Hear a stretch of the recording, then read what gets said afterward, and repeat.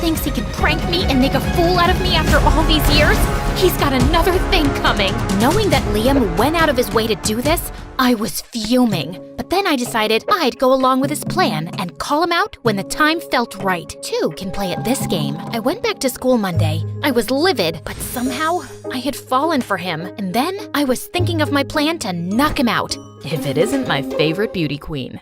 Oh, please. Beauty pageants are so yesterday. I've moved on to dating hot guys. Is that so? He looked so proud of himself, pulling off his little stunt this weekend, but I had my own plans. I wish more guys were like Draven. He was perfect. It's like we were a match made in heaven. Oh, is that so? Yeah, honestly, I've fallen in love with him. He's all I thought about all weekend. In love? Absolutely. Draven is a total dreamboat. He's picking me up after school today. Do you have a jacket I could borrow? No. Before Liam could stop me, I opened his locker where he had Draven's jacket and wig all ready to go. Time to use my acting skills. Is that Draven's jacket and wig? Liam's eyes bugged out as he tried to shove his locker door closed. I don't know what came over me, but I grabbed Liam by his shirt and shoved him into the locker. Tell me why you disguised yourself as Draven. Was this all some huge prank to embarrass me in front of the whole school? I knew the whole time, you moron. Liam didn't answer as a slow smirk crept up on his lips. And then he did the unthinkable. He kissed me in front of the entire school. And just when it ended, Ow, what was that for?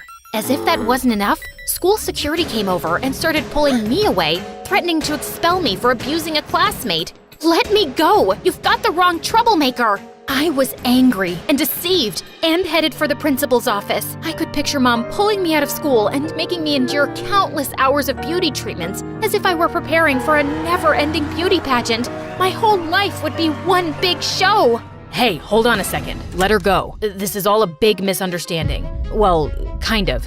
Liam, what's going on here? I need you both to resolve whatever issue this is, or you'll both get detention. I can explain everything. Leave me alone long enough with this creep, and I'll have his face rearranged. Miss Anderson, you are way out of line. It's okay. I deserve that. Come on, Taylor. Liam took me by the arm, leading me out of the office and into an empty classroom to talk. I know you're upset. Please, let me explain without rearranging my face or any other parts. Oh, I'm sure this'll be good. After they kicked me out of school a few years ago, my parents got me a mentor to help me turn my life around, and I really changed. The school gave me another chance on the condition that I don't pull any more pranks. Oh, really? Because it looks like you're still making my life miserable.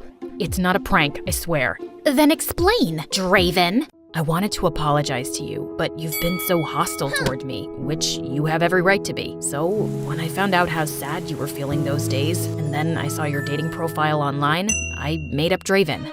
You're sick, Liam, and you're not very good at disguising yourself. I knew the moment I looked deep into your eyes.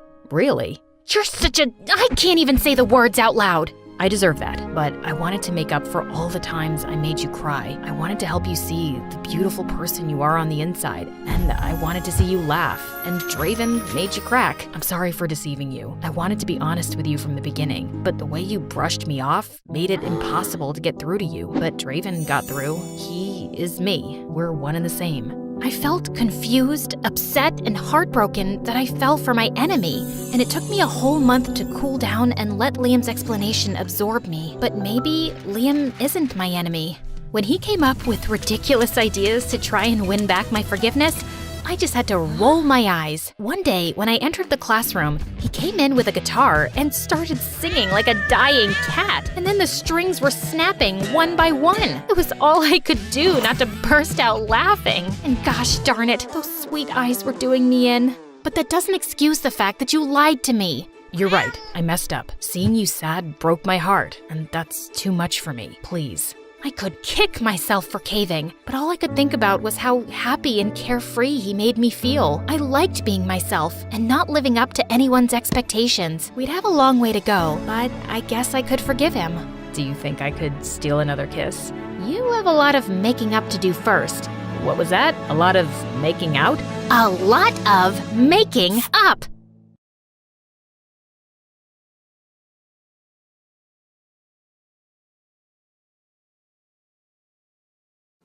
Hi, I'm Kelly. Since Dad left soon after I was born, it's just always been me and my mom. And I realized quite early on that she wasn't quite normal.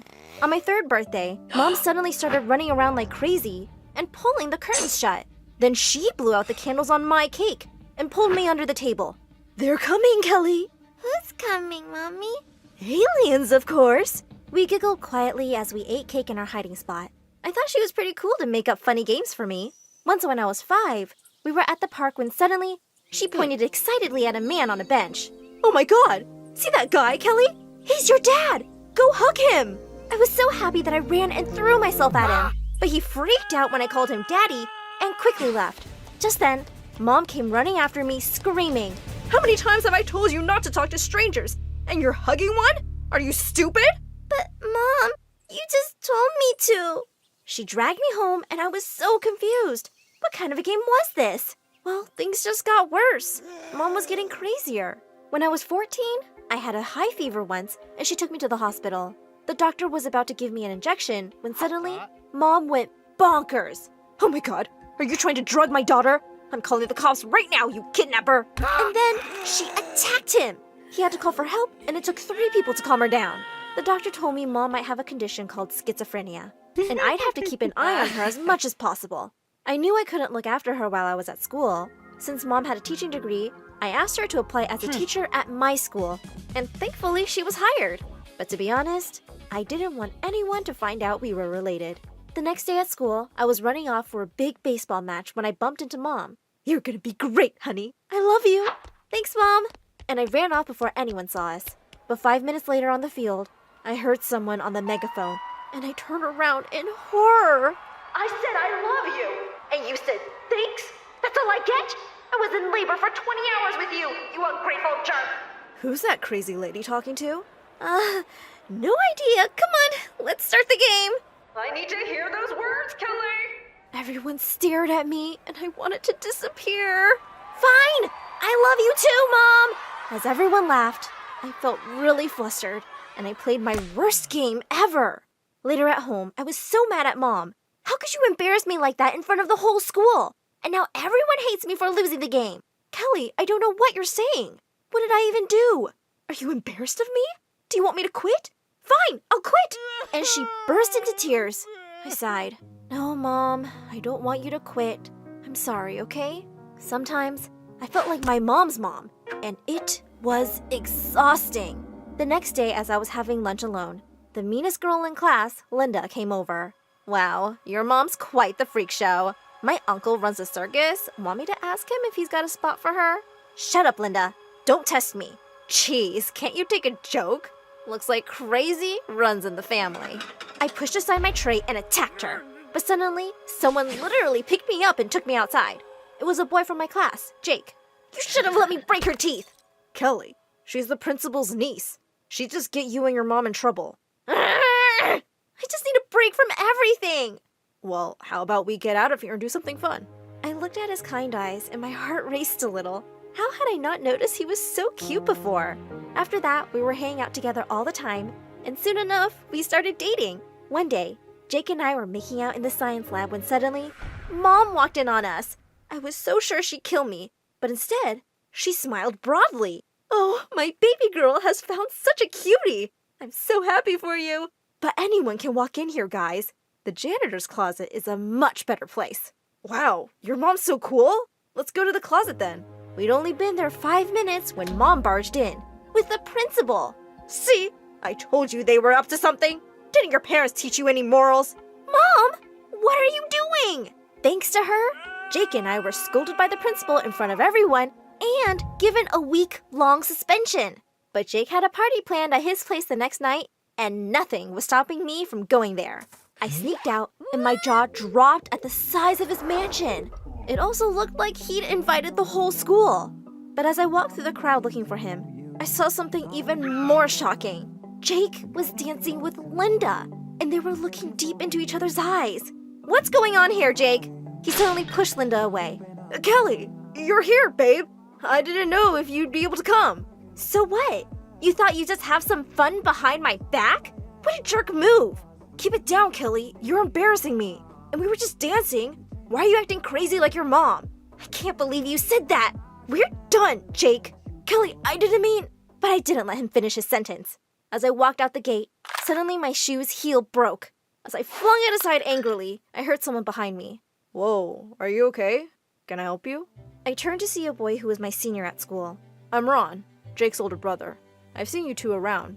You're his girlfriend, right? Not anymore! Ron listened quietly as I told him everything and offered to drop me home. On the way, we stopped for ice cream and sat on the car's bonnet, talking and laughing. He was really easy to be around. When he walked me to my door, he suddenly took my hand. I had a good time, Kelly.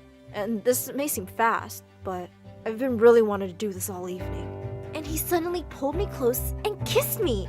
It felt amazing, and I kissed him back. Later that night, I suddenly sat up in bed when I heard someone tap on my window, and I was shocked to see Jake outside. What are you doing here? Go away! I'm not leaving till you listen to me. I was afraid he might wake Mom, so I let him in. Listen, I'm really sorry. You're my girlfriend, and if Linda bothers you, I promise I won't go near her again. And I really shouldn't have said that about your mom. Please, give me another chance. He looked so sincere, and I just couldn't refuse. As we hugged and kissed, all I could think was, oh my God, I just kissed my boyfriend's brother an hour ago. The next day when I went to school, I saw Ron walking towards me, and my heart skipped a beat. Hey, Kelly, I was just thinking about... Just then, Jake turned up and slipped an arm around my waist. Oh, hey, bro. I see you finally met my girlfriend. I can't wait for you two to be buddies. Ron looked taken aback, but he quickly managed to smile and walk away. But one other person looked really unhappy to see me and Jake together. Linda. After that, Jake and I would hang out at his place often, and Ron always seemed to be around, which was driving me crazy. This one time, we were all playing video games, and Ron was sitting so close to me, and he smelled so good. I could barely focus. Another afternoon, Jake and I went to their pool, and Ron had just stepped out of the water. I was so distracted when I saw him shirtless that I slipped. But Ron leapt forward and caught me just before I hit the ground, and I could swear there was electricity between us. If he felt the same, he didn't let it show. A week later, Jake and I had tickets to watch a big baseball game, but he felt really sick. I said I'd miss it too, but he insisted I go with Ron instead. And secretly, I didn't mind that at all. We were having a great time at the game. During the interval, we suddenly noticed people looking our way, and we realized that the kiss cam was on us. Guys, we're not together. But as the crowd chanted louder for us to kiss, Ron turned to me and smiled. This is for the crowd, right? I don't know about you, but it wouldn't mean anything to me. Yeah, me neither, duh. I'm not into you, like at all. Let's do this. I pulled him towards me and kissed him. The crowd's noise was drowned out for me because I was totally lost in this magical moment. All night, I kept feeling guilty about these feelings for Ron, but it was about to get a lot worse. As I walked to my locker the next day, I saw posters of me and Ron kissing stuck all over the walls with cheater written over my face. I saw Ron across the hall, and just then, Jake walked in. Oh, Jake, I'm so sorry you had to find out this way. It's not like it's even a secret. They were kissing publicly. Seriously, your girlfriend has no shame. Jake turned to Linda. Why would you do this? I know it happened at the game. Ron told me. It's just a baseball game thing. Take down these posters. I thought a major disaster had been avoided, but suddenly, Mom turned up. Well, that's not the only time she's kissed that boy. Mom, you're confused. No, I'm not. This boy dropped you home one night and you two kissed. Wait, I have it in my notebook. Ah, yes. 21st August. The night of my party? You kissed my brother? And then you kissed me? And said we were all good again? Jake, let me explain. But before I knew it, he turned straight at Ron, and the two were wrestling on the floor. As two teachers rushed forward and pulled them apart, Jake shouted at Ron, "You backstabber! I'm never, ever gonna forgive you!" As the two were taken off to detention, I ran out of there crying. I felt terrible. I had broken Jake's heart, and worse, I ruined the brothers' relationship. I didn't go to school for a few days, and Mom kept asking me what had happened, but I couldn't even be mad at her. It was my fault, and I had to fix it. The next day, I went to see Jake. He looked surprised to see me, but not angry. Jake, I'm here to say that I'm really sorry. I know I've hurt you, but I never meant to, and neither did Ron. It was a stupid thing we did, but please, don't let it come between you guys. And then, Jake said he'd had time to think about everything, and he didn't even love me. He only felt competitive with his brother at first, but now he just wanted to end things himself. I know you're pretty, but you are crazy, just like your mom. And I am kinda into Linda. I I gave him a hard slap on the face and left. The next day, I skipped off to school happily, looking for Ron everywhere. I finally found him, and I ran straight towards him and kissed him. Suddenly, we heard Mom speaking into the megaphone. You didn't even invite me to your wedding? You ungrateful jerk! Well, Ron and I are dating now, and it's the happiest I've ever been. We also took Mom to the doctor together and got her onto meds. And she's doing a little better. Hi guys, I'm Lucy. Like and subscribe to hear my crazy story. Growing up, I had a happy life, and I basically had it all. Only one thing was missing: siblings. And since my parents were always busy, I felt lonely. So I came up with new ideas every time. Once when I was 4, I asked my driver to push my life-sized doll in a stroller to my dad's office. Oh no, she pooped. Dad, can you please change my baby sister's diaper? Oh, honey, I can't do. Remember when you cleaned my bum in the middle of the forest with a leaf? My dad looked horrified. You've got this. You can imagine my dad's embarrassment in the middle of the meeting. When I turned 8, I'd grab the neighbor's kids and beg my parents to bring them home, but they weren't convinced. So I did everything to let them stay with me as long as I could, until stop trying to kidnap my kid. Put down that Prada bag filled with jelly beans and get your butt home now. As they left, I started bawling, and my parents had enough embarrassment. So the next month, they adopted 6-year-old Harrison from foster care. I was ecstatic.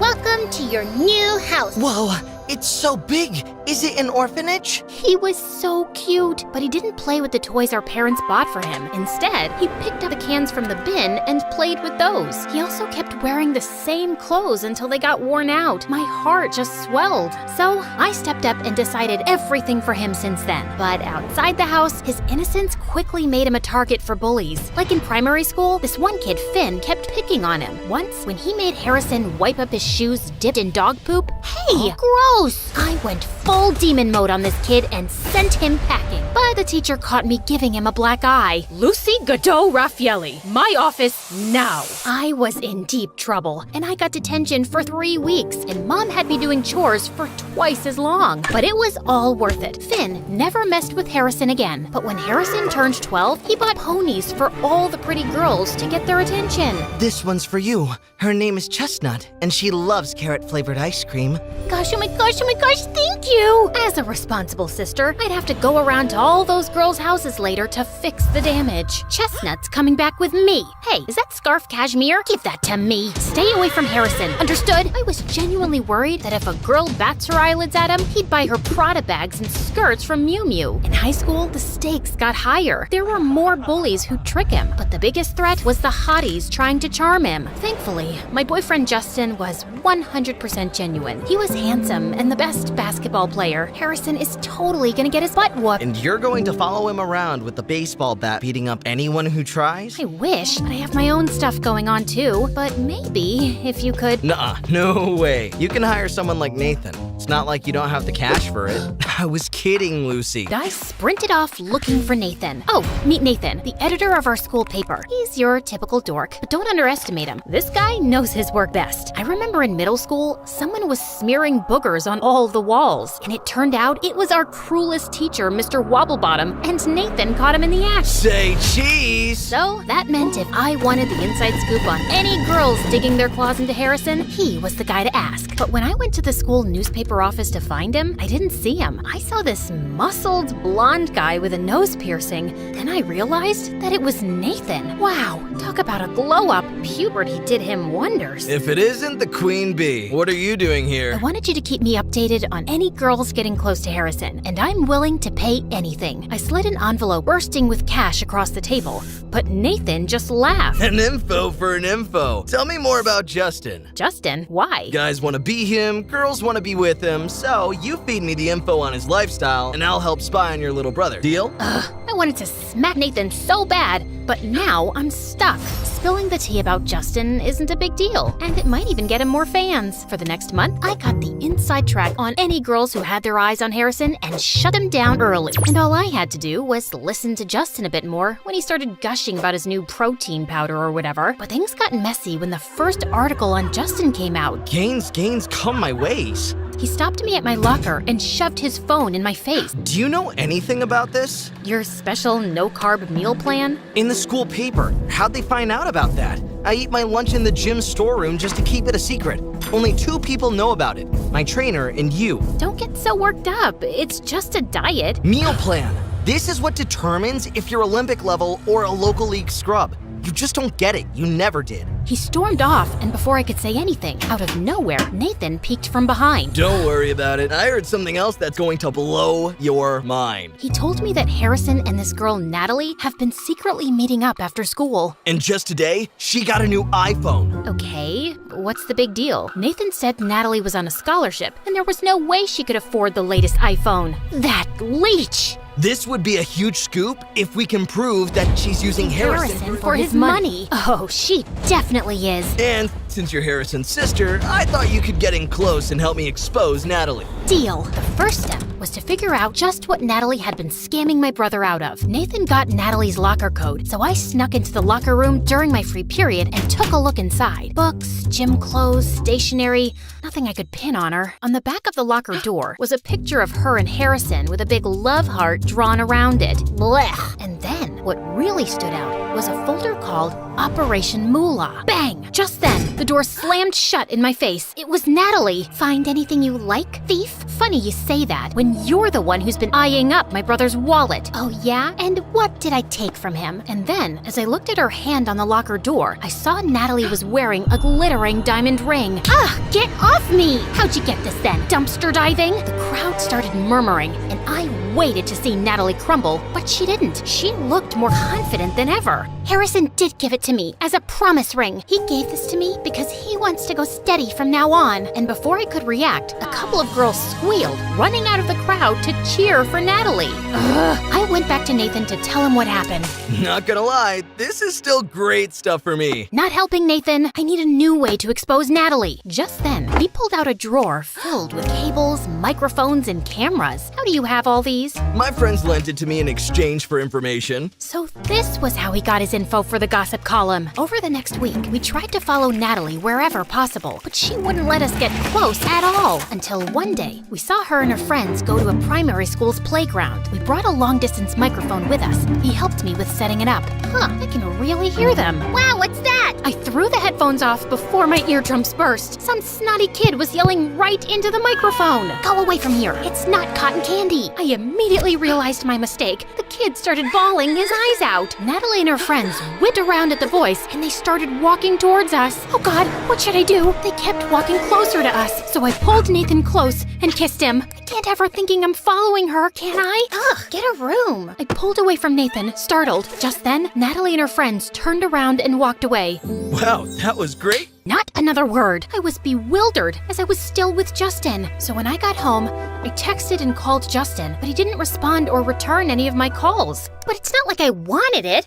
I just did it to show Natalie that we have better things to do than stalk her. I hesitantly shoved the feelings away and moved on to the next plan. Harrison was taking Natalie on a date to a street festival. Nathan had an interview with some of the staff there and scored us a mascot costume. Unfortunately, they only had one spare, a Chinese dragon made for 2 people. I called dibs on the front because, let's be real, I didn't want to be stuck staring at his butt all the time. We followed them around for 2 hours, but the most he bought her was some cotton candy and a hot dog. What a waste of time. This is pointless. She's not going to scam him with so many people around. Come on, another hour. She's about to crack. Look, they're sneaking behind the fire breather stage. We sidled up next to the stage, and I peered my giant dragon head slowly around the corner. Oh my God, no! What? What's happening? I think they're going to... Well, duh. They are dating. Ew, I won't watch. You have to. She'll give him a big smooch, then ask him to buy her something. I'm sure. I looked again, but Harrison and Natalie were staring at each other with stars in their eyes. I thought I might throw up.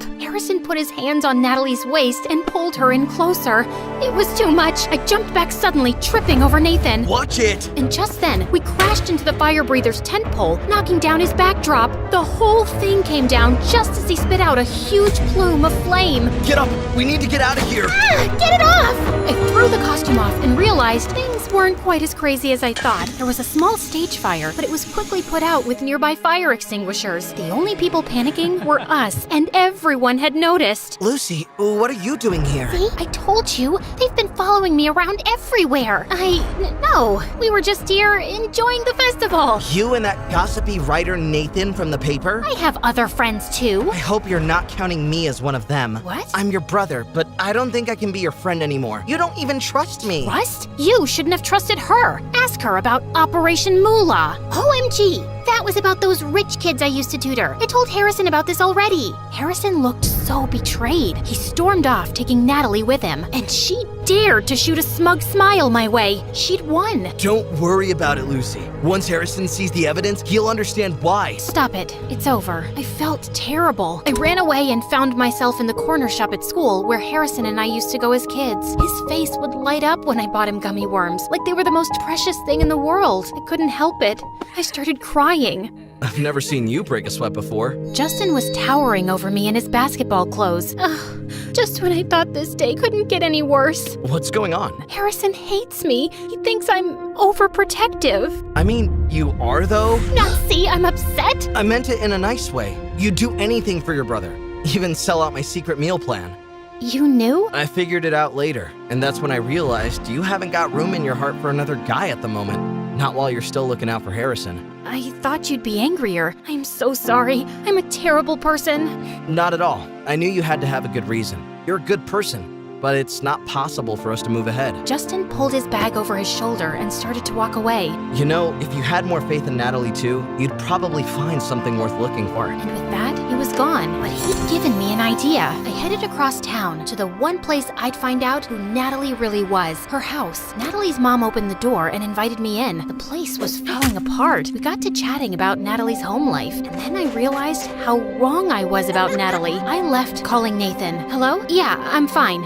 Don't worry. I need you to do something for me. Consider it a payment for staring at my butt all day. I'll text you through the deets later. Gotta go. I rushed home and started planning the event. It took a couple of weeks to get everything together, and Harrison was giving me the cold shoulder and was dead silent at family dinners during that time. It'll all be worth it. I gathered everyone in the front yard of Natalie's house, including Natalie's mom and Nathan. And when I saw Natalie and Harrison coming around, hit the cannons! Confetti drifted through the air as hundreds of people started cheering and waving. What's all this? When I visited the other week, your mom told me everything about your dirtbag dad walking out on you and taking everything you had and then leaving you in this place. No offense, but it's held together with crazy glue. So I wanted to do something for you, and I put together a fundraiser, with your mom's permission, of course. I don't understand. They're buying us a new house. Natalie was speechless. The first time I had ever seen her without the smug, all-knowing smile on her face. Who are all these people? I put the word out on my network about Natalie's situation. Everyone was more than happy to pitch in. I didn't even have to blackmail anyone this time. I elbowed Nathan in the gut. Not the time. So, Natalie, I want to apologize. Natalie's eyes started to well up, and she ran around the back of the house. Harrison followed right after her, and I couldn't help but see if everything was okay. I found them sitting on the rusty swing set, Harrison comforting Natalie. Hey,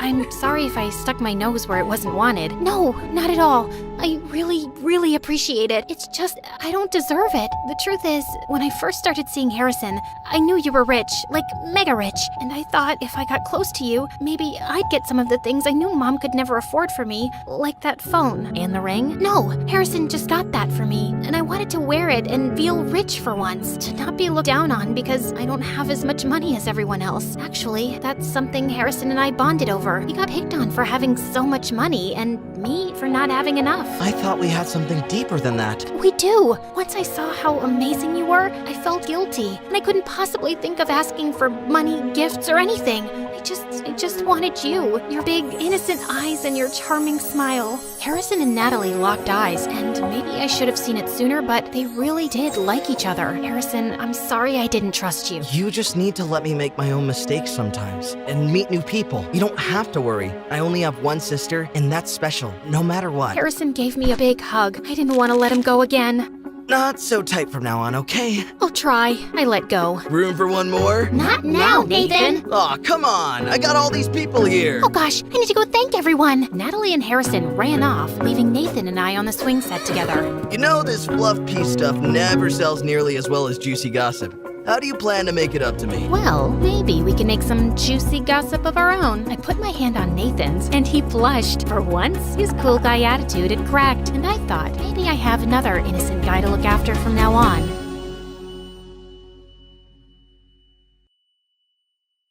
Hey there, I'm Christina. Hit that like button and smash subscribe to MSA for stories that'll make your head spin. But first, show your love for MSA with our awesome bottles and notebooks. Peek at the collection in the description and pick your favorites. Life used to be all fun and games with my twin Nadia. We did everything together. Watched cartoons, played games, and even wore identical clothes. We were so alike, even our parents got mixed up. But as we grew older, things changed. We started liking different things, and by the time we were in 5th grade, everyone saw that Nadia was way smarter than me. Mom was a university teacher, and she was always talking about Nadia's good grades to everyone and giving her extra lessons. She tried with me once, but when I didn't understand quickly, she just sighed. Some kids shine, others don't. It made me feel bad. Nadia's study sessions grew longer, and our playtime disappeared, like our matching outfits. How about a cartoon break? For old time's sake. Can't. Mom thinks they're just a distraction now. And then, Mom started giving me more and more house chores. At first, I didn't mind helping, but then I noticed she was doing it on purpose to keep me away from my sister. Leave your sister alone. She's studying. Go wash the dishes. But I just wanted a little help with my math. Ask your teacher for help. Nadia's busy, and those dishes aren't going to wash themselves. And after that, you can organize your closet. If you can't manage that mess, you're not going to get very far ahead in life. You don't always have to be like that. It's all right, Christina, honey. Let's go do the dishes together. Nadia and I were growing distant. Mom paid me no attention, and she and Dad fought a lot, mostly about the way she treated me, and I couldn't help feeling that I was the reason our family was tearing apart. Eventually, Mom and Dad split up, and I ended up moving out with Dad to a really dingy apartment. Look on the bright side, honey. Adventures await us. Adventures, huh? More like nightly mouse marathons and indoor rain. This place just needs a little love, and you can choose the decor. Pink for your room? Maybe black, just like my future. Surprisingly, I came home to find one wall in my room painted black. Dark moments show us how the little things can shine. He put bright flowers against the black wall. Notice how the colors stand out now? It's pretty, I guess. You'll understand someday. Always look for the bright spots. Positive thinking was tough,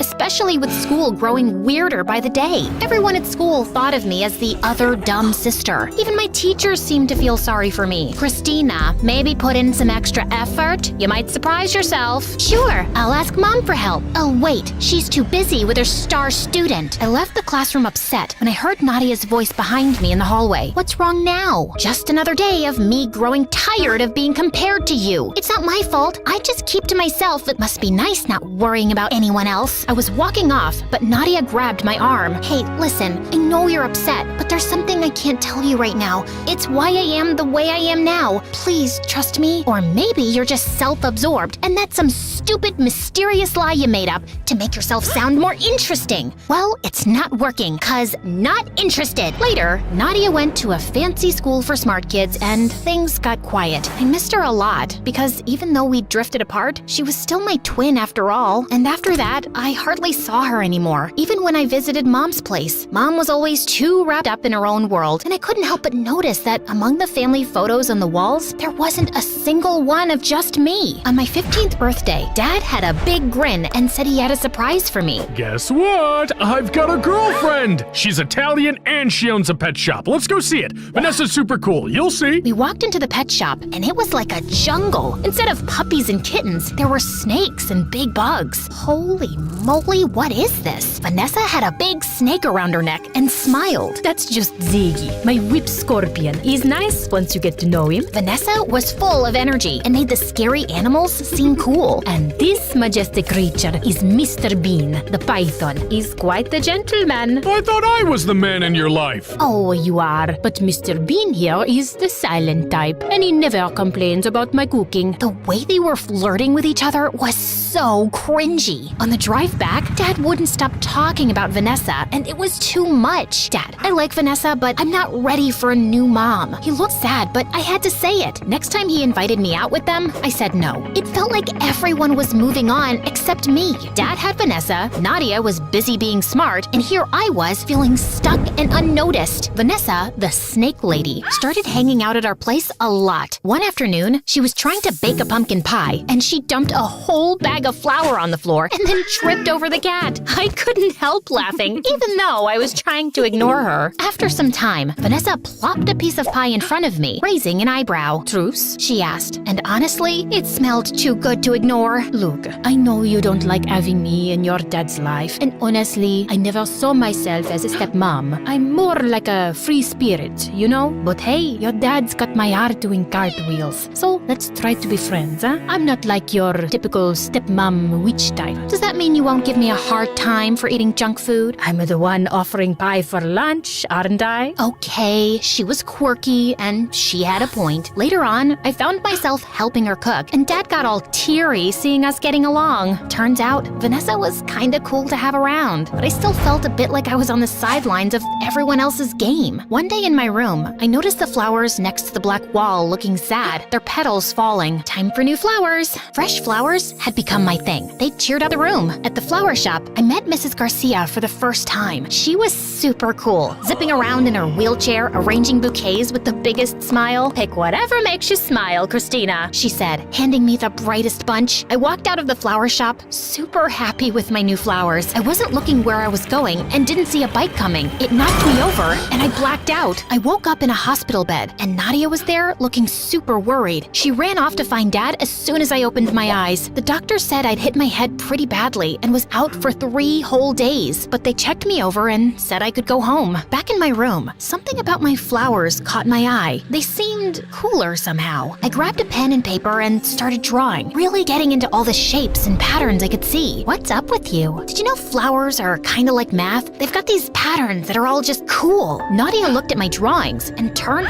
white as a ghost. No way. Here, try these math problems. Stuff that used to look like alien code suddenly just made sense. I even solved the complex equations. Did my brain just level up or what? We gotta tell Mom, like she'd care to check on me. She's not heartless, okay? She was actually worried. Don't defend her. You don't know everything. Then tell me. I told you, I can't. Ugh, then just go ahead and leave. I don't even want to know your stupid secret. Later, when Mom popped by, she barely glanced at Dad and Vanessa and came straight to me with a stack of papers. Time for a little test, Christina. After I finished, she examined the papers and just said, pack up. You're staying with me now. What? Can we talk about this first? No need. She's got a gift, and I'm going to make sure it doesn't go to waste. Wait, you can't just show up and decide to take her. Where were you before, and why are you suddenly loving her now? My God, I can't believe I'm even standing here listening to you, a nobody. I'm her mother. But if you must know, Christina might have acquired savant syndrome, and it's not something either of you can deal with. I can help her. She explained that sometimes a head bump can switch on a talent for things like art or math. She thought that's what had happened to me, and I couldn't help feeling excited. Could this be my shot to shine and get Mom's attention? I begged Dad, and finally, he said yes. Better watch out, Christina. My cousin in Rome got that acquire servant syndrome. He became arrogant and a real pain. Then he bumped his head again and went back to being stupid. Not that you're stupid, but you know what I mean. What kind of dumb syndrome is that, Vanessa? Did you come up with it while watching cartoons? I ignored Mom and ran to hug Vanessa before leaving. Mom enrolled me in Nadia's school, and on my first day, I felt nervous, but I noticed Nadia was popular, and people were also interested in me. When they wondered why I just started there, Nadia jumped in. She was sick and overseas for treatment. Come on, Christina. Later, I asked her why she lied. Mom's orders. Just play along, okay? That sounded weird, but I brushed it off because I had lots to do. Before long, I caught up with all the schoolwork and even started getting better grades than Nadia. That's when Mom finally said she was proud of me for the first time in my life. And late one night, I overheard Mom screaming at Nadia in the living room. You call this a report card? Pathetic. All the years I spent working so hard with you, down the drain. I'm trying my best. Your best? Your best is a joke. You're nothing like your sister. If you don't smarten up, you'll be a nobody, just like your father. Hearing this, I felt stunned. Why was Mom being so harsh with Nadia? And calling Dad a loser? That was just mean. I snuck into Nadia's room later and told her I heard the argument. Great, now what? Mom's on my case expecting the best, and you're making it harder. You're doing all this for her? Yes, she's always pushing me, being super strict. If I don't do well, she gets really mean, and I can't deal with that. I didn't say anything before about how mean she is, because because I thought I wanted to be the best too, and she was helping me. Now, it just feels like she's making me miserable. Mom was even tougher on Nadia than I thought, and hearing that shook me. And now, Mom was dragging me to these math contests too that usually Nadia competed in. I didn't want to stress out Nadia more, but I also wanted to shine.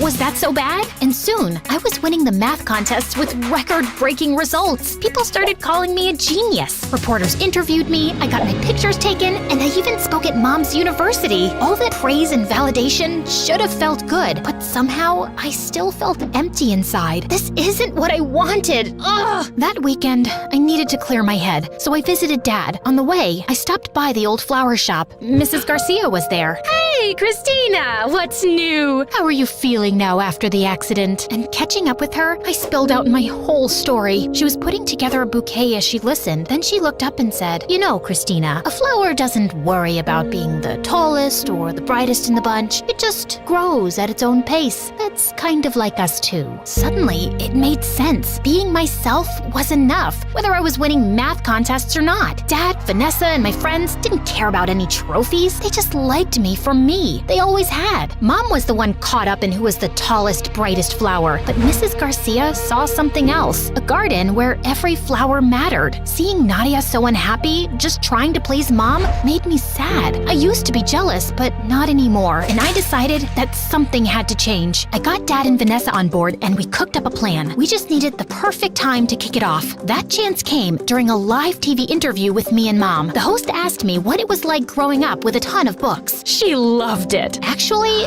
that was Nadia. She always had her head in a book and never got to have any fun. The crowd was shocked and Mom got stiff. I wasn't the bookworm. My smarts came after a head bump. You mean the illness you had? That's just Mom's story. She didn't want to acknowledge she had a dumb kid, I guess. Be quiet. I won't. And I don't care about winning math contests. Nadia doesn't either. We're done trying to please you. With that, I walked off and went backstage to find Nadia. Why'd you do that? Mom didn't bat an eye when she separated us, ruined her marriage, and used you to become popular. She ignored me all my life, and now she's using me. Nadia, we deserve better. Aren't you tired of being Mom's puppet? Come with me. We bolted before Mom could stop us. Dad was outside, ready to whisk us away. You can't take my kids! They're old enough to choose. Or do you want to take this up in court? Mom looked furious, but she stayed quiet, and we went home. Vanessa had a lovely dinner waiting, and it felt like a fresh start. And Nadia started helping Vanessa with the snakes, and it seemed to be her calling working with those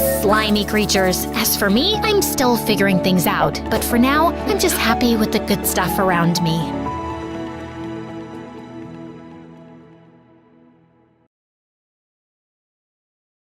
I was just minding my own business in the convenience store when suddenly a hooded guy jumped at the cashier and pulled out a gun. "Give me some cash. All of it. Now." Everyone started to panic, except me. I'd actually been waiting for this moment. "Hey, idiot!" Everyone gasped as the robber turned to me. I then walked up to him while slowly removing my jacket. "It's so hot in here, don't you think?" Back off, sweetheart. I have a gun." "Not anymore." He tried to dive for it, but I immediately locked him in a tight grip and pinned him to the ground. "It's jail time, baby." And that's how you catch a criminal. Hi, my name is Artemis, and I've always wanted to become a detective, just like my dad. Before I continue, MSA will give $1,000 to one lucky person who subscribes in the next 7 days. Tell your friends, your sister, brother, and mom to subscribe now. As the robber was being arrested, someone approached me with a proud smile on his face. My favorite police detective, Lewis. I'd met him during a Future Detective summer program for high school students last year, and we'd kept in touch. "You're really something else, kid." Kid? He was just 5 years older than me, but he kept treating me as his little sister. And it was so annoying because I actually liked him. I learned from the best. "If you're free tonight, do you want to have dinner with me?" Would he finally confess his feelings for me? The anticipation was killing me. He took me to a romantic restaurant and my heart was racing. "I'll get to the point, Artemis. I know that you've been waiting for this moment too." "You bet I have." "We're having a big and difficult case right now, and we need your help." "Oh," I suddenly felt stupid. "Tell me about it." "It's a gold smuggling case, and the suspect's name is Mr. Anderson. We need some hard evidence against him." "And how can I help exactly?" "He has a son, and his name is Chase. He's a senior high school student, reckless, clumsy, and spoiled. He's looking for a female bodyguard, and she should be very attractive. So, you want me to pose as his bodyguard while spying on Mr. Anderson, right? Exactly. I need you to find where he's keeping all those gold bars. Mission accepted, officer. Dad had trained me in martial arts since I was 2, and now I could finally put it to good use. Lewis prepared my fake documents for the application, and luckily, I was chosen. I was so excited about this mission, but little did I know that I was about to get involved in the biggest mess ever. I tried so hard to keep my cool when I finally met Mr. Anderson. His face literally screamed danger. I was secretly scanning my eyes around his office as we discussed the job. There were surveillance cameras everywhere. It was going to be harder than I thought. I love my son more than anything, so do your best to protect him. I'll make sure you won't regret hiring me, sir. He gave me a very thick portfolio of Chase, and the first thing I noticed was his face. It was very attractive. Mr. Anderson told me that Chase was waiting for me in this room, and the moment I opened it, I was caught off guard when someone suddenly jumped on me. It was him, and he looked like a scared little puppy. Is everything okay? Take that disgusting little creature away from me. I looked around and noticed a cockroach crawling toward us. I immediately stepped on it and crushed it to death. Don't worry, it's gone. He finally opened his eyes, and I almost dropped my jaw when we both stared at each other. He was the most handsome man that I had ever seen, and I wasn't exaggerating. Just then, he jumped away from me and cleared his throat. I just find it really dirty, that's all. Anyway, you must be the new bodyguard. Artemis, at your service. Dad surely knows my type. Do you want to make out? Do you want to die? Playing hard to get. I like that. I was hired to be your bodyguard, not your girlfriend, sir. You'll still end up being one, so why waste time? He was about to touch me, but I gave him a powerful blow that sent him flying to the wall. Are you crazy? You're being paid to protect me, not kill me. Sorry, it's just a reflex. Fix your stupid reflex or I'll tell Dad to fire you. Loud and clear, sir. I'll officially start my duty tomorrow. Have a nice night. Later that night, while everyone was sleeping, I tiptoed around the mansion and installed some spy cameras to watch Mr. Anderson's every move. I had to catch him soon and get this job over and done with. The next day at Chase's school, boys immediately flocked around me like I was a celebrity, and Chase didn't look too happy about it. Just then, he started throwing some dollar bills at them. $1,000 for each of you to back off and stop looking at my bodyguard, losers. And with that, they all closed their eyes and ran away like rats in the dark. Excuse me, sir, but why did you do that? I can take care of myself. I want you to focus on me. Those idiots will just distract you. There's no need to do that. I'm not usually distracted by stupid things. But he just ignored me and continued walking. Suddenly, he slipped on a piece of tissue paper, and before he could hit his head on the ground, I caught him in my arms. Our faces were so close, and for a moment, I felt lost in his beautiful blue eyes. Just then, a pretty girl came running and screaming, "Hubby Boo! What is the meaning of this? Are you cheating on me?" Based on his file, it must be Vanessa, his girlfriend. On reflex, I dropped Chase to the ground. This girl is my bodyguard. She was just protecting me. Oh, what a relief. I'm your one and only, always and forever. Right, hubby boo? She then jumped on him and started kissing him like a vacuum cleaner. Vanessa was clinging onto Chase all day and kept sticking her tongue out at me. What was her problem? Later that day, Chase suddenly dragged me into the janitor's closet. I actually don't like Vanessa. I just dated her because she's just so obsessed with me. I felt bad for her. And why are you telling me this, sir? Don't be jealous. Huh? I'm sorry, but I really don't get you. Forget it. I already broke up with her many times, and she's like an annoying leech. From now on, I want you to keep her away from me. Make sure she doesn't come near me. Copy that, sir. Later that day, I snuck into the bathroom to check the surveillance video on my phone and saw Mr. Anderson enter the mansion. And then he went straight into his room. I needed to have access there too. On my way out, I bumped into someone. Vanessa. Listen, girlie, you may look tough and all, but I'm not scared of you. I need you to stay away from my future husband, my hubby boo. Sorry, I can't do that. I'm being paid to be by his side 24/7. And besides, you have nothing to worry about. I'm not attracted to him." She burst out laughing. "Chase is the most beautiful guy in the entire universe. There's no way you're not attracted to him unless you're a lesbian. OMG, are you? Do you like me instead?" "Maybe. I can't blame you. I'm perfect, but I'm sorry. You're not my type." "That's too bad because I think I'm obsessed with you." I leaned in closer and pouted my lips for a kiss. "Ew! Get away from me!" My little stunt was effective because anytime Vanessa came close to Chase, I made pouty lips at her and she ran off. But I wasn't exactly celebrating. It had only been a week, but I wanted to give up already. Chase was a total pain in the butt and such a big baby. He would complain over the smallest things. One time, he was making a huge fuss about a mosquito bite. "How could you not stop it from sucking my precious blood? I thought you had great reflexes. See? It's swollen." "You're not gonna die from it, sir. Relax." One time, he decided to skip school just to go shopping for a new yacht. As we were walking towards the port, we bumped into some guys who looked like gangsters, and he actually knew them. "It's a perfect day to break some skulls, don't you think, Chase?" "What do you want, Brody?" "Your girl. She looks like my next girlfriend." He was about to touch me, but suddenly, Chase jumped in and shoved him to the ground. "Don't you dare touch her, dummy." Brody went berserk. "You stupid dirtbag." He was about to punch Chase, but I was able to block his fist just in time. I'd run home to mommy if I were you.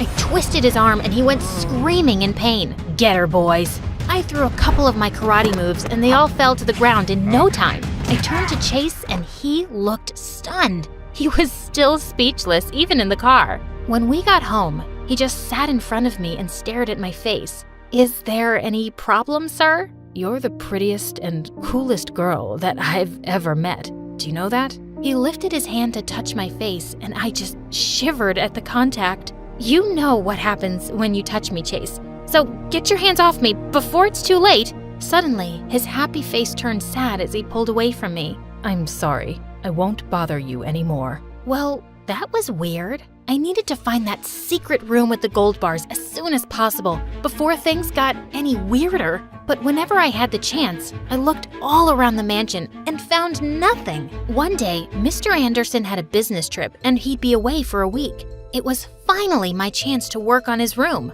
After making sure everyone was asleep, I went to his room and while I was checking his drawers, I felt someone watching me from the door. "Chase!" "What are you doing here?" I was looking for you." "In the drawers? I don't think I could fit in there." Oh God, I needed to distract him. And then I did the unthinkable. I walked up to him, grabbed his face and kissed him on the lips. And worse, I kinda enjoyed it. Whoa, what was that about? I've been craving your lips. I knew it. No one could resist me, not even you. I guess you're right.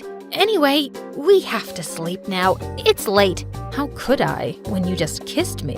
I tried getting rid of him, but he was persistent. First, he insisted we watch videos together on his favorite channel, MSA, for 2 hours. And then, he even made me sing him a lullaby to help him sleep. When he was finally asleep, I just found myself staring at his face. He actually looked like a beautiful angel. Snap out of it, idiot! The next day at school, Chase did something that gave me the shock of my life. He announced to everyone that we were dating, and Vanessa went wild. This girl is a lesbian, and I'm the one she actually likes. She's only getting back at you because she's jealous. Chase ignored her and got on his knees instead. To my surprise, he started tying up my shoelaces. Silly girl, what if you trip and hurt yourself? I then pulled him to the side and confronted him. What in the world are you doing? You like me, and I like you. So we're dating, right? Are you crazy? If your dad finds out about this, we're dead. Don't worry. He's too busy to even check up on me. From now on, I'll protect you and serve you instead, okay? I kept on refusing, but he was unstoppable. He was just around me all the time, and it was driving me crazy. All he did was stare at me 90% of the time. Could you please stop that? It's freaking me out. I could stare at you forever. You're just too pretty. I sometimes doubt if you're even real. During classes, he kept reaching for my hand just to hold it. During lunch, he would feed me and just watch me eat. He was acting like the perfect boyfriend, and I had no choice but to play along to protect my cover. Ugh, what had I gotten myself into? Later that night, I called Lewis and reported everything, including my fake relationship with Chase. I need you to stop entertaining any distractions and finish your mission ASAP. Understood? He sounded mad, and it made me feel bad. I'm sorry, I'll do better. The only place I hadn't checked yet was Mr. Anderson's bathroom, and I had to do that first thing in the morning. But I woke up to see Chase smiling at me with breakfast in bed. Good morning, my love. Eat up. I cooked it for you. The eggs looked delicious, so I decided to have a little taste. And they actually were. I didn't know you could cook. I wanted to be a chef and open my own restaurant someday, but Dad wanted me to be the next CEO of his company instead. Nothing feels better than living your dream. So stop being a loser and go for it. It's your life, not your dad's anyway. I suddenly felt bad knowing that his dad was a criminal. That's the most beautiful thing I've ever heard in my life. I can't help but fall for you harder each day. He sounded so real. I almost fell for it. You're pretty good with words, aren't you? I'm serious about you. To my surprise, he gave me a quick peck on the lips, and it made me blush like hell. One weekend, he insisted that I train him in boxing. When we got inside the ring, he was so hyped up. Are you sure about this? Heck yeah. But the moment I threw a single punch, he went flying like paper. I worriedly rushed up to him, but he immediately got up. I wasn't ready, but this time, I'll show you no mercy. I decided to make him win and let him knock me out this time. You cheated. You let me win. No, I didn't. He was pouting as he sulked in the corner, and suddenly I felt bad. Fine, I cheated. I'm sorry. I'll accept your apology if you'll have a date with me. I agreed, and he took me to the park. I waited for him on the bench as he bought me ice cream. There were a couple of kids playing around, and to my surprise, he called them over and bought ice cream for all of them, and even gave the vendor a huge tip. He wasn't really that bad after all, and I just found myself smiling. Oh no, I couldn't fall for him. I had to get rid of these stupid thoughts and focus on my goal. The next day, I told Chase that I wasn't feeling well, so I couldn't go to school with him. As soon as the coast was clear, I slipped into his dad's room and went straight to the bathroom. I checked every corner and space until I saw a button underneath the sink. I pressed it, and to my surprise, the bathtub slid away, revealing a trap door beneath it. I tried all the combinations in the passcode lock until it finally opened. I went down the stairs and I couldn't believe my eyes. The room was full of gold bars. I immediately called Lewis for backup, and while I was taking some pictures, someone suddenly smacked my phone out of my hand. It was Mr. Anderson, back from his trip, and he was raging mad. You little witch. Just in time, Lewis and the police barged in and finally arrested him. As he was being escorted out, Lewis came up to me and hugged me. Good work, future detective. I'm so proud of you. You can even get rid of that little punk and hang out with me again. I miss you. Suddenly, someone spoke from behind us. So, it was all about this, huh? I turned around and my smile instantly disappeared upon seeing Chase standing by the door. The hurt look in his eyes broke my heart. Chase, let me explain. No need. Congratulations on your successful mission. I watched him walk away with tears in my eyes. I wanted to run after him, but I guess this was for the best. I didn't see him again, and he also never contacted me. I should be happy I was done with him, right? Wrong. It kept on bothering me. A lot. One day, Lewis took me out for dinner, and I was expecting him to give me another case. But he completely surprised me by saying, I like you a lot, Artemis. Will you be my girlfriend? I had been waiting for this moment. I should be happy. But why was I thinking about Chase?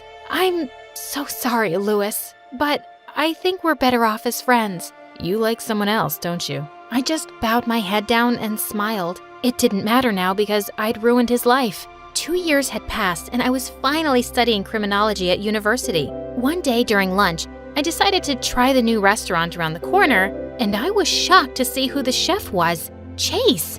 It's so nice to see you here. How are you doing? I'm doing great. I took your advice and here I am. He looked even more handsome than before. I didn't know what to say. It's really good to see you, Artemis. You too. I wanted to hug him and tell him that I missed him, but I couldn't. He then excused himself and walked up to a familiar girl who had just entered the restaurant. It was Vanessa, and they were hugging sweetly. I felt so jealous. I just got up to leave. As I walked out of the restaurant, I felt someone running after me.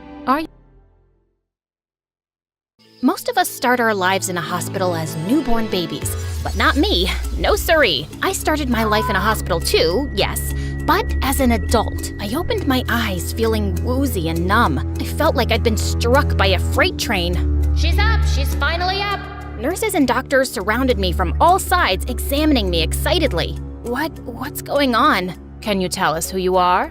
I'm me. Who else am I supposed to be? The Queen of England? Your name. What's your name?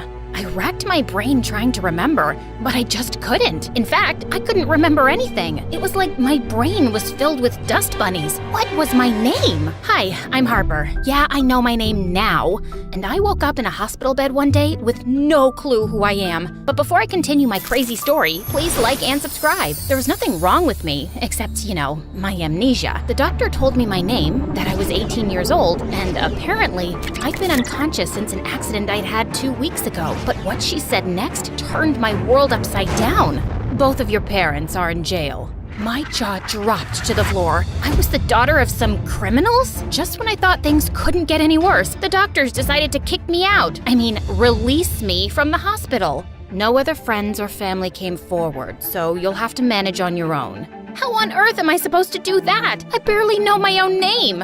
You're physically and mentally fine, and you'll start to regain your memory over time. Here are your belongings, and I've called you a cab to your home address. And that's where we'll be sending you the bill too. Now goodbye. And then she practically pushed me out the door. Just wow. I hoped I wasn't some kind of weird loser or creepy pariah. Seriously, what kind of person has no friends or family to show up for them? Forget going home. I needed to find my parents, whatever their names were. They'd give me the answers I needed. I turned my attention to my so-called belongings, which consisted of a purse. I rummaged inside, hoping something would spark a memory, but it just felt like I was going through someone else's stuff. I found a phone, wallet, keys, and a chocolate bar. Yum. I turned on the phone, but it needed a passcode to unlock it. I typed a few different combinations, but none of them worked. And then my phone locked me out for guessing wrong too many times. Just then, a black Mercedes screeched to a stop right in front of me. A really cute boy, a little older than me, poked his head out the window, staring at me in shock. Harper, oh my gosh, are you okay? I've been searching for you everywhere. Who are you? I have amnesia. He jumped out of the car and ran to me. Really? So you don't remember anything? No, duh, that's how amnesia works. This guy was a pretty package, but he wasn't too smart. I'm Mason, your neighbor, and, well, your friend. My friend? Mason pulled out his phone and showed me a photo of the two of us together smiling. We looked good together. Have you spoken to your parents? Not yet. My stupid phone's locked, and I can't remember the password. Mason put his hand on my shoulder. Don't worry about it. I'm here now. Just then, I heard heavenly music play as the skies opened up and a bright light shined down on my head, and then butterflies danced around me. I wasn't a weirdo. I had a friend. Plus, he was a cutie, and he smelled amazing. Mason offered to drive me home. I'd like to see my parents first, but I don't know what jail they're in. Don't worry, I'll find out and arrange a visit. Just then, my stomach let out a loud growl. But first, let's get you some pizza. We can grab a slice down the corner. A slice? I haven't eaten in 2 weeks, man. Mason laughed and bought me an extra large pizza before taking me home. 20 minutes later, we pulled up to a luxurious apartment building. Wow, is this where I live? Yep, this is where we both live. I live 1 floor below you. Mason was the perfect gentleman. He helped me out of the car, opened every door for me, and generously tipped the doorman. As we rode the elevator to the penthouse floor, Mason's hand brushed against mine, and my heart skipped a beat. Mason said we were just friends, but it felt like we were so much more. I thought to ask him, but I was too shy. What if he didn't like me that way and was just being nice? I didn't want to scare him off, so I stayed quiet. My apartment was huge and so fancy inside, with expensive furniture, exquisite paintings, and crystal chandeliers. A family portrait hung on a wall with a gold-plated frame, and I paused in front of it. My parents looked like really nice people. Mason, what are my parents' names, and why are they in jail? Suddenly, he looked really uncomfortable. Mr. and Mrs. Harrison did some illegal stuff, but I don't know the details. I'm sorry. Then Mason told me he had to go, and I was all alone in my so-called home. I roamed around, touching and smelling things, trying to get my memory back, but nothing worked. I tried to open my phone again, but I still couldn't unlock it. I started to get tired, so I tossed it on my dresser and went to bed. The next day, Mason showed up at my doorstep looking all swoon-worthy, with his dark eyes and his movie star hair. I've got something for you. He showed me a perfectly wrapped gift. I tore off the paper and found a new phone inside. I know you can't unlock yours, so I got you a new one. Also, I have my best people trying to find out exactly where your parents are. We'll find them soon. I threw my arms around him, absolutely smitten. Later that day, I tried looking up my parents online on my new phone, but nothing about them popped up. I'd just have to wait for my visit. But thank God I had Mason, and we started hanging out every day. At my place, at his place, fancy restaurants, and museums. One day, we were walking in the park, and we saw a bunch of kids running up to an ice cream truck. But one boy was standing on the side with a sad face. Hey kid, what's the matter? I can't afford to get any ice cream. Well, how about I buy you a banana split? Or maybe 2 scoops of cookies and cream? A couple of kids appeared out of nowhere. They didn't have any money for ice cream either. I gave each of them a $100 bill, and they all ran cheering and screaming to the ice cream truck. I turned around to see Mason looking at me with a huge smile. What? Did a bird poop in my hair? I hate when that happens. No, I just think you're wonderful. Then he pulled me into his arms, and my face was inches away from his. Mason, were you and I ever more than friends? No, but I wanted us to be. We can be now. And then he gave me the most amazing kiss, and I practically melted in his arms. A couple days later, Mason took me to the aquarium, but as I saw all these kids with their parents, I felt kind of sad. Hey, are you still thinking about your parents? Yeah, I still don't remember them, not exactly, but I want to see them and talk to them. Maybe if I do, my memories will come back. Mason sighed and then took my hand in his. Listen, Harper, we've managed to find them, and I can arrange a visit very soon. But before that, there's something you need to know. I should have told you this earlier, but... Before Mason could finish, this girl ran up to us screaming excitedly. OMG, Harper? Is that you? Hey, I'm sorry, I don't remember you. Mason tried to hide behind me. And Mason? Hi, Jackie. I knew it! Knew what? Oh, Harp, you're so hilarious! I'm your friend, and I knew you always had a crush on Mason before you started hating his guts. How'd you ever patch things up? Mason turned as red as a cherry popsicle. I have no idea what you're talking about. You called him Mason the Maniac, and you wanted to crush him for ruining your life. You spray painted his house, scratched his car with your keys, threw a brick through his window, and created a website that listed 1,000 reasons why he shouldn't be trusted. What? That's crazy. Why would I do something like that? Yeah, you went a little psycho. But Mason did write that article which got your parents arrested. Are you insane? Mason would never do that to me. Tell her, Mason. Mason? Mason lowered his eyes. Harper, I can explain. It's okay, Mason. I can show her myself. Jackie pulled out her phone and showed me a news article with a headline that read, "Whiz Kid journalist puts criminal couple behind bars." The whiz kid was Mason, and the couple were my parents, and their names were Mr. and Mrs. Smith. Right beneath my parents' photo, there was a link to a video. With trembling hands, I clicked the link. It showed the police hauling my parents out of our apartment building, while a dozen reporters were taking pictures and firing questions. And Mason was right there in the front, with a smirk on his face. We're innocent. We didn't do this. That sneaky kid Mason is out to get us. Then suddenly, I came running out of the building and tackled Mason to the ground. We crashed into the reporters, then the video ended. It's not what it looks like. Yes, it is. I just couldn't believe it. Suddenly, I got so mad my hands started shaking. I slapped Mason really hard across the face, then stormed off. I took a taxi straight home and spent the rest of the night crying into my pillow. Mason called me a dozen times, but I refused to answer. He even came to my door with flowers, but I ignored him. I looked my parents up online. I found Mason's article and read all about my parents' crimes. Mason accused them of stealing from tons of banks, museums, and even a children's hospital. But my parents claimed they were innocent, and Mason was a liar. He'd lied to me about being my friend too. No wonder I hated his guts. One night, when I was watching love stories on MSA, no, don't trust him. He's hot, but he's a bad guy. And stuffing my face with ice cream and cookies, I got a call from the apartment building's reception desk. Ma'am, there's a call for you from your mother. I'm putting you through. I shot up straight as an arrow. My mom was calling me from prison? Oh, Harper, how are you? We heard you were in the hospital after the accident, and then you were released. I wasn't allowed to make calls any sooner, and I tried your cell phone first. Oh, I've been so worried, love. Mom, where are you? Can I come see you? I was able to schedule a visit to prison for the next day. I met my mom in this big room surrounded by other inmates and their visiting families. Oh, I can't believe you're here. Your dad wanted to see you too, but he got into a fight with an inmate and isn't allowed visitors for a week. I've missed you so much, baby. Suddenly, I just broke down in tears. Mom, I'm so confused. I lost all my memories in the accident. What? You don't remember anything? No, nothing. I just know that you're in jail because Mason said you guys did all these awful things. Mason? Oh, what I wouldn't do to wring that boy's neck. We wouldn't be in this mess if it wasn't for him. He's evil, Harper. You can't trust a word he says. I'll explain everything later, but first, you need to listen to me closely. Mom leaned in and whispered, "Get the money out of the safe." "What safe?" "It's in a secret room behind my closet. Your dad and I stored things for the family business there. We didn't tell you about it because you were too young. I need you to use the money we've kept in that room to bail us out. The combination is in a drawer in my desk, and be careful.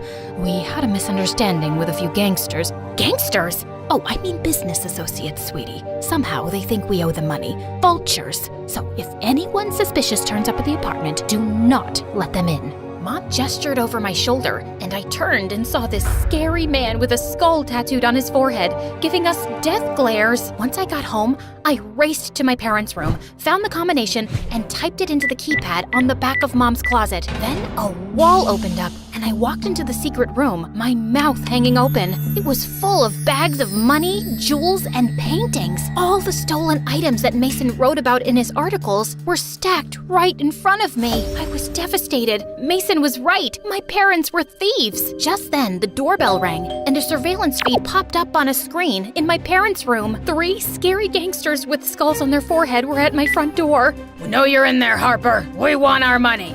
I spoke through the speakers. "Sorry, Harper's not home. She's moved to the moon." The gangsters got really angry and kicked down the main door. I locked my parents' bedroom door, and feeling completely freaked out, I called Mason. Mason answered on the first ring. "What's wrong?" "You were right. My parents are bad, and now these gangsters are out to get me. What should I do?" Mason told me to run to the window. I peeked down and saw him waving at me from the window below. He told me to climb down. Are you crazy? What do I look like, Spider-Man? "You used to climb down all the time when we were kids." Well, I don't remember that. Suddenly, I heard the gangsters pounding on my parents' door. Okay, maybe some memories are coming back. "Come on, you can do it. I've got you." Somehow, Mason's words gave me confidence, so I took a deep breath, then started climbing down. Suddenly, I lost my grip and screamed as I fell, but Mason caught me just in time. He pulled me inside through his window and hugged me. "You're okay, Harper. You're safe now." Okay, cool. This is really nice. You always smell so comforting, like fresh laundry. I still have to call the police. You mind letting me go? We reported the gangsters to the police, and they were arrested and hauled off to jail. After that, Mason walked me back to my apartment. When we got to my door, tears started streaming down my face. Mason, was I a bad person, like my parents? No, you didn't even know they were criminals. Your parents lied to everyone about their business for years. But I did all those horrible things to you. Why did you even go to the hospital to find me? Because it was my fault you got hurt. Mason's words shook me to my core. The day you had the accident, I tried to talk to you about your parents and make you see the truth, but you got so mad you got into your car and drove off. The next day, the police found your abandoned car stuck in a ditch and they said you were missing. Mason showed me a picture of my car in the ditch, then a memory popped into my head.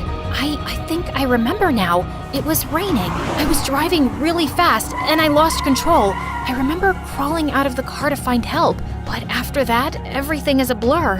Harper, not knowing what happened to you or where you'd gone was breaking my heart. Then I found you at the hospital and you were different. You didn't remember anything. And most importantly, you didn't hate me. I should have told you the truth sooner, but it was getting harder the more I was falling in love with you. You're in love with me? I've always had a thing for you. I'm sorry I lied. I understand if you never want to see me again. I love you, Harper, but I don't want to come between you and your family. He started walking away, and suddenly my phone rang. It was the number from prison. It must be my mom calling. As I watched him leave, my heart ached. I had to choose. I could bail out my family, help them clear their names, and go back to their criminal activities. Or I could take a chance on a different life. I shoved my cell phone into my pocket, ran to Mason, and grabbed his hand. Let's go and tell the police about the proof I found in the secret room. I choose to be a good person. I choose to be happy. I choose you.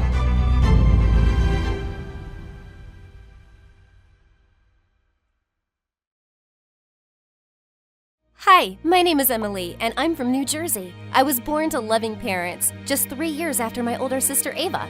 The whole family celebrated my birth, and Ava and I were inseparable. She always had me glued to her, and we did everything together. But as I got older, our parents realized something was wrong with me. I couldn't hear them. I only reacted if they spoke really loudly or really close to me. They rushed me to the doctor, and we found out that I had a problem in my ears that made me nearly 70% deaf. A surgery would fix this issue, but I had to be much older to go through it safely. So I grew up deaf, in a world full of sound. While Ava enjoyed music, laughter, and went to school like everyone else, my parents decided to homeschool me with an army of special tutors. There's schools for kids just like her. Yes, but she's our special girl, and we want to give her all our attention. Ava had a life I dreamed of every day. She got to have heaps of friends, while I was too scared to talk to the kids in my neighborhood. I once got jealous watching Ava dance to music. My parents went out of their way to make me feel better. They bragged about me all the time. Emily is beautiful, and she's a genius. She did her speech therapy in record time. Mom, I topped my entire grade. Look at my report card. That's nice, dear. Emily can lip read too, you know. Show them. It's such a fun game. I got ready to show off my skills, but Ava suddenly got up, threw her report card on the table, and ran into her room. What was the matter with her? I was too wrapped up in my life to understand it, but Ava started having little meltdowns all the time. She hated that my parents always let me choose our vacation spots, choose where to eat, and bought me anything I pointed at. When Ava asked for the same things, my parents just told her to share mine. That's not fair! Why can't I have what she has? We can share. I have like 100 clothes. I'm talking to Mom. I didn't want Ava to hate me, so I sent her some pretty dresses as a gift. She sent them back to me all cut up in pieces. Are you kidding me? When I reached the 7th grade, I was finally ready to get my surgery, and all my parents could do was worry about it. Even I was a little scared, but Ava couldn't care less. She was a school topper and a cheerleader now. She was also best friends with the richest girl in town, Kat. Her dad was so powerful, he employed half the adults here. Ava spent all her time lounging in Kat's huge pool house, even though Kat was the worst. She was super mean and controlling. She even gave her friends strict guidelines on how to dress. One time, Ava wore the wrong shoes with an evening dress, and her friends ditched her. Kat is a moron. You shouldn't be friends with her. Mind your own business, turd. I still hoped that Ava and I would be normal sisters after my surgery, but the day I went to the hospital, she didn't even show up. I went into the hospital with my heart burning with anger. If Ava didn't care about me, then I didn't care about her anymore. When I woke up from surgery, I couldn't stop weeping. My parents' voices, the doctor's voices, and my own voice, everything was setting me off. It took time and effort, but with my parents' support and therapy, I slowly got used to living in a sea of sound. On my first day of joining regular school, my heart was hammering. I'd literally taken my first few steps into the hallway when I saw the most beautiful girl in the entire world just casually standing by the lockers. She was looking right at me, and her mouth was moving. I read her lips without even trying. Did you just say I'm pretty? What? How did you hear that? I have good ears. I'm Emily. I'm Marina. I shook her hand, and my heart wanted to dance. She was actually going to be in my classes. School was exciting. It was a little weird making friends when I could still lip read. I was only 40% accurate, but that was enough to accidentally see some awkward things. I just pretended I knew nothing. But one day, I saw two of our teachers talking, and I couldn't help but stare. They were talking about giving us a surprise test tomorrow. Well, it wouldn't be fair if I just prepared alone, right? So I told everyone in my class what was going to happen. Marina looked really surprised. But how did you know? I can lip read just a little bit. I used to be deaf. Wow, really? A literal crowd jumped on me all of a sudden. People had a million questions about my life. Everyone wanted to play the lip reading game. They would mouth dumb things at me and I had to guess. Banana. Olive juice? No, I love you. Aw, you're just saying la la la la la. The whole class was rolling in laughter. I had no idea I was so fun. By the end of the day, I got invited to 3 different sleepovers. I was really enjoying my new popularity until one day when I learned a secret I couldn't forget.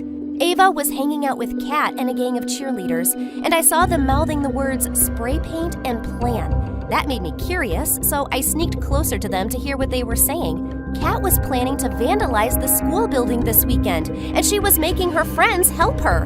When I reached home, I went into Ava's room to talk to her alone. I know what Kat is planning to do this weekend. You little sneak! How did you know? Did you lip read us? It doesn't matter. You can't go spray painting buildings with her. She's gonna get you in trouble. Mind your own business. Why do you let that jerk push you around? That jerk's dad is literally our dad's boss. She's really powerful. So let her get in trouble alone. She refused to listen to me. I didn't know what to do, but I couldn't let her get mixed up with that awful girl anymore. So I told my parents what she was about to do. Her bully of a friend is gonna make her vandalize the school. My parents were furious at Ava. They yelled at her and then grounded her for the next 2 weeks. You told on me? Isn't it enough that you're our parents' favorite? You just had to do this? Ava, if you get caught, you could get suspended or even expelled. As if you care about what happens to me. Stay out of my life. Ava shut me out hard after that. She ignored me at home and in school. That Monday, the principal announced that Kat and her group had been caught ruining school property, and they all got suspended. I thought that would soften Ava's temper, but she still didn't want to talk to me. I couldn't stay upset about it for too long because one day I opened my lockers to see flowers and a note inside. It was from Marina. Too shy to say it in person, but ever since we met, I can't stop thinking about you. Want to go out with me? I was so happy I was gonna faint. A real-life fairy just asked me out. I texted her yes and literally floated on air for days. I was so nervous on my first ever date that my hands were shaking. I even spilled a soda all over us. But that was the moment she chose to surprise me and kissed me. She was just perfect. Marina was funny, clever, and even my parents loved her. Our relationship was pure and blissful until we reached the 9th grade, and she finally introduced me to her mom. That was instant hate. Her mom didn't want her dating a girl, and it showed. She asked Marina to dump me, and when she didn't, she started ignoring her. She bought her siblings presents and took them to dinners, but she purposefully left Marina out. I hated to see Marina upset, and I foolishly thought if her mom got to know me, she'd like me. So for Marina's birthday, I set up a family picnic in the park as a surprise. But Marina's mom spent the whole time bragging about her siblings. My son has a new job, and my eldest daughter is going to college with a scholarship. I'm so proud of you both. Mom, I won an art contest last month. Art contest? Sounds lame. Your sister won a science scholarship. Bitter tears filled Marina's eyes and she stormed off in a huff. She worked hard on that contest, and you called it lame just to hurt her? You're insane! I went after Marina and saw her weeping, and suddenly it reminded me of Ava getting ignored by our parents. Unlike Marina's mom, my parents didn't give me more attention to hurt Ava, but the end result looked exactly the same. My parents were wrong for how they treated Ava. I was just too mad at her for not being there for me, and I couldn't see it until now. Ava still avoided me at home and at school, but it finally made sense to me. And we didn't speak again until the evening of the spring dance. Marina and I wore the prettiest dresses, and we were so excited to go to our first dance together. But we'd only been there for an hour when Marina's mom showed up. What are you doing here? Just wanted to see all the handsome boys you rejected to date this rude girl. That one, oh, that one. Mom, stop it. You can't be here. You can't date this girl. She called your own mother insane. That's because you are insane. People were staring at us, and someone even turned the music down. My daughter never spoke to me this way before you came along. I hate you. Her mom picked up the bowl of punch, and she was gonna throw it at me. I prepared myself for the splash, but suddenly Ava flew in between us and pushed her away. Marina's mom went flying back right into a table of food. The entire hall watched her in pin-drop silence before exploding into whispers and laughter. Call the principal! His students attacked me! They're crazy! The teachers were furious at Ava for pushing her and disrupting the dance. They gave her 6 weeks of detention and called our parents to pick us up. When we got home, they tried to yell at Ava, but I stopped them. Marina's mom deserves everything she got. You should be proud of Ava for standing up for me. She stood up for you this one time. Before this, she was planning to vandalize buildings. And before that, she was constantly fighting with you. That's your fault, not hers. Yeah, you heard me.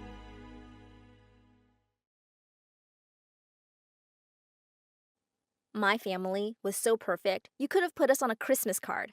A big, beautiful house, every luxury in the world, and 2 loving parents. Until the day when I was in the 9th grade. My parents were hosting one of their grand Christmas parties when suddenly a group of men from the FBI barged in. One of them said, "You're under arrest for fraud," as they walked straight up to Dad. He screamed in protest as he was dragged away. Turns out, Dad had invested in a business venture with his friend, and it was a complete scam. The friend had run away with so many people's money, including Dad's. While he was in prison, I'd watch men in suits come by every day to take away all our things. They let us keep the house, though. Mom and I would snuggle up in sleeping bags in front of the fireplace in the big, empty living room. When Dad was released on bail after a few months, I thought things would start to get better. But Dad wasn't a pleasant man without money. Mom had started working as a maid, and when Dad got back, he turned up his nose at her and said, "Yuck! You clean people's bathrooms now?" He refused to do anything himself except whine. I was forced to leave my fancy private school, of course, but he wouldn't even send me to a public one. He said, "I'm not spending any money on your education. If you were a boy, you would at least have some use. I'm going to get you married off as soon as I can." One evening, Dad walked in looking happier than he had in ages, and he was carrying takeaway food bags from our favorite sushi place. Mom glared at him and said, "What's that?" "The money I gave you was for a month's worth of groceries." Dad snapped at her. "Be quiet, woman. We have guests coming over in an hour. Can you try to look less like a miserable beggar, please?" Dave and Jenna, who were friends of my dad, came in with their son Jason, and they looked at us with pity as they sat down. Most of Dad's friends had disappeared as fast as his money had, but I'd always liked these two. Just as they were leaving, Dave turned to Dad and handed him some money. He said, "You shouldn't have to spend so much on dinner. Let us make it up to you." Dad looked furious. He shouted, "How dare you insult me like this? Get out of my house!" Mom started to say, "We could do with the money." But Dad carried on screaming at our guests to leave, and they hurried away. He turned to me and said, "I can't believe I wanted you to marry that jerk's son." Mom said, annoyed, "She's too young to be thinking about marriage." Dad said it was never too early to be thinking about it, and that my only chance of doing well in the world was to marry someone rich. Suddenly, Mom rose from the table and said nastily, "Well, I married a rich man, and look where I am now." She flung the table aside and walked out of the room. A few days later, we heard loud banging on our door. When Dad opened it, some men walked in and flashed a piece of paper in his face, saying the house had been seized and we would have to leave immediately. I couldn't believe it. We were homeless. We packed our few belongings and went to the nearest homeless shelter. Dad looked in disgust at the watery soup served for dinner. He wouldn't lie down on the beds either because he was sure they were full of bedbugs. In the morning, as Mom was heading out for work, a woman drove up to the entrance of the shelter in her flashy red convertible and honked loudly. Dad came running out and, to our shock, jumped into the car and said, "Hey babe, I missed you." I realized that it was his former secretary. He looked back at us and said, This place is just too filthy for me. I'll be staying with Amanda from now on. And they drove off while Mom screamed at him and called him all sorts of names. Mom turned to me and said, I knew he was cheating on me. Now that Mr. Good-for-Nothing is gone, I have to tell you something. She told me that she had a private stash of money saved up, and we could use it to get a small apartment for ourselves. And she would send me to school, too. Well, all we could afford was a dingy one-bedroom apartment, but it was still better than the homeless shelter. I started looking at public schools in the area, but Mom thrust a brochure in my hand for a really fancy private school. I was surprised. Mom said she would keep doing her cleaning job. I want you to hang out with the right kind of people and meet a nice guy. That meant rich, of course. It sounded really shallow, but I couldn't blame her. She'd gone from being the lady of the mansion to a maid. I got off the bus 2 blocks away and walked to my new school for New York's elite. I took 2 steps inside and tripped over something. I quickly got up, hoping no one had noticed. Ouch, you okay? I heard someone say. I turned around to see the most gorgeous boy smiling warmly at me. He introduced himself as Eli. Just then, a loud sports car sped into the parking lot, drowning out his voice. A really good-looking boy hopped out and was instantly surrounded by other students. Now that looked like someone I should be dating. I had to get close to him. He was rich, and Mom would be so happy. But that annoying Eli wouldn't leave me alone. I could tell he was totally into me. At lunch, Logan, the hot guy, came over to me. With a grin, he said, I don't believe we've met. A pretty girl like you shouldn't be sitting alone. Yes! I batted my eyelashes. But then I heard Eli's annoying voice. Let's go to the library, Mia. You go ahead. I think I'm going to stay here for a bit, I said, giving Logan a flirty smile. Eli walked away quietly. Soon enough, we were joined by Logan's minions, and before I knew it, I had become part of his exclusive circle. This was my ticket to becoming rich. I started hanging out more and more with Logan and his friends, but Eli wasn't happy about it. And he truly hated Logan. I didn't really care if he didn't want to come. I knew he was just jealous of Logan. One day, Logan announced that he was going to throw a huge party at his house next month. Everyone was waiting anxiously to see who would be on the guest list. I was on it. When I told Eli excitedly, he suddenly lost his cool and said, I don't know what you see in that guy. Are you in love with him? I felt annoyed by his question, but I just smiled at him and denied it. He looked a little relieved. Then he took my hand and said, Mia, I'm falling for you. Say you'll go out with me. I had my sights set on Logan, but, well, Eli was pretty rich too. And he really adored me. He pulled me in for a kiss, and I kissed him back. We were officially dating now. Logan didn't look too happy seeing us going around holding hands. The other person who wasn't too happy was my mother. At first, she was excited to hear I was going out with one of the boys from school. But she went with me to his house one day to drop me off and looked really disappointed. She exclaimed, That's their house? It looks like a cottage. And their car is a pretty old Mercedes. What happened to the boy with the Ferrari? A few days before the party, Eli texted me to come to his place in the evening. His mom told me he was in the backyard. My eyes widened when I saw the whole setup. We had a wonderful dinner and danced under the stars. Suddenly, Eli took my hand and slipped a beautiful ring on my finger. Wait, what? Had this guy just proposed to me? And not even waited for me to say yes? He smiled and said, It's a promise ring. Maybe you'll marry me one day when we're older. It was kind of hard to say no at this point, and Eli was so sweet. I smiled and nodded. When I reached Logan's place for the party, my jaw dropped. It was the biggest mansion I'd ever seen. Logan was outside greeting all his guests. He looked really happy to see me. His parents are away, and he gave us a tour of the house. I was having a hard time not looking completely awestruck. Logan was so much richer than I thought. Outside by the pool, while everyone was dancing, Logan came up to me and whispered in my ear that I looked really pretty tonight. Before I knew it, he was pulling me in for a kiss. I was about to pull away, but then I thought, he's so much richer than Eli. And I kissed him back. It was totally harmless anyway. The next day at school, Eli seemed to be in a really bad mood. He wouldn't even look at me. I caught up with him and asked what the matter was. He turned to me coldly. It's over, Mia. I'm breaking up with you. He took his phone out and showed me some Instagram posts. I stared at them, horrified. Someone from the party last night had taken pictures of me and Logan kissing. And Logan was the one who posted them. Eli, I started, but he walked off before I could say another word. I ran to the girls' bathroom and burst into tears.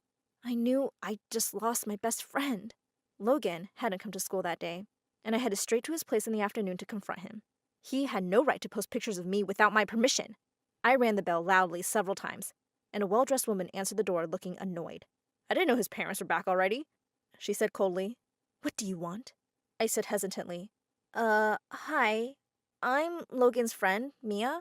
I'm here to see him. She rolled her eyes and said, No one by that name lives here. Goodbye. Then she slammed the door in my face. I was shocked. How was this possible? The next day, when he turned up at school, Logan greeted me with a grin and planted a big kiss on my lips. I saw Eli looking at us before walking away. My heart sank. I had decided not to confront Logan right away, so I pretended everything was okay. Later, while I was hanging out with Logan and his friends during lunch break, I heard an all too familiar voice. It was Dad. Dad said, Well, well, well. Having you become all fancy again. What are you doing here, Dad? I hissed. I want to know what you're doing, Mia, he shouted. Where are you getting the money for this school? Have you moved out of the homeless shelter? I've left Amanda and I'm ready to move in. Logan let go of my hand abruptly and looked at me in disgust. Ew, you live in a homeless shelter? I can't believe I kissed you. I could feel everybody's eyes on me and wanted the ground to swallow me up. I could see Eli's face in the crowd. He looked shocked, but also like he felt sorry for me. A couple of school guards started pulling my father away. He shouted, I'll find you and your mother, Mia. I want my share of the money. I ran away from there as soon as I could. Mom was furious that Dad had ruined everything for me. She screamed, That man can't stop ruining our lives, can he? She decided there was no point in sending me to that school anymore. Everyone there knows you're poor. I'll find another school. Feeling really sad, I went to school briefly the next day to clear out my locker. I could hear people whispering around me and tried to leave as soon as possible. Just as I was leaving, I saw Logan heading out too. I decided to follow him and ask him why he had ruined everything by posting my pictures. He led me straight to the mansion he'd had the party at. What was going on? I was just going to ask him. I peeked over the wall and froze on the spot. There was Logan, wearing gardener's clothes and mowing the lawn. A woman who looked just like him came over to kiss him on the cheek and headed inside with cleaning supplies. Just then, Logan spotted my head over the wall and turned pale. He slowly walked out of the gate towards me. Almost crying, he begged, Mia, please don't tell anyone. It'll ruin me. He went on to explain that he and his mom worked here. The owners were really nice and were paying for the school since his dad had left them a few years ago. They'd sometimes even get their chauffeur to pick him up and drop him off. And his real name was Joe. I said, I'll keep your secret, Joe, but you better start treating the people around you a little better. And take my pictures off your Instagram, jerk. Mom was shocked to find out that Logan was so poor. She said, Maybe you should just be friends with Eli again. At least they have their own house and car. That was it, I shouted. I've had enough, Mom. I'm sorry that your life is so hard now, but I'm not running after rich boys. Eli really loved me, and I broke his heart. I ran out and headed straight to Eli's place. I knew he wouldn't want to have anything to do with me, but I had to apologize, and I would give back his ring. I rang the bell several times, but no one answered the door, and the house still looked empty. Later that evening, I saw some news on the TV about a robbery at a big jewelry store in a nearby town. A policeman was proudly telling the news reporter that they had been looking for these thieves for years and had finally caught them. They were going to jail for a long time, and their teenage son would be sent to a foster home. I nearly fell off my chair in surprise when I saw their faces on the TV. It was Eli's parents. I looked down at the ring on my finger. I was pretty sure now that it was a real diamond ring. I decided to focus on my studies and work really hard to make my life better for Mom and me. We moved away to another city so Dad wouldn't come around to make us miserable. Years later, I went on to become a flight attendant, a job I really loved. As I stopped at a cafe after a long flight, a waiter approached my table. Nice ring. Must be one lucky guy. I looked up in shock when I heard that voice. It was Eli. He sat down next to me and took my hand. He said he had known all this time that his parents were criminals, but he wasn't sentenced because he was too young. He didn't want the same life for himself. He said softly, You never sold the ring? Teary-eyed, I said, I couldn't. He smiled. Are you ready to keep your promise? I smiled back and said, Yes, I am. He took out a small box from his coat pocket and placed it in front of me. Inside was a dazzling emerald ring. That kind of ring on a waiter's salary? I was pretty sure it was stolen, but I took it anyway. When my mom was a little girl, she heard this wild rumor that she comes from a family of witches. So naturally, like any sane person, she wanted to get to the bottom of this. She graduated college with honors and went all in on studying the supernatural in a more scientific way. And her big takeaway was that the supernatural is real. We just need the right means to connect with it. But even though Mom became super famous for her groundbreaking work, she still couldn't figure out if our family had any connection to witches. She was so obsessed with finding the answer that she neglected everything else, which didn't sit well with Dad. They fought all the time, and eventually, he had enough and left. Soon after, Mom realized she was pregnant with me.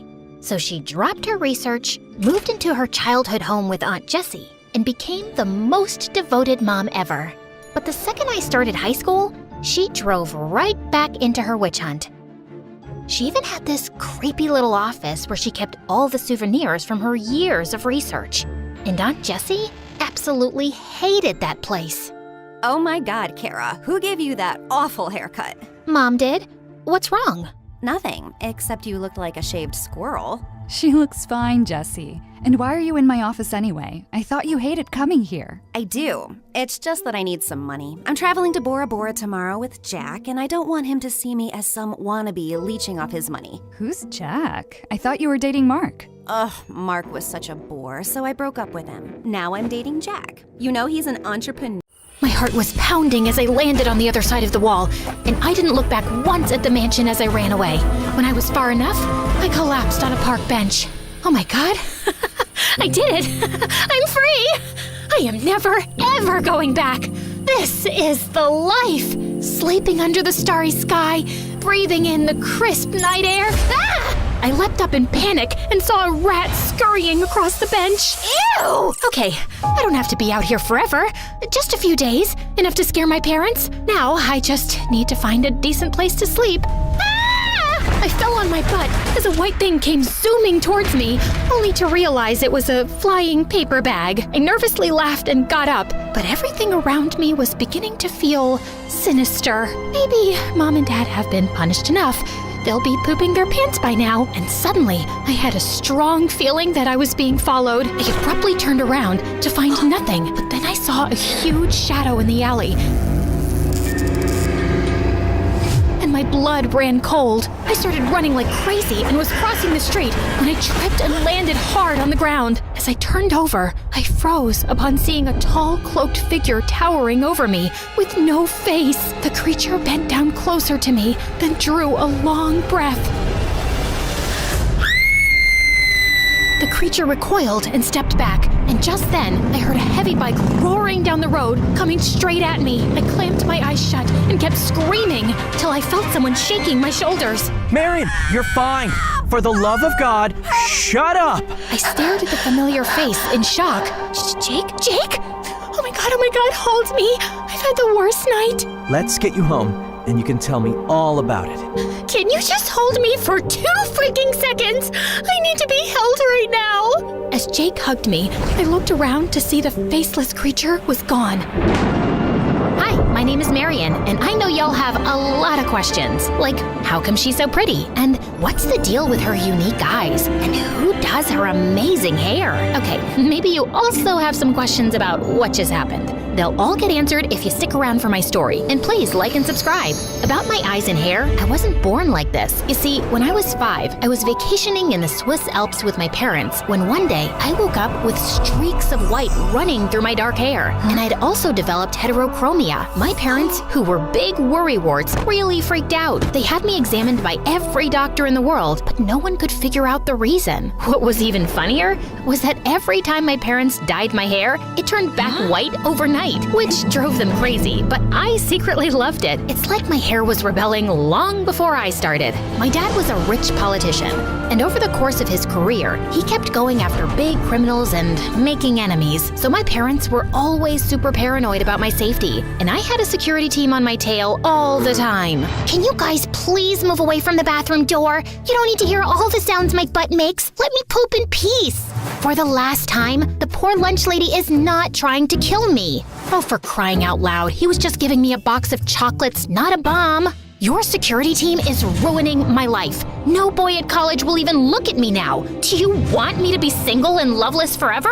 Sounds good to me. He's kidding, honey. But it's so hard to trust new people. You know, Jake is back in town after becoming the state's youngest police detective. You mean your best friend's son and my ex, Jake? Are you serious, Mom? It could be different this time. You haven't seen him in 4 years. Hasn't been long enough. Jake was 3 years older than me, and we'd known each other since we were kids. We dated for a few months when I was 16, but we were completely wrong for each other. And saying it hadn't ended well was an understatement. Marion, have you heard a word I said?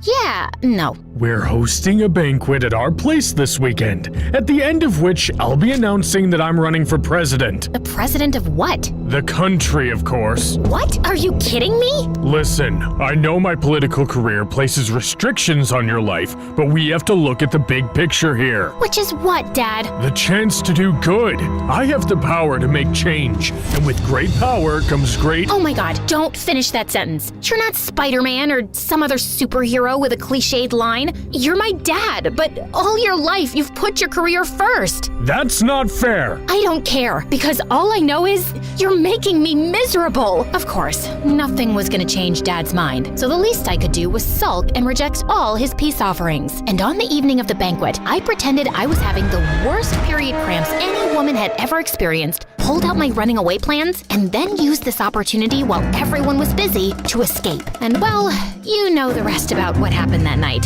What were you thinking, running away like that? And what do you mean there was a faceless creature, and he sniffed you? I do smell very nice, and I don't know if it was a he or a she or they. It looked like a tall man. He ran away as I came towards you on my bike. I would have followed him, but you were screaming like you'd been stabbed.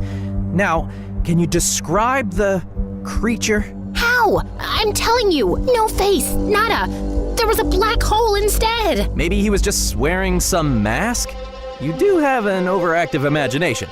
Weren't you always writing some dumb horror novel? I'm not making this up. Oh God, he could be someone from one of the mafia gangs I busted recently.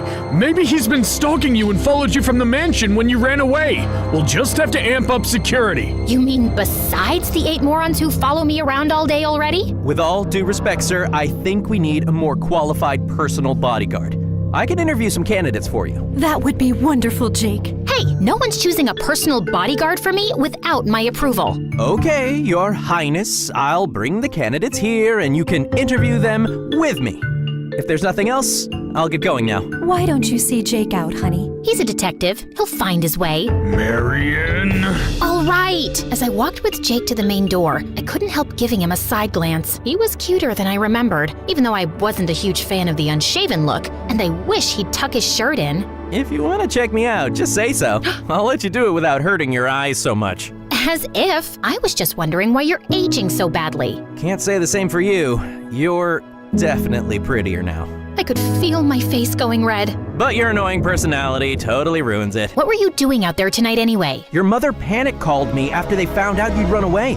I knew you couldn't have gone too far on foot, so I was scouting the area. You still haven't thanked me, by the way. Okay, thank you. You're welcome. I'm glad you're all right. Suddenly, his hand was on my arm, and he was leaning in closer, and he was looking at my lips. I felt kind of lightheaded and— Got it. You had a leaf in your hair. Wait, you didn't think I was gonna kiss you, did you? Ew, barf, puke. Why would you even say that? 'Cause you're pouting? It's the face I make when I'm disgusted, which I am with you so close to me. Good, we're on the same page then. I gotta go. I'm late for a date. Ugh, of course he had a date. It was just me who was gonna die loveless and alone. Oh, wow. I've forgotten how good your chefs are. There's ketchup on your shirt and mustard on your face. Can we just start the interviews? Nope, too old. His reaction time is probably slower than mine.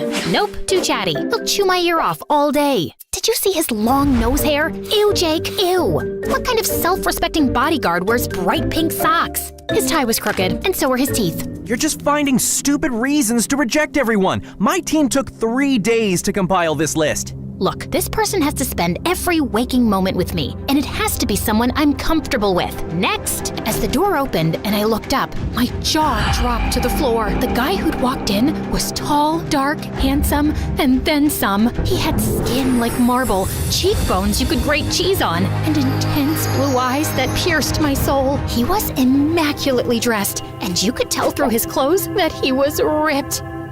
Your name is Magnus, right? Your references seem, excellent. Yes, very good. He's hired. What? The interview isn't over. It's not even started. Excellent references, right? That's all I need to know. You're hired, Magnet. His name is Magnus. I know. I'm not stupid. So you can start tomorrow, yes? I certainly can, Miss Marion. Oh my God, that voice. I was melting like butter on warm toast. Welcome to our home. After I've run a background check and consulted with Miss Marion's parents, Magnus will be in touch. As Magnus nodded and turned to leave, Jake suddenly grabbed an apple from the table and shot it straight at him. Seconds before it was about to hit the back of his head, Magnus turned around and caught it with one hand. What was that? Just checking his reflexes. Not bad. Magnus smirked and tossed the apple to Jake before leaving, and I sat down in a daze. You are unbelievable. What? You were dying for me to hire one of your candidates, and I just did. The only reason you hired him is because he's devastatingly handsome. I always had a feeling you were gay and hiding it. Marion, I don't have a good feeling about this guy. Something's off. Yes, his good looks are off the charts. If you're having a problem, just do your background check, dude. Oh, I'll definitely be doing that. Have fun. By the way, your fly's been open the whole time. What? No, it's not. But I made you look. Jake's background check didn't reveal anything suspicious, so my parents were happy to have Magnus on board and had him settled into a room close to mine the next day. And I was ecstatic. I just had to work on acting cool around him and not make my giant crush super obvious. And when I walked into college with Magnus by my side, I could see how everyone was flipping out. Even my philosophy teacher was so distracted by his presence, she dropped water on her desk, sat on her glasses, and tripped over a wire. Girl, you're so lucky your life is in danger. I'm so jealous right now. I know. You're gonna make a move on him, right? No! That is so inappropriate. The thought of overstepping boundaries with an employee would never even cross my mind. How do I look in this red dress? It's not my job to have an opinion about your clothes, Miss Marion. Okay, then. Oh gosh, the zip seems to be stuck. I'm not kidding. It's really not moving. How about a damsel in distress? As Magnus came closer and I felt his hand on my back, my heart started racing. I'll call a store employee. Why don't you order something too? I don't eat or drink on the job. But you're on the job all the time. By the way, does it bother your girlfriend that your work involves taking care of a pretty girl? I don't have a girlfriend. Oh, thank God. I mean, I'm glad because I have a knack for setting up people. No one specific in mind for you right now, but I could look into it. So, what kind of girls do you like? The non-existent kind. The car's here, ma'am. Let's go.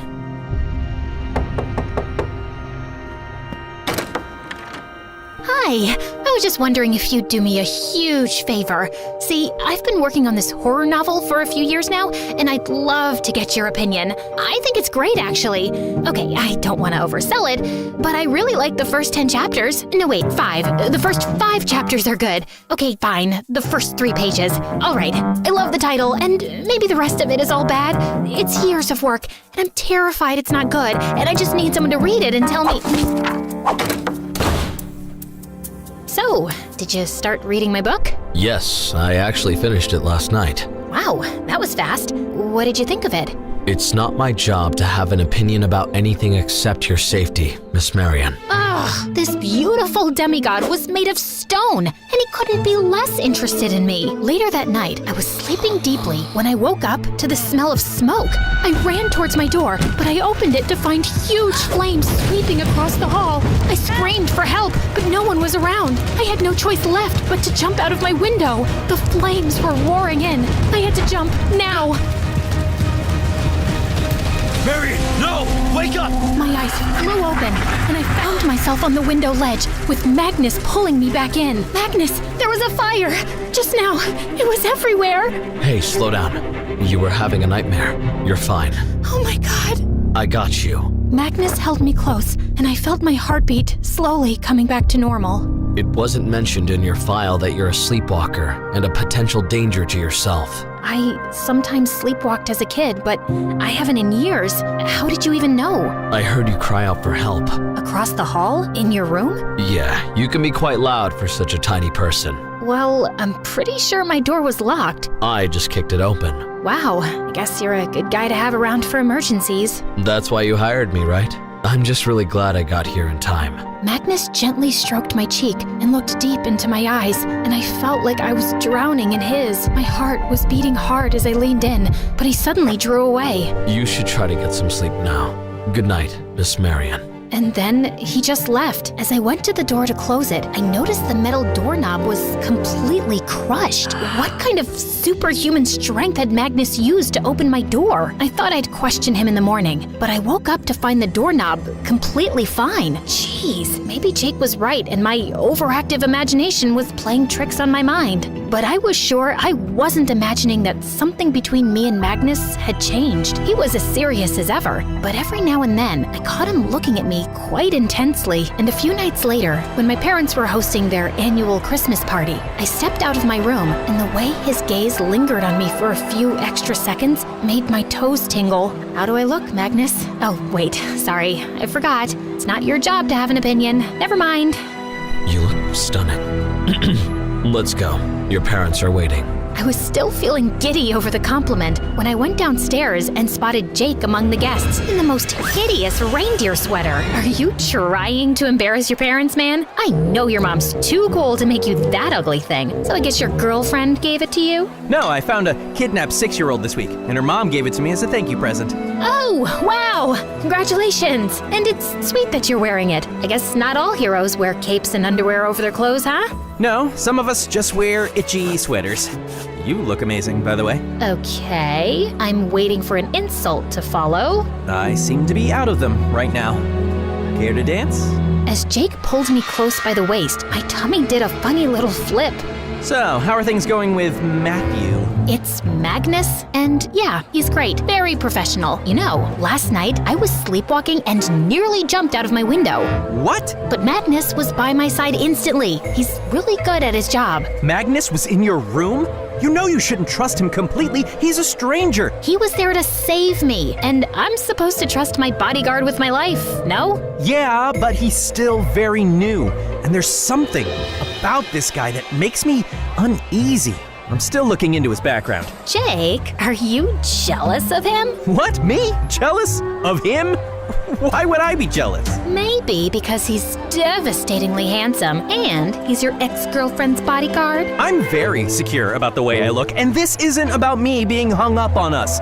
We were terrible together, remember? Yeah, the worst. We argued all the time. Over the stupidest things. Do you remember we once had a fight because you kept insisting Batman's car is called Batman-mobile? It is called Batman-mobile. No, it's just Batmobile. I'd love to be wrong about this. Congratulations, you are! See this? Okay, fine. You're right about one lame thing. Can I have that in writing? We both laughed. It wasn't all bad, right? I mean, when we were together. No, I can recall some pretty good moments. Jake pulled me in even closer, and our faces were inches apart when suddenly the music stopped and he abruptly pulled away. Oh my god, was any guy gonna kiss me? And why was I attracted to both Jake and Magnus? And why were they both giving me such mixed signals? And it only got more confusing from there. Jake started making excuses to show up all the time. At home, even at college, and I could sense Magnus wasn't really loving it. Hey, so I was just at the farmer's market and I saw this sweet old lady selling peaches, and I hate peaches, but I remembered you love them, so I got them for you. Suddenly, Magnus leapt forward, grabbed the box from him, and threw it in the trash. What the heck? Do you know that Miss Marion is only allergic to one thing in the world, and that's peaches? It's true. Oh, I knew there was some connection between you and Peaches. I just forgot what. Maybe you should read her file properly. Maybe you should just mind your business, dude. This is literally my business, sir. Guys, calm down. No one ate peaches, no one nearly died. It's all good. I am calm. It's not like I was gonna fight Magnus over this. Good, because you wouldn't be any match for me. Are you kidding me right now? I'm a trained police detective. So you sit at your desk all day studying cases and eating donuts. It shows. Oh, is that so? Well, then I challenge you to a match at my boxing club tonight. If Miss Marion is willing to come, I'll be there. What the heck was happening? Okay, this was too entertaining not to find out. I'm in.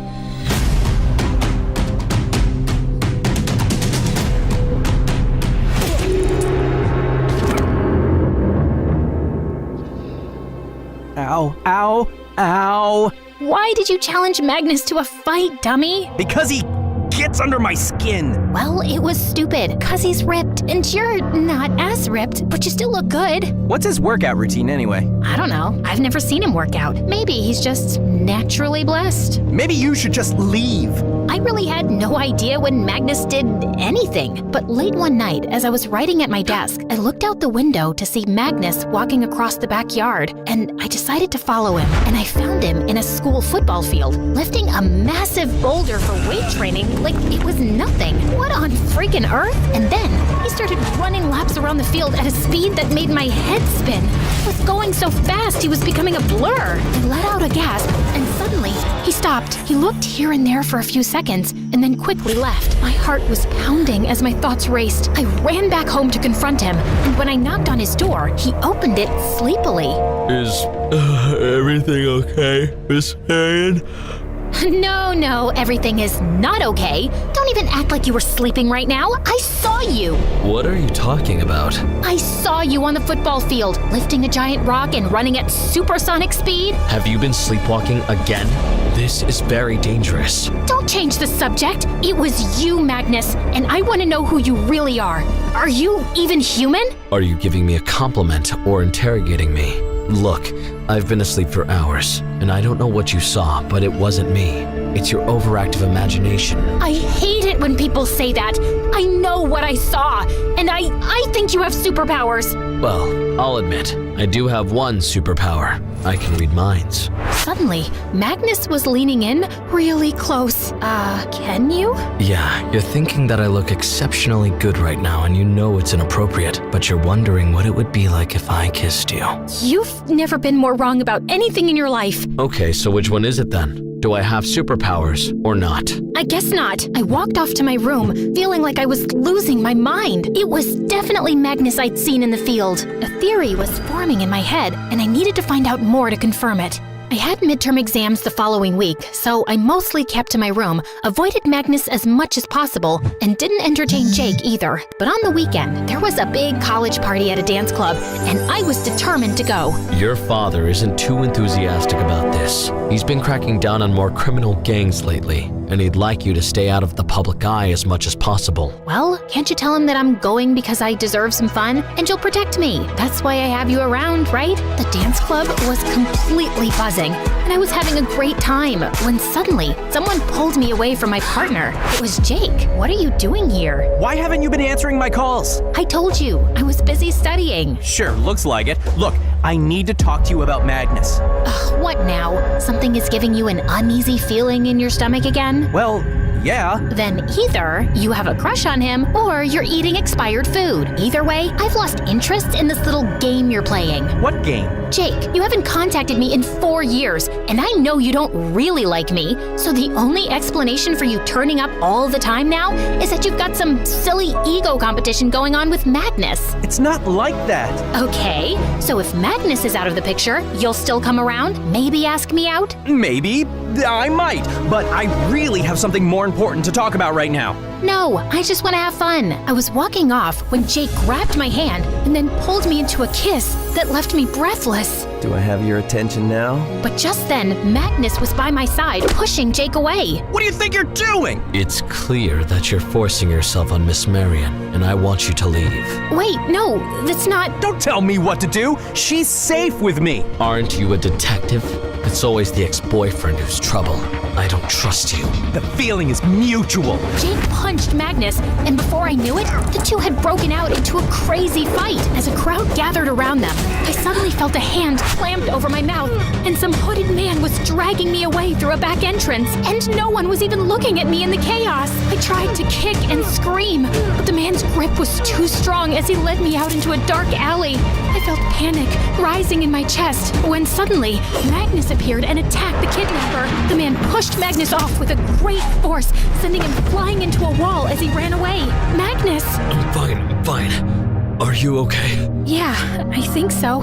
I just got really scared. I'm so sorry, Marion. Hey, you're bleeding. Just then, I noticed my leg was grazed and some blood was trickling down. Magnus drew a sharp breath and his face looked paler than usual. What is it? Nothing. Sometimes blood makes me a bit sick. I'm calling the car. We need to get you home. Where's Jake? Punched him into a coma, hopefully. Magnus? He's fine.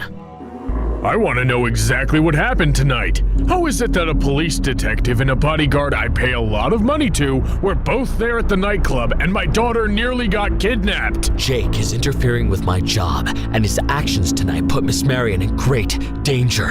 You need to fire him, sir. I've been meeting with the people who previously hired him, and what they said about him is very suspicious. Which is what? They all said the same thing about how great he is at his job, but it sounded fake, like they'd been hypnotized or something. We were all looking at Jake like he was crazy. And that's not all. A few days ago, I saw a tattoo on his wrist, which I traced back to a dangerous criminal group that escaped prison a few years ago. Show us your left wrist, Magnus. Magnus looked at Jake silently and pulled up both sleeves, and neither had any tattoo. What?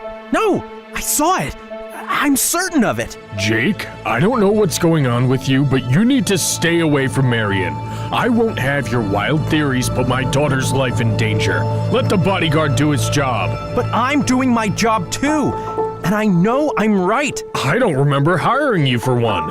I'm getting a restraining order against you, Jake. Stay away. Jake gave me a long look, then left angrily.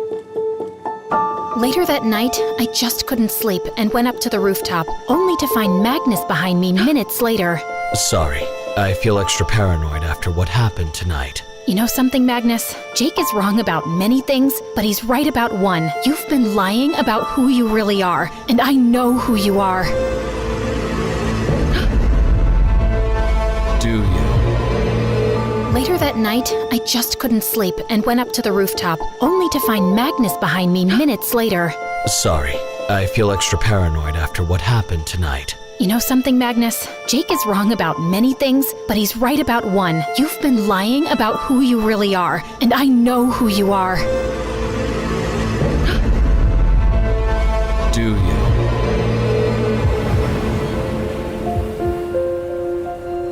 Yes, you're a vampire. Magnus looked at me for a few seconds, then started laughing. Don't mock me. I know you have superhuman strength. You crushed my metal doorknob, which I'm guessing you replaced before I woke up. I saw you lifting a boulder like it was a cat and running at supersonic speeds. You have a heightened sense of hearing. That's why you heard me talking in my sleep. And that ring you wear, it's an amethyst, and it protects you from the sun, right? Also, I noticed your face when you saw my blood. I don't think blood makes you sick. There's another term for it. It's called bloodlust. Magnus's face was as expressionless as a rock. You're wrong. Suddenly, I felt furious, and I stepped onto the ledge. What do you think you're doing? Vampires can fly too, right? According to all my research, they can. So I'm gonna jump off the roof, and if you're a vampire, you'll save me. And if you're not... Are you insane? Get off the ledge! Admit that you're a vampire! I'm not a vampire! Stop lying to me! Just get off and we'll talk, okay? I promise. I was about to climb down when suddenly my foot slipped and I fell off the roof. Ah! The scream had barely left my throat when I felt Magnus scoop me up in his arms and fly up to the sky. Oh my god, we're freaking flying! Marion, are you out of your mind? What if I wasn't a vampire? I wasn't actually gonna jump. That was an accident. But thank God you're a vampire. And I can't believe I'm flying. Woohoo! We flew over the city lights and ended up on top of a tall building, looking down at the amazing view. Are you gonna tell me the truth now? Why would a vampire need a job as a bodyguard? Aren't you guys supposed to be loaded? What are you actually doing here? And who tried kidnapping me tonight? If someone could send you flying like that, it wasn't human. You're pretty smart, aren't you? I didn't think so after reading that novel of yours. Aha! So you hated it. Okay, we'll talk about that later. Since you've done your research, I'm sure you know that vampires are almost extinct by now. Humans over the centuries have tried everything to eliminate us, but the most successful campaign against us has been to poison every water body in this earth with silver. It does nothing to humans, but once it's in the bloodstream of vampires, it slowly kills them like cancer. There are only a few hundred of us left now, and we'll all die. How long have you been alive? About 3 centuries. Whoa, and now, how much time do you have left? Maybe another 50, 60 years. To be honest, I'm okay with that. People wish they could live forever, but when you live that long, you witness a lot of terrible things, and I've seen enough. However, most vampires don't share my view, and some of them are very sick, so they'll die soon. That's kind of where you come in. Me? What do I have to do with this? Do you have any idea why your hair turned white and your eyes changed color? No, I just know I was 5 and I was vacationing in the Swiss Alps. Apparently, when you were there, you ate a very rare magical flower, the kind that blooms once in centuries. Oh, I did like eating flowers as a kid. That flower caused your eyes and hair to change, and it gave you another power. It makes your blood pure from silver, and that makes it a cure for the disease killing vampires. How do you know all this? Many years ago, a vampire with very strong powers said she'd seen a girl in a dream whose blood was made pure by that flower. She described her with the unique features that you have, so you can imagine that vampires have been looking for such a girl for a while. And then a few weeks ago, I saw you on the news with your father. I wanted to get closer to find out if you're the one, so I'd been keeping an eye on you. The creature you met when you ran from home, that was me. I knew it wasn't human. So, should I be afraid of you? Are you after my blood? No, I told you I don't want a longer life. But I did fake my references and signed up to be your bodyguard to get closer to you, find out if you really are the one, and then protect you from the other vampires who will inevitably find you. I think one of them just did. And you're sure it's me? I wasn't, till I smelt your blood tonight. It definitely is you. Okay. This is a lot to process. You know, I can donate a little blood if it'll save you guys. A little won't do. They'll take enough to kill you. His words sent a shiver down my spine. So, what do I do now? I'll never be safe. I'll be hunted all my life. The only thing I can think of right now is to get you to a safe place. And then I have to somehow convince the other vampires that you're not the one. Why are you protecting me? Why do you even care? Because you don't deserve to die so we can live longer. Also, I've developed something like affection for you. Let's say I've grown fond of you. 300 years on this planet and you haven't learned better words to tell a girl you like her? How about I tell you another way instead? And then Magnus pulled me in for a long kiss.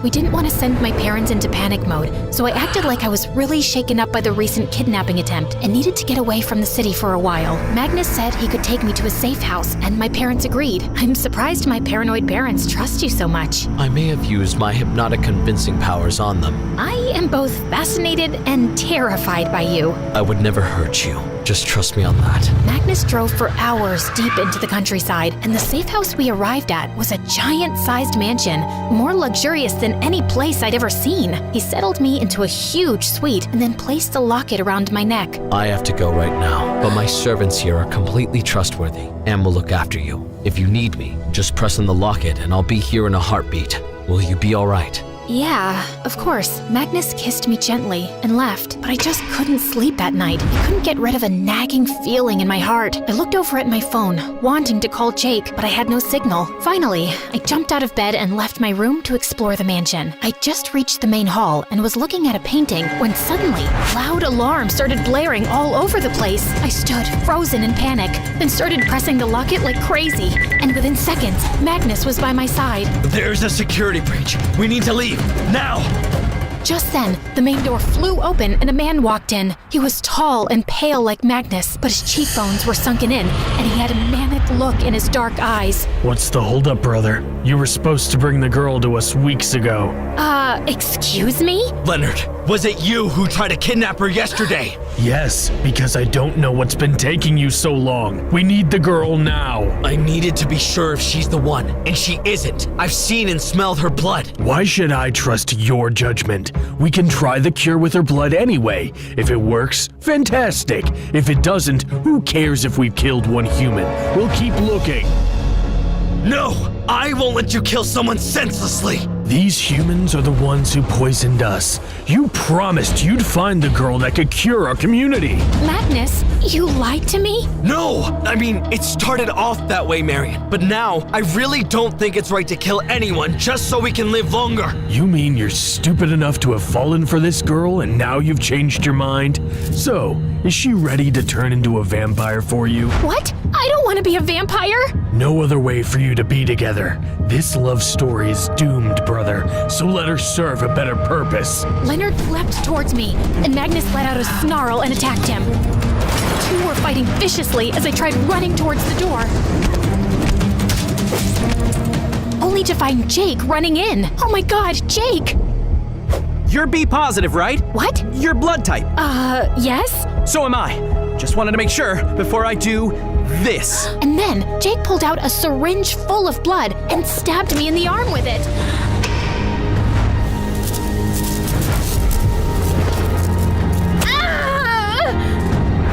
My scream made both the vampires turn towards me, and I felt a weakness that made me drop to my knees. Your hair and your eyes, they've gone back to normal. What's going on? Her blood isn't special anymore. It's contaminated. Leonard, it's over. She's of no use to us anymore. Leonard stared at me with a manic face, then let out a furious scream and attacked Jake, who immediately fell to the floor while Leonard escaped. Jake! We have to get him to a hospital, now!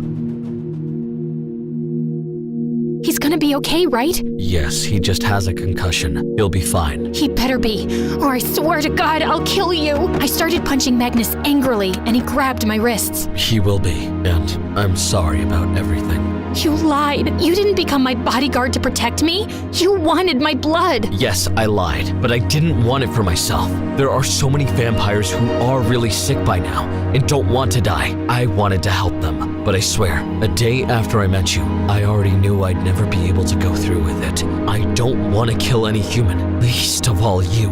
And I never meant for Jake to get hurt either.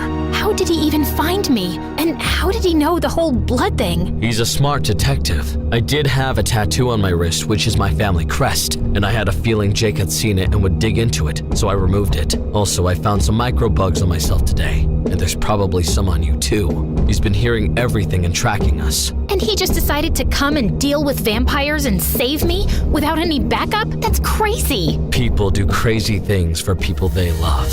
By the way, I'm resigning as your bodyguard.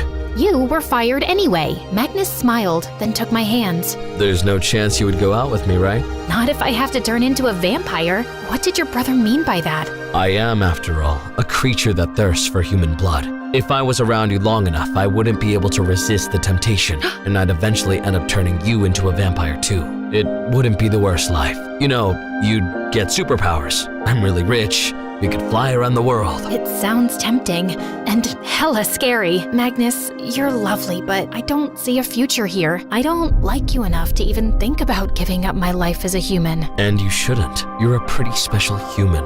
And between the two of us, Jake's the better guy anyway. He's got a really good heart, and I do see you two having a future together. So, I guess this is goodbye then, Marion. Goodbye, Magnus. He kissed me on the cheek and then left.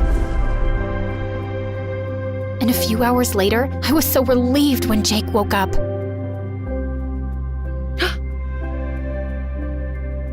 I overheard the whole crazy conversation about Magnus being a vampire and your blood being the cure to the vampire disease. It was so absurd, it sounded like those stupid stories you write. Can you stay on track and not insult me? But it all added up, and you figuring out that he was a vampire was actually pretty cool. You seemed convinced that he was going to protect you, but I couldn't trust him. So I followed you to his mansion, waiting for a chance to get in. I figured if your blood is special and that's why vampires are after you, I had to do something to make you just like the rest of us. I didn't know if it would even work. It was just a hunch. I guess your gut instincts make you a good detective. You knew from the start something was off about Magnus. Yeah, but that might have more to do with jealousy. I mean, come on, I'm straight as an arrow, but sometimes even I just wanted to stare at his face and touch his hair. I don't blame you for crushing hard on him. Yeah, but maybe that's all it was. A crush. He left anyway. He said you're the better guy. What? He did? Why? Beats me. I mean, given his superior looks, his amazing voice, his superpowers. I'm sorry I asked. But you're definitely the better kisser. Believe me, even I was surprised. His kiss kinda gave me a brain freeze. Wow, I kiss better than a hot vampire? Can I have this in writing? You'll have to kiss me again, so I can be sure.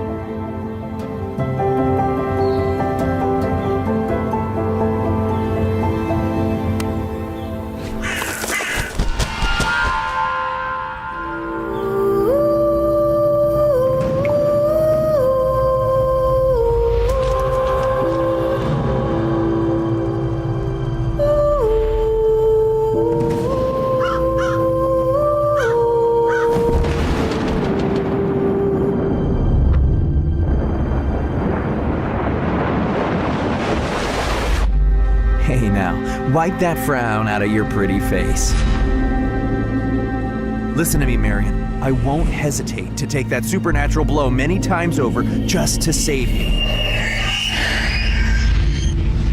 Bleeding will stop, bruises will heal, and broken bones will mend back together eventually.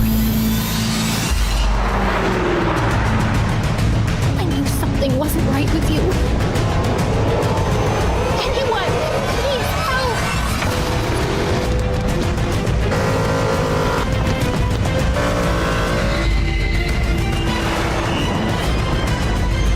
Jake!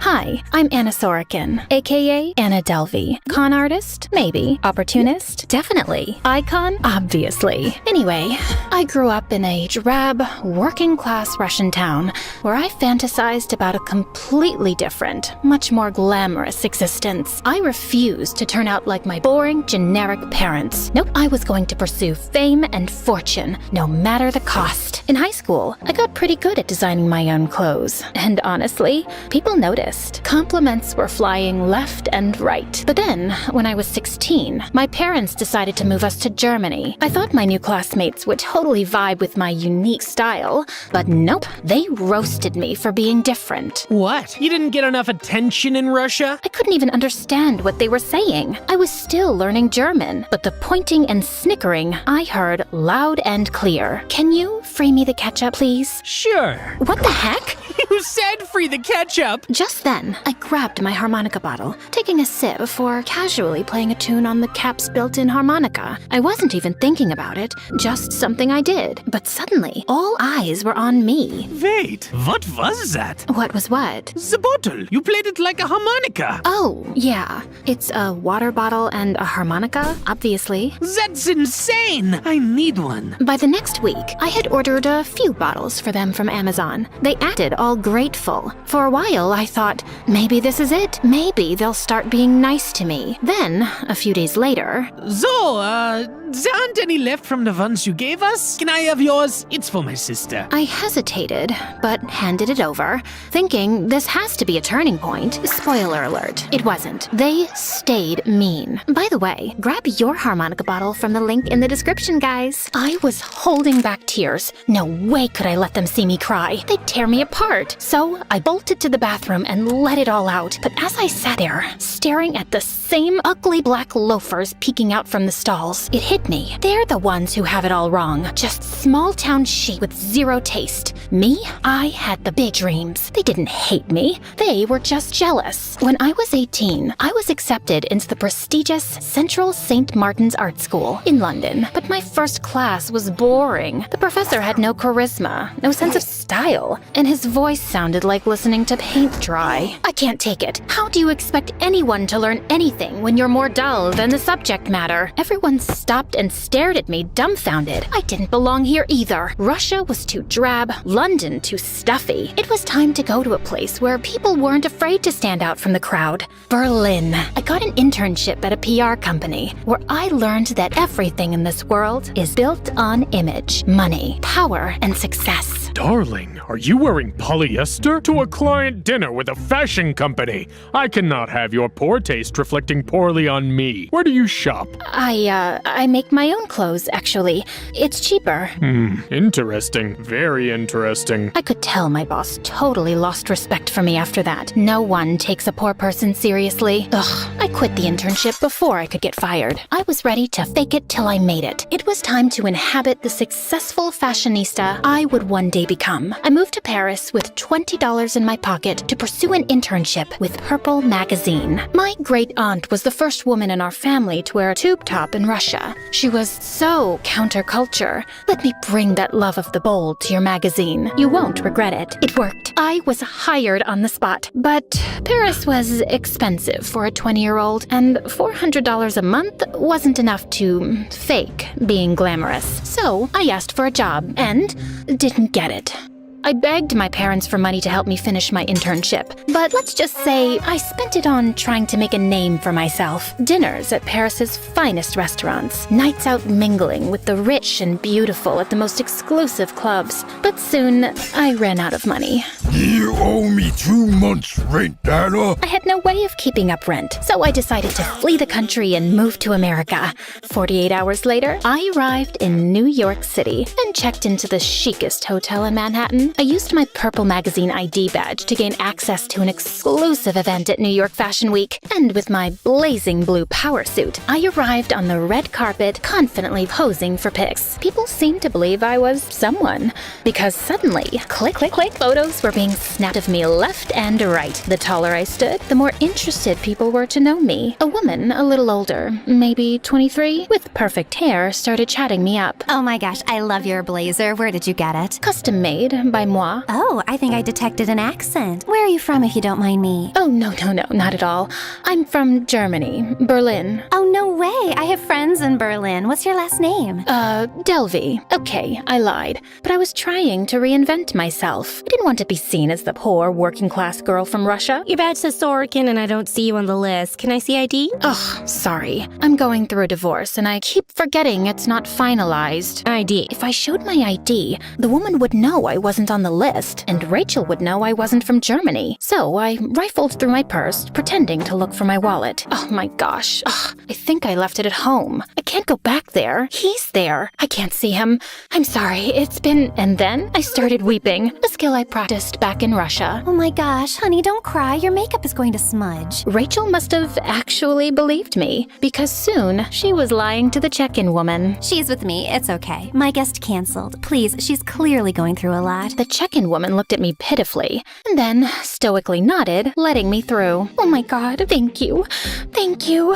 Of course. I know how hard divorces can be. You've been through one? I feel like I have. I just watched Eat, Pray, Love, and what Julia Roberts goes through in that movie, I can't imagine. Rachel was perfect. She was bubbly, energetic, and was a photo editor for Vanity Fair. She knew everyone who mattered in Manhattan. Her best trait, though, was believing everything I told her, including that I was a German heiress who was looking to launch the Anna Delvey organization, a private art foundation where all the best creators and entrepreneurs in New York could feature their work and foster a like-minded community of tastemakers. Rachel loved it. Oh my gosh, I love it. Well, I could use some help. I'm looking for investors. I can introduce you to some people. You deserve something good after what you've been through. She was right. I did deserve something good. And the more the idea of my organization looked like it could become a reality, the more obsessed I became with making it happen. I opened 5 new credit cards and followed Rachel's lead. She showed me where to eat, where to party, and where to be seen. And through her, I met the upper crust of young, successful New Yorkers.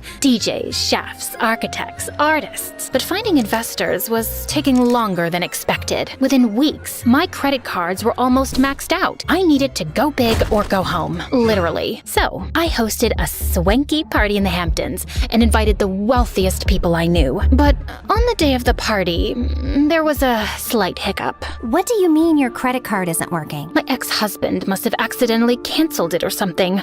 Ugh, now the venue is saying they won't let us have the party. 1 second. I took out my phone and pretended to be on hold with my credit card company. Hello? Yes, I'm here. What do you mean I have to wait 5 to 7 days to use it? My party is today. It's in 10 minutes, actually. Anna, it's okay. I can cover it for now. You're good for it, right? Oh my gosh, of course. Thank you. And I was planning on paying her back. But rich people are very protective of their money, and I couldn't find investors. I tried securing a loan, but the bank wouldn't give me money unless they saw I already had some. The system was so rigged. So I forged some bank documents, saying I had a great deal of funds in a Swiss bank, and managed to get a nice little loan of $22 million, just as long as I paid the legal fees up front. Let's just say I had to figure out how to get $10,000 overnight. If you lend me this money, I promise I'll pay you back as soon as possible. Just email my financial advisor if you don't trust me. They did email him. Luckily, it was me who created the email address of this fake advisor and sent a message back to them ensuring Anna was good for the money. And it worked. I secured my $22 million loan, but I was hasty and made one fatal error. I accidentally told the bank I was born in Germany, even though my passport said Russia. I couldn't even keep up with my own lies. So the bank pulled my loan, and I was back at square one. Instead of bailing, I decided to go bigger, to create a reputation no one could ignore. I checked into a fancy hotel in Soho, bought an entirely new wardrobe, changed my hairdo, and started seeing a personal trainer named Casey. I also befriended the concierge at her hotel, Neff. You know Neff. Me and you aren't that different. I once knew what it was like to be close to the wealthy, but unable to reach them. I thought you were an heiress. Oh, well, it's complicated. Hey, how about you come with me to that new 5-star French restaurant on Park? My treat. I treated the staff members to spa days and fancy dinners, sparing no expense. But soon, I ran out of money. The hotel owner threatened to kick me out if I didn't pay up. I didn't know what to do. I needed time and space. So I booked a little vacation. With what money, you ask? Oh, just some fake checks in the amount of $80,000 that wouldn't bounce until after I went with Rachel and Casey to Morocco. But when we arrived at the hotel, my credit cards were declined. Anna, what is going on with your finances? You said you own a yacht and you can't even pay for a Caesar salad? It's just a glitch with the credit card company. I promise I'll pay you back. I have the cash back in New York. I'll give it to you first thing when we get there. And I meant it, truly. But when we returned to New York, I was shocked to find that my hotel key wasn't working. Neff? What's happening? Why can't I get in here? You're getting kicked out. They said you owe them $30,000. I have the cash. I just need to go get it from the room. Your stuff isn't in there. They're keeping it and selling it. They gave you a lot of warnings, Anna. And why do you have $30,000 in cash? Who even are you? Who am I? After everything I did for you?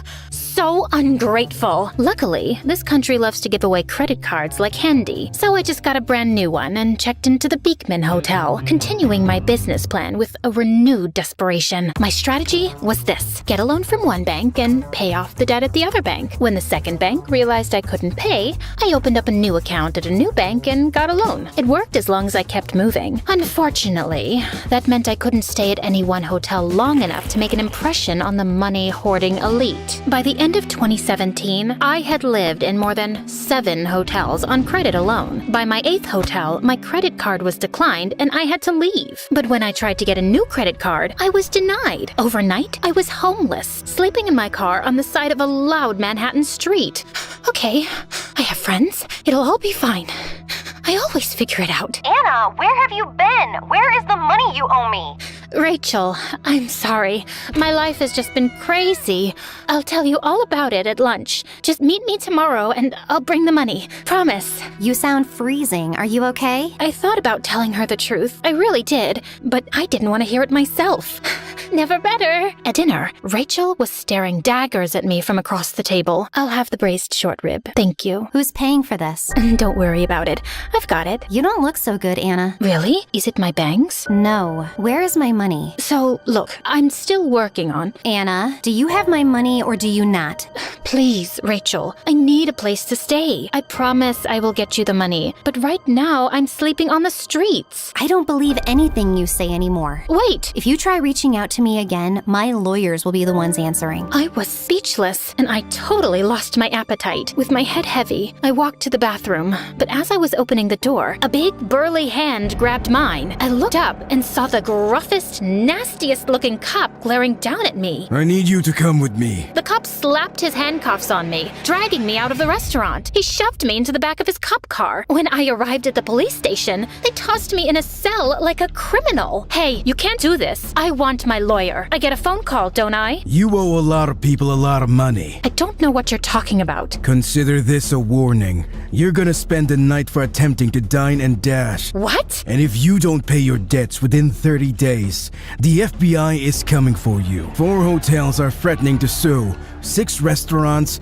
4 clubs. Should I go on? I think I might have growled at him. He slammed the metal bar doors. At least I had a place to sleep for the night, I guess. Ugh, this sucked. I had to admit it. I had failed. The next morning, I decided to cut my losses and leave New York City. But as I was taking the subway to the airport, an advertisement caught my eye for a fancy rehabilitation center in Los Angeles, like the place celebs would go to. I Googled it, and it was totally that place. It was like a sign from above telling me what to do next. I needed to go to Malibu for rehab, so I booked a ticket with my credit card and arrived at the beautiful beach resort. But a month later, the rehab said my credit cards weren't working and gave me the boot. You're just going to kick me to the streets? What kind of rehabilitation place is this? I didn't even meet any celebrities there, and none of the rich people would invest in my foundation. The whole thing was a flop. As I watched the waves crash into the shore, I felt empty. Maybe it was time to admit I'd never win this game. It was rigged in favor of the rich, and I'd always be just poor. I was all alone, with nothing. Tears started pouring out of me, and then I got a phone call. Rachel? Anna, I'm sorry I abandoned you and said such horrible things. I heard you're not in a very good place. Can we meet for lunch? I want to make it up to you. I was actually relieved to hear someone's familiar voice, but still livid, obviously. I don't know. You treated me very cruelly, but I guess one lunch couldn't hurt. Great. Meet me at the 5-star sushi spot you love. See you tomorrow night. Wait, tomorrow night? I was in Los Angeles, but I had no one else to turn to and nowhere else to go. And maybe this would be my chance to start over the right way. So I took a cab to the airport and bought a red-eye to New York. On the plane, I made a list of all the ethical ways I would try to achieve my dream. Hey, maybe I had learned something in rehab. I arrived the next morning, enthusiastic to start my new life. And when I met Rachel for sushi, she actually appeared happy to see me. I told Rachel about all the celebrities I'd met in rehab and all the new life lessons I'd learned. Wow, you were only there for a month, but sounds like it was really good for you. I'm so happy. I just gotta run to the bathroom real quick. Be right back. Okay. Honestly, it felt nice to have a friend again. Plus, she offered to cover the bill. She was taking a while in the bathroom, though. I got up to check on her, but a man was blocking my way. Wait, it wasn't just a man. It was that horrible cop again.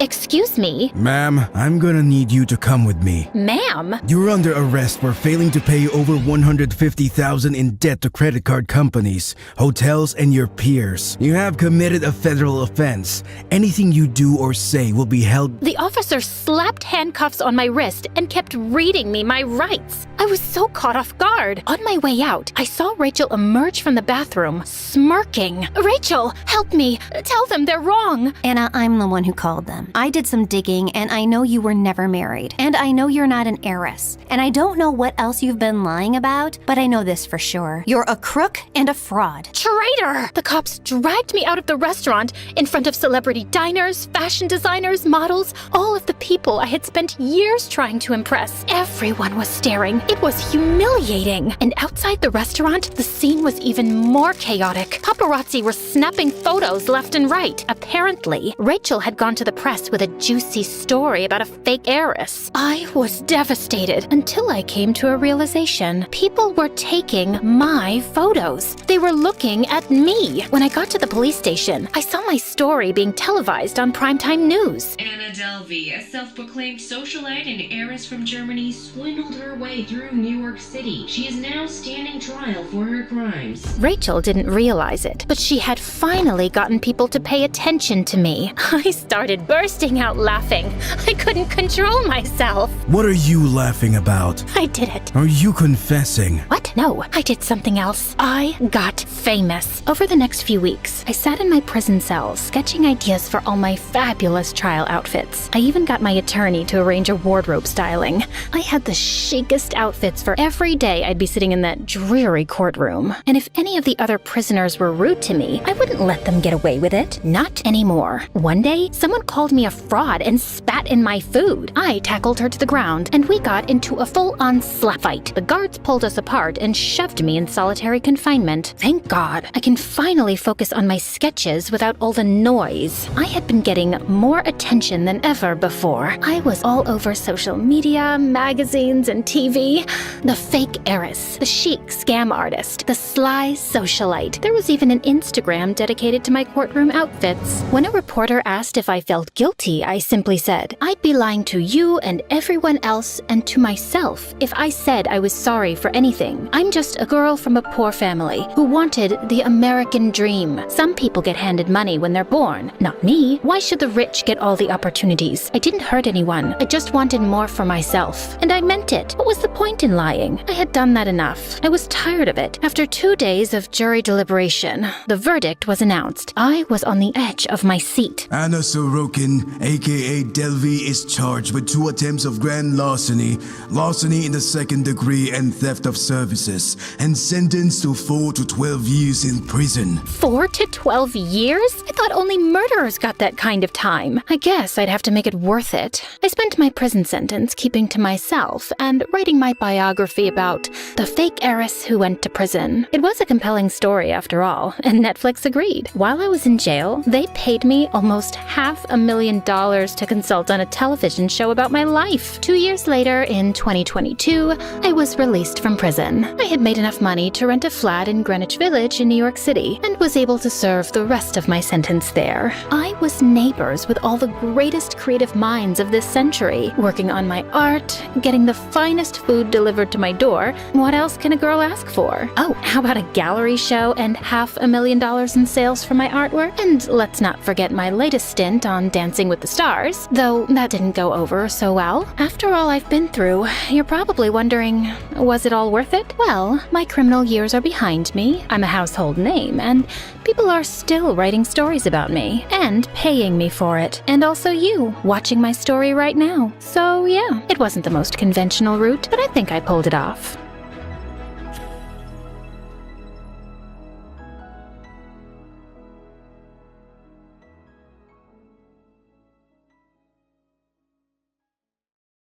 Hi, I'm Ariel and I live in California. Please like and subscribe. If you do, you'll find a surprise on the 3rd shelf of your closet tomorrow. Believe me, it works. I wasn't born in California. For most of my childhood, I lived in a small town where everyone knew everyone. I wasn't popular, but I was friendly and loved my life. It was perfect, except for one little thing. My mom was obsessed with making me a star. Wear pink, it brings your eyes out. But I like black, Mom. It's a cool color, and I even have matching shoes. You do as I say, or I won't allow you to play at all. She tried everything, like putting me in the most adorable kid contests and posting me all over social media. I never won anything, but that never stopped her. She made me sing, but I was so bad that my instructor quit after my 2nd lesson. I tried learning a musical instrument, but that only led to me being banned from music class. When I turned 12, she pushed me to become a ballet dancer so I could get the solo in the Nutcracker. Even though I had 2 left feet, I tried my best to make her happy. Mom, this is so difficult and my feet are killing me. Oh, come on. You're not trying hard enough. Don't you want to be the best, Ariel? The most famous person on the planet? Yes, Mom. Then try till you can. Here, take this. This will always remind you to be strong and determined. I looked at the bracelet with a massive picture of Mom, and while I thought it was kinda creepy, I wore it because I didn't want to disappoint her. That evening, I practiced till I tripped and hurt my ankle. I couldn't dance and had to walk on crutches for days. It was embarrassing, but I'd do anything to make my mother proud. While Mom was crazy, Dad wanted me to be what made me happy. They fought about it a lot, which only made me more miserable. When I got to 9th grade, I finally figured out what my dream thing to do was. I ran home from school and couldn't wait to tell my dad. Dad, I love looking at the stars. I think I want to be an astronomer. That's great, honey. I know you'll be amazing at it. That same day, Dad got me my first telescope and all the posters of meteors, planets, and stars I could ever want. It was all really expensive, but he said he was happy to get it because it made me happy. But all the excitement got wiped away as soon as Mom saw the telescope. What were you thinking, John? She won't become famous by looking at planets. There are so many other things you could have gotten her and you chose this? You're hurting her. Don't you see that? She's just a kid and you've loaded her with dumb expectations. Mom and Dad fought a lot, and the following day, Dad left. I was hurt to see how upset Mom was. This was all my fault. My mom just wanted the best for me, and I couldn't get anything right. Soon after Dad left, Mom and I moved to California, and she enrolled me in one of the best schools in the city. I promised myself things would be different. I changed my hair color, bought fancier outfits, and even enrolled in ballet classes. Hey, Mom, look, no more tripping over my feet. That's nice, dear, but just not tripping over your feet isn't star ballerina material. Do you remember that little nutcracker incident? I want you to focus on yourself so you won't humiliate me like that again. You're right, Mom. No more loose ends. I'll be my best version. I pushed myself to do better, and soon, I became everything Mom dreamt of. The student body president, head cheerleader, and the best student in school. I had a busy life, and sometimes the pressure to keep up was a bit too much. But then I saw how proud Mom was, and everything felt better. One day during cheer practice, my best friend Maisie and I were performing cartwheels, but we just weren't getting it right. When suddenly, I was interrupted by Declan, the smartest guy in the whole school. You're doing it wrong. Really? Then show us the right way. Suddenly, Declan put his books aside and did the most amazing cartwheel and backflip. I was blown away. And that's how you land the perfect flip. Wow, I could have never guessed a nerd would be so, what's the right word? Flexible? You don't know a lot of things. Like what? Like, I've had the biggest crush on you and would love to take you out on a date. Suddenly, I felt my cheeks on fire. Declan was a nerd, and although he was cute, I didn't know if we were a good match. Think about it. You know where to find me. Declan walked away, and Macy jumped on me with excitement. I could see the sparks fly. You should totally go for it. He's kinda cute. You think? Mom would never allow me to date a geek. Forget about your mom for once and just do what you really like. And for the love of God, take that hideous bracelet off your wrist. No way. Mom would kill me if I took it off. And I'll think about the date. I didn't think. I called Declan the moment I reached home, and the next day, we went out. He was fun and cute, and I had a great time. For weeks after that, we went out on several more dates, till he asked me out and we became an official couple. Things were fine, till one day the school announced the annual cheerleading competition, and I was selected as the team representative. I was constantly practicing at school and at home. Mom made me practice extra hours. One day before the competition, Mom was teaching me a few moves, but I was tired to the bone. Your formations aren't good enough. You know what you need? A good energy drink. No, Mom, can I please go to bed now? Mom agreed. I went to bed, but a few seconds later, Declan texted me that he was outside of my place. I sneaked out and found him standing with my favorite ice cream. You're the best. The best! I know you needed that. You've been practicing too hard. Yeah, try telling my mom that. Declan and I spoke for a few minutes and he kissed me goodnight. But when I went inside, I saw my mom fuming. I thought you were too tired to practice, but here you are eating useless calories and being blind in love. It's not like that, Mom. He just came for a few minutes to surprise me, and he's a nice guy. You need to focus, and all this love and drama will only mess with your brain. Gosh, you're such a kid, Ariel. It made me sad to see Mom being so angry, but I didn't want to make things messy, so I simply nodded and went up to bed. I woke up extremely exhausted the next day, but I felt confident and decided to focus my energy on the right thing. I was excited to show off my new cheer that I'd come up with. My mother waved at me and pointed to my mouth. I could read her lips. Smile big. I'm recording this for your portfolio. I smiled as wide as I could and started to lead the other cheerleaders. The crowd was going wild, and even my mother and Declan were cheering for me. I got all the way to the top of the pyramid when I felt my heart beating as if it would pop out of my chest. I started to feel wobbly. Are you okay, Ariel? Yes, I'm just perfect. I wasn't. And the last thing I remember was tumbling from the top of the pyramid and the sound of the ambulance. When I woke up, I was in the hospital with my mom and dad who had flown all the way to California when he heard the news. I didn't have any bruising or anything, but I still didn't feel well. The doctor came in and looked at the clipboard that had all my information on it. What is the last thing you remember? I was cheering, and then my heart started beating really fast. Then I heard the ambulance and I woke up here. Did I fall? Great, I ruined everything, didn't I? The doctor said that I'd fainted because of dehydration, exhaustion, and stress. He said that I needed to slow down and rest for a few days or I would get sick again. I was so shocked. I had no idea that stress could make someone sick. Before I could say anything, though, my mom made this loud scoff. Please, that is totally nonsense. When I was her age, I had twice the workload she does, and nothing like this ever happened. Ariel is going to be a star one day, and stars don't burn out. If she wants that, then she has to work harder and get used to a hectic schedule. My dad looked like he was ready to blow a gasket, but I beat him to it. I can't believe you! I'm in a hospital bed and you still won't quit. I left my passion and did everything you asked me to, but nothing's working anymore. I'm tired and exhausted, Mom. I don't want to be famous or perfect. I just want to be me. Why can't you love me for me? Oh, don't be so dramatic now. You know this is all just a phase. We'll be out of here soon and you'll be just fine. Mom tried to help me up, but I shrugged her away. Just leave, Mom. Seriously. Also, take this stupid thing with you. It makes me feel like I've lost myself to make you happy.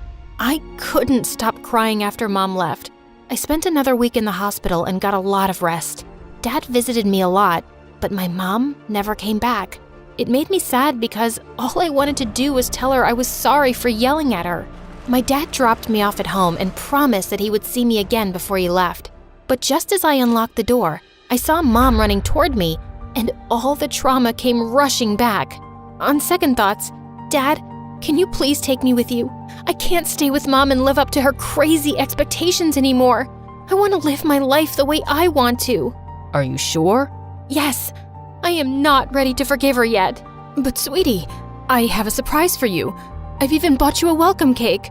The look on Mom's face crushed my soul, but I was too mad at her for all the years she'd ignored my happiness. Dad rented a small apartment next to the school so I wouldn't have to skip studies, and thanks to Declan and Maisie, I started to feel better. I needed to learn how to love myself again, before everything else. I started reading my astronomy books and fell in love with science, again. I was finally feeling like myself. I even landed a scholarship that week to one of the best colleges in the country. I was super excited to tell Dad, but he had something bigger waiting for me. It was a letter from my mom talking about her story, how she could never live up to her parents' expectations and never felt good enough.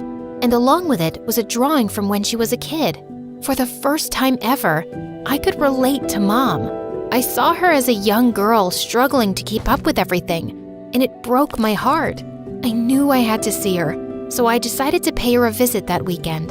The house was open, so I went in, and when I saw my room, I was overwhelmed thinking about all the nights I'd spent crying in there. I turned around to leave, but Mom was right behind me. I'm so happy to see you, Ariel. Did you get my letter? Yes, I did. Why didn't you ever tell me all that before?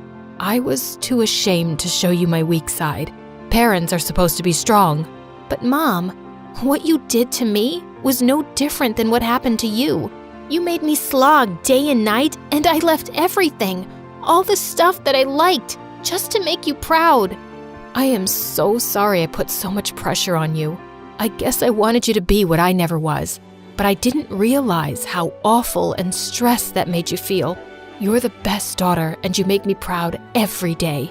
I love you. I love you too, Mom. That's all I really wanted to hear you say.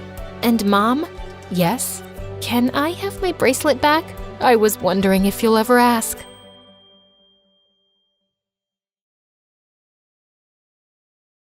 Just as I got up, I found myself facing Eric. What are you doing here? Isn't the meeting going on? Nope, that's just what I told you. I sent everyone home and was now waiting for you to steal the painting and run away with it. What? After the painting was stolen from the museum, the FBI contacted me to help them catch the guy they suspected was after it. Does the name Pierre Souffle ring a bell? Nope, never heard of him. What a dumb name. They told me you would probably strike again. I really didn't suspect you until one of my brothers said something about you looking like a girl we once met in Connecticut, who had a twin. I just couldn't shake that off, and wondered if you were hiding something. I had the FBI look into you, and most of your information checked out, but then they told me that they'd seen the suspected art thief and a girl your age leave your apartment a few times. Okay, so let me get this straight. Tonight was a trap? How could you trick me? Hello? Should I get a mirror for you? You've been tricking me from the very start. That's different. Only if different means exactly the same. You'd really send me to jail? You'd really walk away with that painting? Eric, I have to do this. I don't have a choice. It's to protect everyone I love from Pierre. And I'm guessing that list doesn't include me, does it? As we stared breathlessly at each other, suddenly Pierre's van stopped beside us. Good Lord, get a room! And before I knew it, his men had grabbed both me and Eric and put some rags on our faces, and I instantly drifted into unconsciousness. When we came about, Eric and I found ourselves tied to chairs on some boat. Ah, the Sleeping Beauties are awake just in time for me to say goodbye. You're not getting away with this. Oh, yes, I am. It's not like you are smart enough to call the police to your house when you caught Claire. Yeah, that's her real name. You didn't call the police? What was your plan then? My guess is he was just going to take the painting from you and give you a chance to run away. I think he even gave his own security men the night off. Why would you do that, Eric?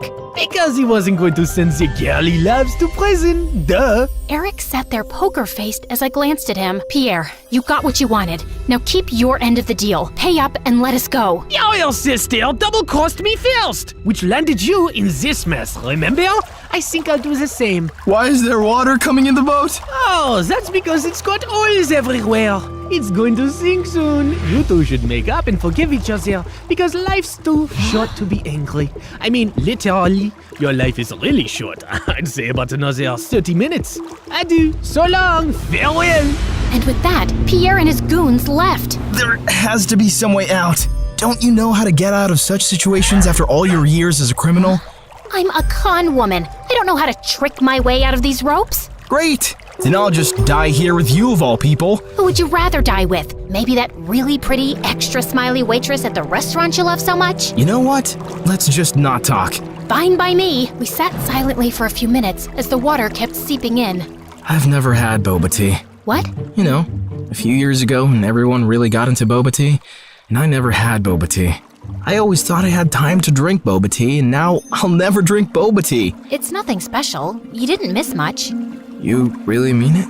Nah, it's amazing. Who is stopping you from trying boba tea? No one? Oh, you're the worst. Let's go back to not talking. As we sat there in silence again, I slipped my fingers through Eric's. Eric, I'm so sorry for getting you into this. I really wish I'd never crossed your path. He pushed my hand away. For the first time today, I agree with you. Just then, the door burst open, and Meredith came running in. Thank God, Em. I knew you'd come for me. You could have told me too. I would have panicked less. Hi, Eric. Remember me? We kissed once. we'll talk more later. Gotta go now. Meredith cut through our ropes quickly, and we splashed through the water, climbed onto the paddle boat outside, and rowed back to shore. I had a feeling Pierre was up to no good. I followed his van to Eric's house and saw him take you two and bring you here. I had to wait for him to leave before I could rescue you, and that jerk left without giving us a dime. We have to get that painting back. He can't get away with it. What is so special about that stupid painting? Why is it for $10 million? Apparently, it's worth much more. My grandmother bought it at some auction a few years ago, but I don't think she ever knew its real worth. The FBI told me that painting has hidden codes all over it.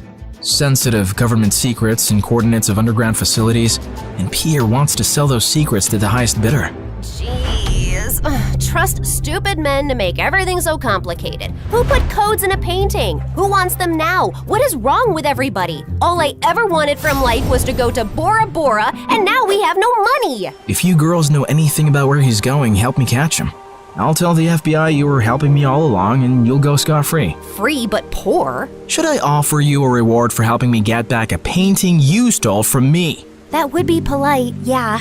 Meredith, do you have any idea where Pierre's going? Yeah. I've bugged everything that man owns. His phone, his coat, his shoes, that painting. I know where he's going. Oh, by the way, Mom wants us to come home. She says she has something important to tell us. And yeah, her memory is back, and she's very angry we made her marry Arthur. What?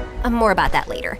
Eric immediately got in touch with his FBI contacts, who picked us up from our spot and followed Meredith's trackers on Pierre. He was headed for a train at the Grand Central Station, and seconds before he was about to get onto his ride, he was surrounded by officers. Don't manhandle me, you orangutans! My outfit costs more than your yearly salary!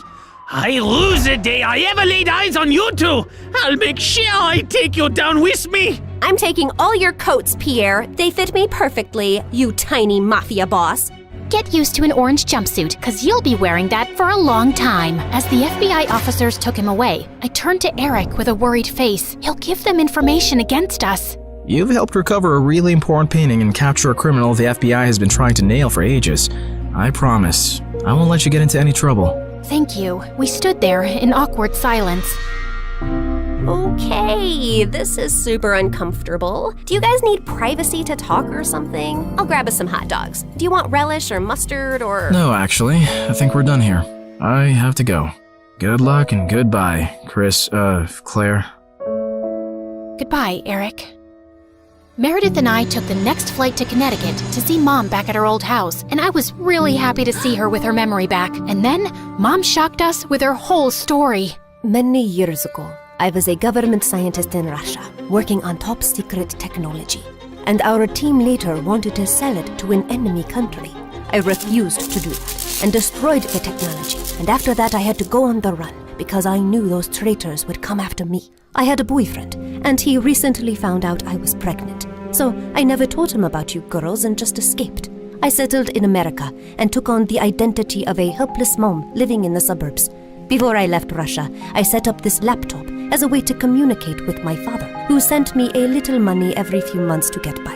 I was even afraid of working in any place for too long, as being part of any system by which I could be tracked down. Whoa! Mom, that's insane! And so cool! I'm sorry we never had much, but I was glad you grew up independent and resourceful. Then I finally recovered my memory a week ago. I was able to access the laptop and get in touch. Specimen that I had just brought home. How come you never told me you hired a bodyguard? I mean, you never even mentioned it. It's like you just met him today. Today? Don't be ridiculous. And then I did what I knew would calm Marco down. I wrapped my arms around him and told him how amazing he was. You're just so protective. I didn't tell you because I didn't want you to be worried. Well, I guess I understand. Just when I thought we made it, I saw a big roach crawl across the floor. Jasper apparently saw it too, because he screamed and jumped on the couch. Everyone just stared at him. I thought fast and copied him. That's what Jasper taught me to do if I saw the kidnapper. It would alert everyone around me.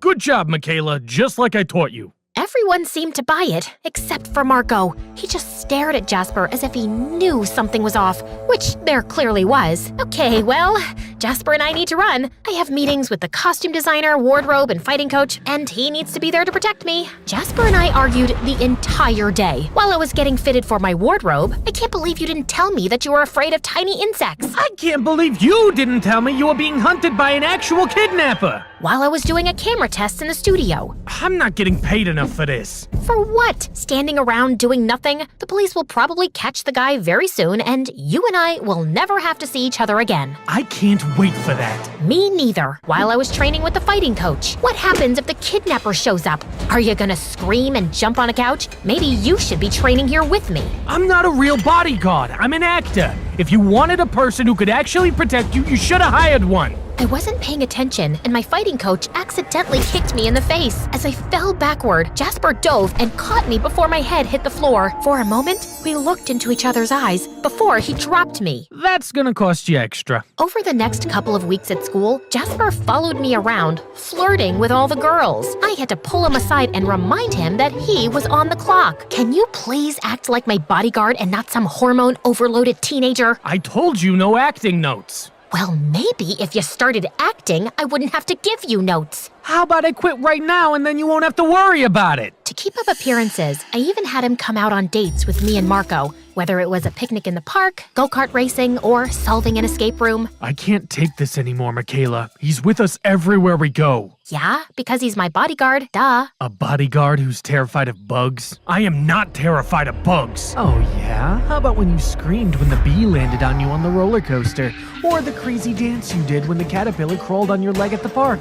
Or when you dove into the water when the dragonfly flew by our boat on the lake? Leave him alone, Marco. I hired him to protect me from people, not insects. There's something fishy going on here, and I don't think you're telling me or your family the truth. And then he stormed off. He was right, and I felt terrible. Jasper, I'm a terrible person. Maybe this isn't worth it. I should just give up this stupid role. It's not worth deceiving the people I care about most. All they want is for me to be safe. If you want my opinion, Marco is a jerk. He acts like you're his property and your parents are being selfish. This is your dream. I turned to Jasper and just exploded. No, I don't want your stupid opinion. This job is a piece of cake, and you haven't taken it seriously for 1 second. You call yourself an actor? Ha! You couldn't act your way out of a paper bag. I'm done with this, and I'm done with you. You're fired. Jasper didn't say anything, and he always had a response. He actually looked hurt. He just nodded and walked away. I started feeling guilty, but I knew that he deserved it. I mean, he did, right? How dare he insult my boyfriend and my family? That night, my sister Jackie took me out to dinner. I decided to come clean and tell her the truth.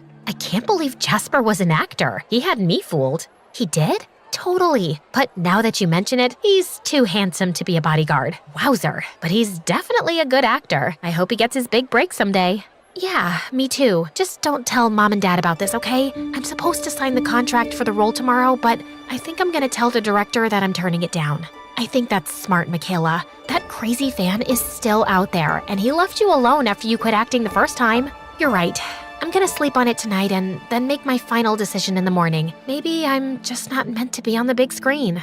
I hugged her and went home. I was about to give up on my dream for the second time, but I was doing it for the people I loved most. That night, I woke up to the sound of something hitting my window. I looked outside, but nobody was there. I'm not afraid of you! And then a rock hit the window, cracking the glass. All the emotions I was feeling came boiling up, and I flew into a rage. I grabbed my tennis racket, ran down the stairs, and burst outside. You want a piece of me? Come on! I'm right here! I stood there, ready to crush anybody that came at me. Then all of a sudden, the masked figure stepped out of the darkness. I froze in panic. The racket fell out of my hand. Then I turned and saw a second masked figure behind me. Before I could scream, someone sprinted from the darkness and tackled the one in front of me. The hero looked up at me. It was Jasper. The other masked figure tried to run, but Jasper grabbed the tennis racket and threw it. It spun through the air and hit the figure in the head, causing him to run right into a tree and fall backward unconscious. Are you okay? Yes, but how? I fired you and said those horrible things. I know, but I was worried about you, so I've been keeping watch from a distance. And then Jasper pulled the hood off the figure. It was Ethan.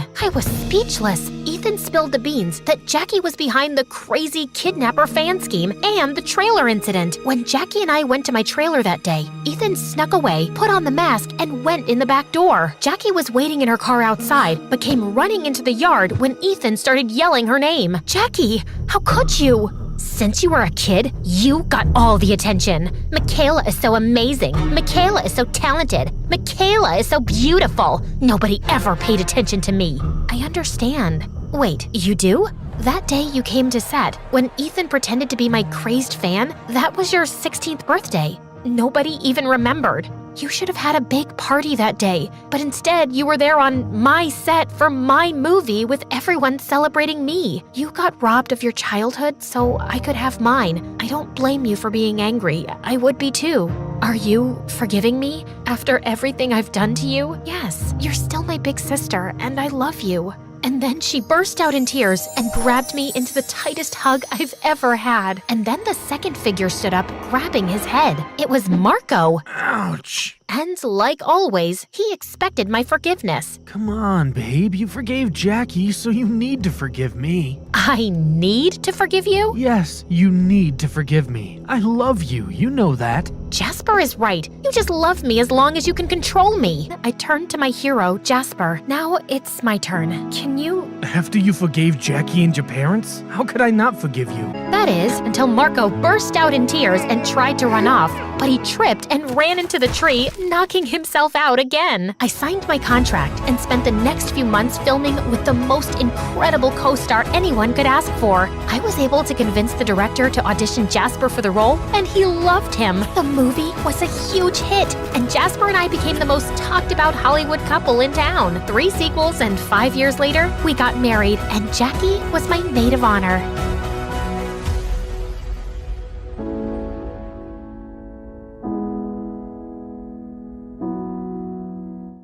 Hi, I'm Alicia, and I'm about to tell you how I met the love of my life. But before we get into that, please like and subscribe to MSA. If there's one thing you have to know about me, it's that I wasn't an ordinary little girl. Being raised by a single father who was an ex-army officer does that to you. I had rules, discipline, and responsibility drilled into me since I was very young. And growing up, I found other kids my age really immature. I don't know why he'd break up with me. I wore the clothes he liked, woke up at 5 every morning to do my hair because he liked them curly, and pretended to love watching wrestling.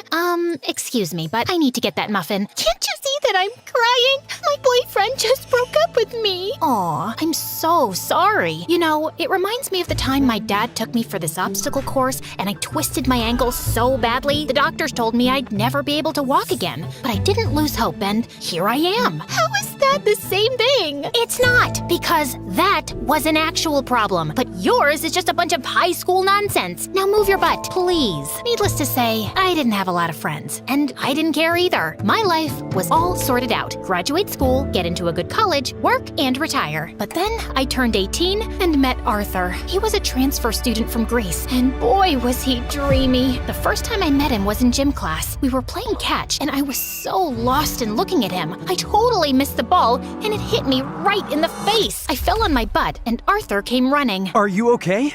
You're bleeding. It's nothing. I'm used to much worse. On second thoughts, I might need a doctor. Arthur smiled and carried me to the nurse's office. The entire time I was there, he sat next to me, and later he dropped me home. We became friends after that, and slowly I fell for him. He was smart, mature, and sweet. If there was one guy I wanted to date, it was him. So I decided to ask him out, except I didn't know how. So I turned to MSA for help, and it did not disappoint. Rule number 1, never let your crush know you're interested in him. Avoid eye contact and do not speak at all. The next day, when Arthur waved at me in the hallway, I wrinkled my nose and turned away. He sat next to me in class, but I didn't pay any attention. But then in the cafeteria, he caught up with me. Are you avoiding me? Me? Avoiding you? Oh, don't be silly.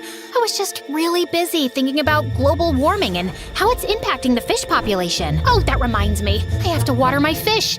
My plants. I'll see you around. And I just ran before I embarrassed myself further. After that epic failure, I turned to step number 2. Dress up nice and behave like a total diva. I went shopping, picked up a bunch of dresses, and the next morning, it took me 2 hours to get ready. I thought I looked great, except the moment I entered, everyone started pointing at me and laughing. Oh my god, why is she dressed like a peacock? What is that on her face? Did someone finally punch her for being a know-it-all? I was so embarrassed. I immediately turned around and ran for the bleachers. I was still sulking when Arthur walked up to me. If you rub your lips anymore, they're gonna fall off. This lipstick won't come off. Ugh, it's so annoying. Let me help you. Also, I'm not saying you don't look good with makeup, but you actually look way prettier without it. Really? Does that mean you'll go out with me? Are you serious? I wanted to ask you out for the longest time, but everyone in school told me you're a cold-hearted witch.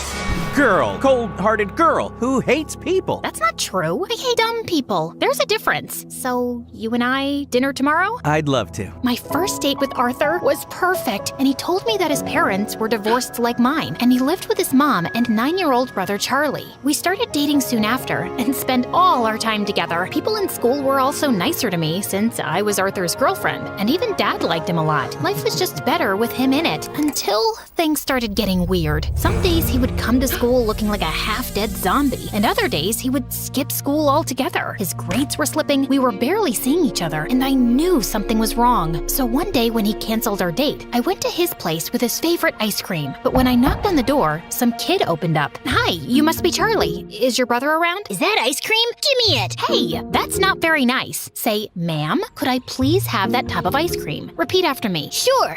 Ma'am, give me the ice cream or I'll kick you. And Charlie kicked me on my shin, snatched the tub, and ran away. As I yelled out in pain, Arthur came running downstairs. Alicia, why didn't you tell me you were coming? When would I tell you? You hardly talk to me these days. I know. I'm sorry.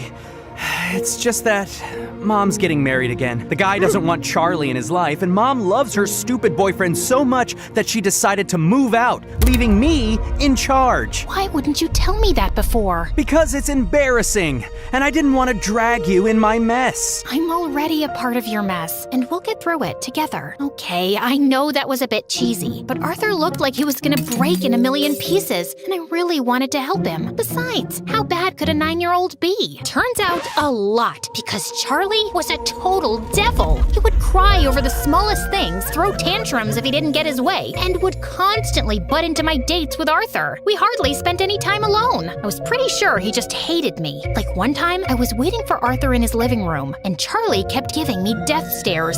Something on my face? I was just trying to figure out how someone can look like a horse and a camel at the same time. That's kind of mean, Charlie. And you're kinda ugly. Anyway, have fun on the date. It won't last long. And 10 minutes into the date, Arthur got a call from the babysitter that Charlie had locked himself in the washroom and we had to run back. Then another time, it was Dad's birthday and I had planned a really cool surprise for him. I'd invited all his old friends from the army. Arthur helped me deck up the place and I was arranging the cake when Charlie walked up to me. Oh, wow! This cake looks yummy. Give me a piece. Only after my dad cuts it. But I'm hungry now. Then eat something else. There's a whole pizza on the counter. Are you stupid? I said I want the cake. Charlie tried to get the cake, but I got in his way. He shoved me away, and I accidentally knocked into the cake, which crashed to the floor. Whoopsie. Guess no one gets to eat it. What happened? I heard some noise. Your brother ruined my surprise. I just asked her to give me some cake. And I asked you to wait. Relax, Alicia. We'll get a new cake. I'm sure your dad won't know. That's not the point, Arthur. Your brother is a spoiled brat. He needs some discipline. You put that kid on a leash, or I swear I will. He's my brother, not some dog I can put a leash on.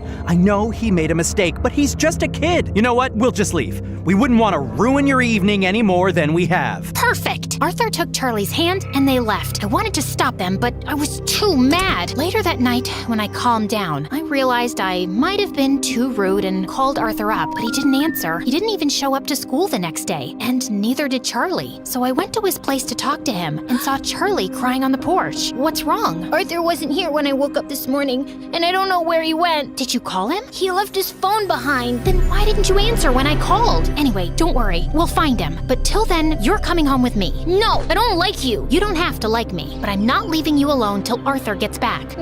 So annoying. We waited the whole day for Arthur to show up or get in touch, but he didn't. By nightfall, I decided to sleep in the lounge and offered Charlie my room. If you need anything, the next morning, Arthur was still a no-show. I couldn't couldn't reach his mom either, and then remembered he'd told me she was out of the country on her honeymoon. Next, I asked his friends and colleagues, but none of them knew where he was. Eventually, I contacted the police, but even a week later, they had no news of him, and I was worried sick. What could have possibly happened to him? Meanwhile, Charlie refused to go to school or shower. He mostly kept himself locked in my room and reacted rudely to any nice gesture I made. I was losing my mind. So I turned to Dad for help, and he promised he'd get a word out to his colleagues in the army to track Arthur down. I still don't know what to do with Charlie. He shuts me down every time I try to talk to him. He's been through a lot, Alicia. What he needs is some distraction to keep his mind off things.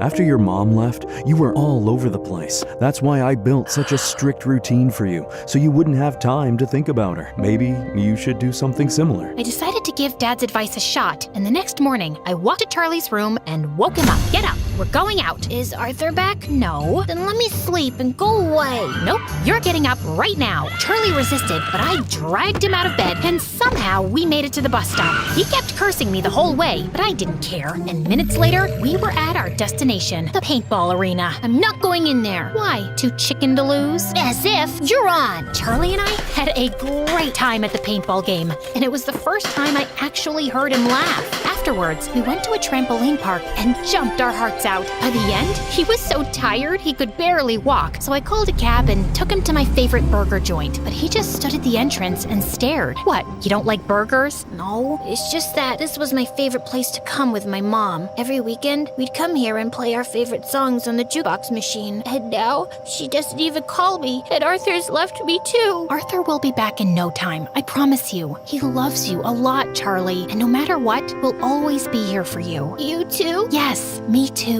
Charlie cried and hugged me tight. For the first time, I saw him as a heartbroken kid who just wanted his family back. Since then, Charlie warmed up to me. We'd have breakfast together, and he would always make my bed when I got home from school. He was a lot calmer and hardly threw a tantrum. I couldn't wait for Arthur to come back and see how much progress Charlie had made, but we still had no leads on him. I wanted to be strong, but with each passing day, my hopes of ever seeing him again were getting dimmer, and it broke my heart. Finally, one night, I broke down in front of Dad. I don't think Arthur's coming back, Dad. It's been weeks, and no one knows where he is. If he was in town, we would have found him by now. And Charlie, he's lost his mom and might lose his brother too. What can I even say to him? What? I turned around and saw Charlie standing at the door. You've been telling me all along the police will find him. You said you were sure. No, I'm sure he's fine, Charlie. I was just... Stop lying! Why do all grown-ups lie so much? I hate you! All of you! And Charlie just ran out of the house. Dad said he'd go after him, and as I was sitting in the kitchen in despair, the phone suddenly rang. It was the police, saying they'd found Arthur in a hospital close to town. I rushed to the location and texted Dad on the way. The doctors at the hospital told me that Arthur was brought in a few days back by the forest rangers. Apparently, he went on a hike and got injured, and since then, he'd been in a coma. I was sitting next to him when Charlie walked in with Dad. How is he? He hit his head, but he's out of danger. Doctors say there's a very good chance he'll be just fine. Charlie, promise me, no matter what happens, you and I will never fight again. I promise. I will never scream again, and I will always be a good brother. He will wake up, right? What do you think?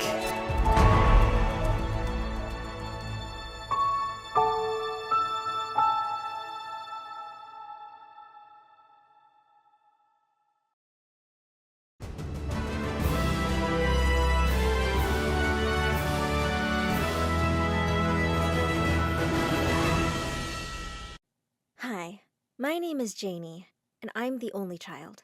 My parents couldn't have any other children after me. They loved me too much and were always worried about me. One day, when I was in the 2nd grade, a masked robber broke into our house and started yelling at us. Mom immediately hugged me. Please, don't hurt our daughter. Where is the money? Where is it? Oh, no, take that gun away. Okay, we will give you everything. Just don't hurt my daughter. And then, while Mom hugged me, Dad started helping the thief pack our stuff. Honey, don't forget about the gold watch that your dad gave you before he passed away. Oh, yes, I almost forgot. Oh, and also your diamond necklace. Where did you keep it? Dad, we can't give him everything. Just call the police. No, be quiet, honey. He's a thief. He knows what he's doing. We can't interfere. We need to keep you safe. Yeah, shut up, kid, and go to your room and get me something precious. Yes, honey. You heard Uncle Thief. Go now. Yeah, of course. Just wait for me, please. I went to my room, and took out my phone and called 911. Minutes later, the police came and took the thief who was having dinner with Dad by then. Yes, well, meet my parents. They were stupidly in love with me and worshipped me. Life went on like that until my 15th birthday. That's when they gave me the deadliest gift on the planet. It was something that changed my life forever. But before I continue, like and subscribe to this video because My Story Animated will give $1,000 to one lucky person who subscribes in the next 7 days.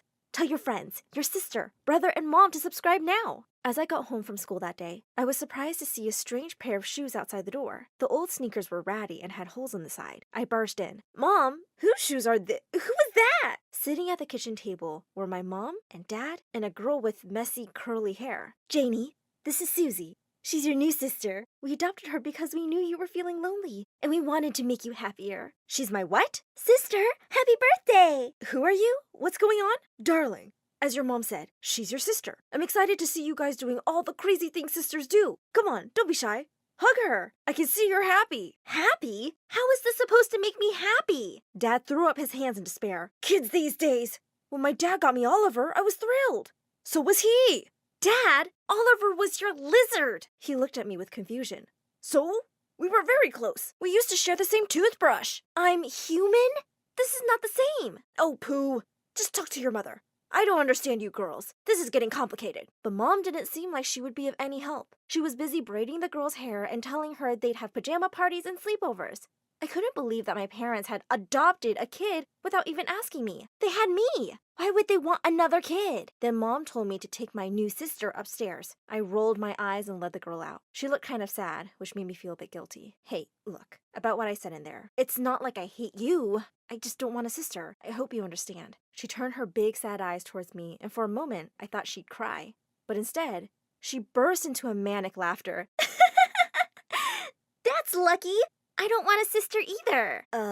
That's good. So just tell Mom and Dad to take you back, right? Take me back? Why? Aren't I a human like you and deserve a family? I felt guilty immediately and was about to hug her when she said, Yeah, I deserve more than a family. I deserve your life, and I'm going to take it. With that, she plopped onto my bed and went to sleep. What just happened? At dinner, my parents barely said a word to me. They only talked to Susie, asking her questions about her old school, her teachers, and a bunch of other boring stuff. She seemed so happy with all the attention she was getting. So annoying. Suddenly she said, From now on, I'll celebrate my birthday today, because that's when I started living with you all. Right, sis? I was so shocked I dropped the bowl of spaghetti I was holding. But Mom and Dad just started clapping and crying and singing happy birthday. This was turning out to be the worst birthday ever. After that, things just went downhill. At breakfast the next morning, Susie came down in my lovely LV top. Hey, take that off. My boyfriend gave that to me last year. Don't you think you should ask? Besides, you can't wear that top with those horrible stinky sneakers. Oh, you have one boyfriend? You look like the kind of girl who can have 3 boyfriends. What is that supposed to mean? Just take it off. Immediately, Mom jumped to her defense. Janie, behave. She looks great. She has our eyes, doesn't she? Mom, we have green eyes. Hers are blue. Just go to school, you two. Susie passed me the evilest grin before turning to Mom with the biggest puppy dog eyes on the planet. It's okay, Mom. I'll just change. After all, I am just a foster kid, not her real sister. With that, she turned and walked out. What just happened? But clearly, her magic was working because Mom started to cry. Oh, Janie, how could you? To your own sister! She came back wearing her old hoodie. Then she handed Mom a paper. Look, Mom, look at what I've been drawing since I got home. It was a painting of Mom and Dad and me with Susie. And on top, in big letters, she'd written, My Happy Family. I rolled my eyes. What was she, 5? But Mom totally started to cry and said, That's beautiful, sweetie. Oh, Janie, why can't you be nicer to your sister? I couldn't believe this madhouse and walked out. I thought maybe at least she would leave me alone at school. But boy, was I wrong. At lunch, I got to the cafeteria and found her having lunch with all my friends. I pushed her tray aside and sat down. I've been looking all over for you guys. But before she could say anything, Susie jumped up, holding her nose. Ew! What's that awful smell? It smells like dirty socks. Then she looked right at me and said, It was fine until... All the girls immediately said they weren't wearing any socks. No one was, except me. They grabbed their trays and one by one moved away. I couldn't believe she'd done that. After everyone left, Susie got to her feet and said, Say goodbye to your social life, sis. Don't ever call me sis! I hate you! I left my tray and stormed to my next class. As soon as the teacher started the class, the door opened and someone walked in. Oh no. Not again. It was Susie. She so badly wanted to take over my life that she even signed up for all my classes. She grinned at me as she sat behind me. I gulped, afraid of what problems she might cause here. The English teacher hated kids who were late, so naturally, as soon as Susie came in, the teacher ended up calling on her to read. Susie looked horrified. Me? But I'm new. Yeah, but not blind. Susie turned red in the face and everyone snickered. I almost felt bad for her. This teacher could be a real meanie. Now hurry up. I don't have all day, princess. Slowly, Susie began to read. One of the girls from the back whispered loudly, "She's not blind, just dumb." Was Susie really struggling to read the word black? Or was she just messing with the teacher? But to my surprise, Susie's eyes were full of tears. She really couldn't read. She caught my eye, and immediately her expression turned to anger. She threw down her book and yelled at the teacher, "I don't have to do anything a big ugly toad like you says. I'm out of here." With that, she ran out of the room. That evening at dinner, Mom and Dad asked Susie how her day was. She immediately looked at me. Maybe she was afraid I would tell them she was dyslexic. It was fine. Can we talk about something else? Dad didn't seem to have heard her. How were your classes? Did you make any new friends? Suddenly, Susie jumped out of her seat and ran to our room. Mom called after her, but she wouldn't listen. I knew I should have been glad to have found her weakness, but I couldn't forget the image of Susie with big tears in her eyes as she tried to read. I felt sorry for her, so I came up with a plan. Come on, Suze. I'll teach you how to read. Susie glared at me. Her jaw clenched as she said, "Who asked you for your help? Do you think I want to learn how to read? I'm so beautiful I can make money by being an influencer. It's ugly people like you who need to read." With that, she pushed me off the bed and rolled over to sleep. All night, I tried to think about what I could do to make her feel better. I knew she wasn't good to me, but maybe if I started treating her nicely, things would get better. The next day, I had a brilliant idea. I threw her old dirty sneakers into the trash and put out a fresh new pair from my Louis Vuitton collection. I waited for her to wake up and see them. Sure, she would be really happy, but I was so wrong. She threw a huge fit. "I can't find them. Where are they? My sneakers!" I threw them. "Look, I got you a new pair." But Susie was anything but excited. She burst into tears and said, "Why? Why did you do that to me?" With that, she grabbed her bag and ran out of the house, while Mom and Dad called after her. Then Mom turned to me, and for the first time in my life, she yelled at me. "How could you be so mean, Janie? To hurt the poor child like that? I thought I raised you better." "Me? She's the drama queen. I did something nice for her, and she's acting like that. You go after her right now and bring her back." "And why would I do that? She's just been awful to me since she arrived here." Mom looked at me with sad eyes and said, "You threw away the shoes her real mom gave her." Oh no, I couldn't believe what I'd done. I went running off like a cheetah to the garbage and started looking through it frantically. Thank God the shoes were still there. I quickly cleaned them and used a bit of my shoes to repair the damage. Then I set out to find Susie. I found her at the train station, hugging a picture and crying. As soon as she saw me, she got up to leave, but I rushed to her and said, "I'm sorry, Susie. I didn't know your mom brought them." Then I showed her the shoes I'd fixed. She looked shocked for a moment. "I fixed them for you. I know they're not the best, but you'll find them more comfortable, and they'll last longer. I know you hate me, but I never meant to hurt you. I was just scared you were taking my mom and dad away from me. I'm sorry. Please come home." She still didn't reply. So I got up and started to walk away. I was almost at the exit when suddenly I heard her yell, "Are you going to help me with my bag, sis?" I turned around to see her running towards me. On her feet were the sneakers I just fixed. That's when I knew everything would be all right after all.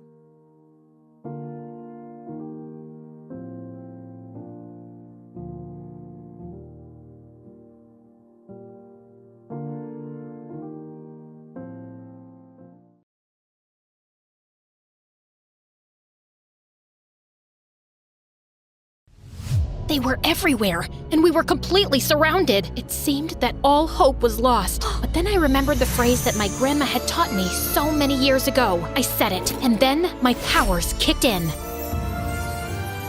Yes, I know what you're thinking. An MSA fantasy story. This is the best day of my life. But before you get to witness me kicking bad guys' butts with my super cool powers, you have to know the full story. So, once upon a time, in a not-so-magical place... She has trust issues. Trust issues? How can I trust someone who forgets my birthday and uses my toothbrush for fixing his eyebrows? He even tricked me into marrying him.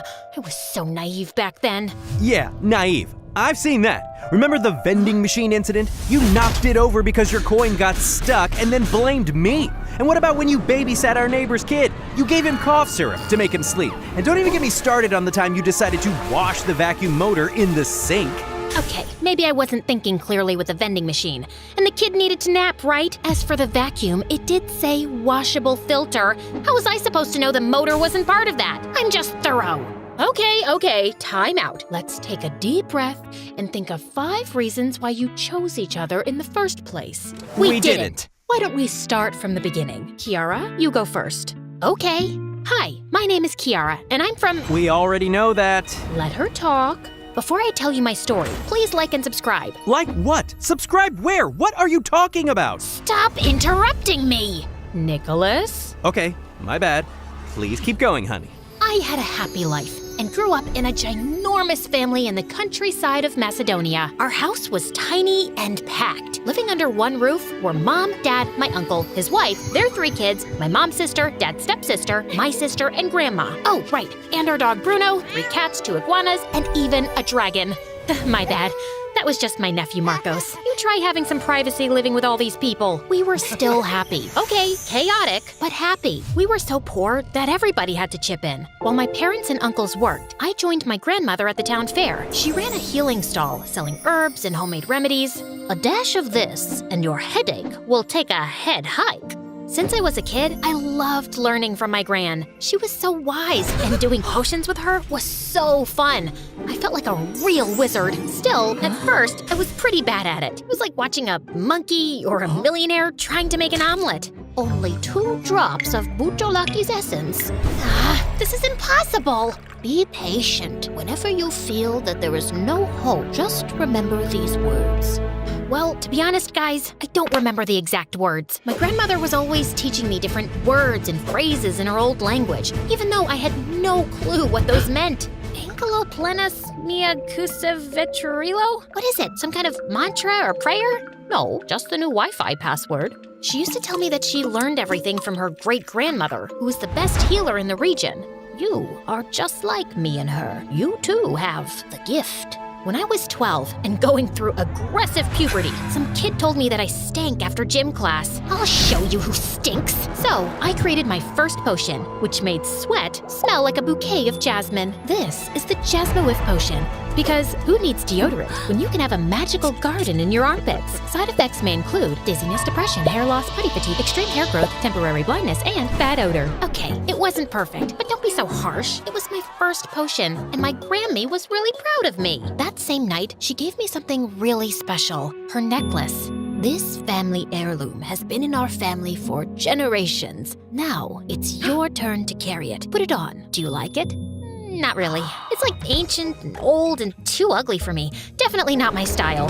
Oh, what's wrong with you? Well, that's a big question. I don't know why I blurted it out. It seems like I didn't care about the impact of my words, but I really did. I still love it, Grandma. More coming from you. I love you.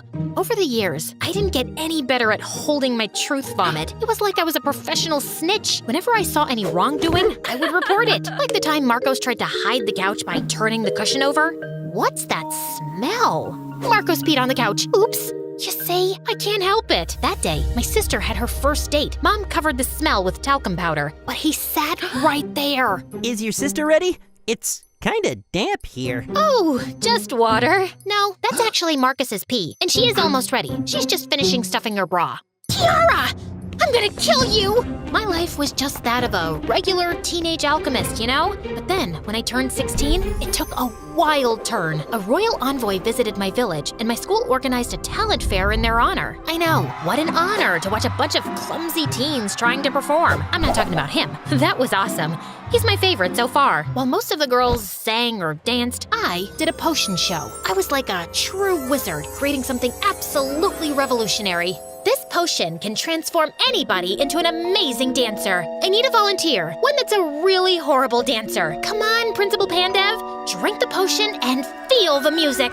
He drank my potion and then started dancing like he was in a K-pop group. After such a display of magic, I obviously won the contest. However, the prize was more than I had asked for. Turns out, the royal envoys were not just there to admire our talents. On behalf of the royal court, we would like to ask you for your hand in marriage. For the Count. It is tradition that the Count marries the most talented girl in all the land. Wait, what? Did I just win a marriage proposal? And if you think this is very Cinderella or another Disney princess, it's because I'm like a Disney princess. Don't you dare say another word. Like I was saying, I was just like a Disney princess. I didn't want to marry some count I didn't even know. What is this, the 10th century? I was more than ready to say no, but we had been poor for so long. My father had been fired recently, and my uncle had an accident. Don't worry, he's fine. He just fell from his hammock when he was sleeping and snoring, and he broke like 4 ribs. My grandmother's stand wasn't doing so well either. Apparently, modern people prefer conventional medicine. I'll give it a B for boring, and boo! I knew that marrying a count would be a game changer for us, like going from, so I did it for my family, under the condition that we wouldn't get married until I was 18. Still, I had to go to the count's castle, known as the Dracon Castle. Well, the place was absolutely huge, like a super mansion. It had rooms on rooms on rooms on rooms, but almost all of them were completely empty. Then I met my mother-in-law. If this were a Disney movie, she would be the wicked stepmother. Let's just say we didn't start with the right foot. I must say, you have a massive place. Imagine losing your remote control here. You would have to call a rescue team to find it. Or you'd need a GPS. By the way, I have a potion for removing wrinkles. I can see that you really need it. Stop talking, Kiara, I beg you. We'll have the engagement party tonight. Get ready. Tonight? But my family isn't here. That's a shame, but this isn't the kind of party for people like your family anyway. I wanted to punch her, but before I knew it, I had already been captured by the maids who did my hair, makeup, and dressed me. The final result was horrible. I look so horrible. My hair looks like Marie Antoinette's, and this dress is the ugliest one I've ever seen. That's the dress I and my mother and my grandmother got engaged in. Well, I guess not everybody has the class to pull it off. The class? You mean the big hips, right? Oh, I'm so sorry.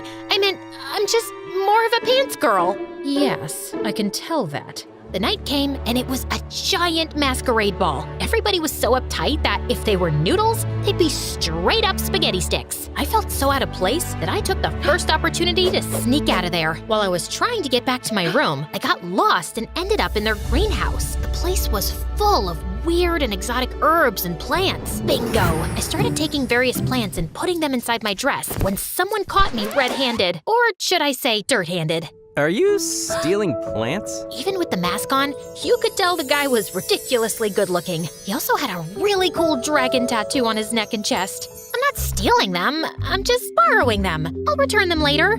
Right. What are you gonna do with those anyway? Sell them on eBay? No. For your information, I'm a healer, an alchemist. Is that so? Then show me. I was about to tell him that I wasn't some circus monkey ready to perform tricks on command, but he seemed genuinely interested, and again, he was ridiculously good-looking. Hey, don't judge me, guys. Okay, just a small potion. We sneaked into the kitchen, and I started mixing some ingredients, and soon, bubbles of all colors started pouring out and dancing in the air. Wow, that's really impressive. I turned around, and he was right behind me. We stood facing each other, just inches apart. Okay, now you can judge me. It's my engagement party, and I'm about to kiss a random guy. We came back to the ballroom, and right then, cue the creepy thunder, my soon-to-be mother-in-law entered. When she saw us, she smiled. Ah, so you two have officially met. Wait, what? You're Nicholas? My future husband?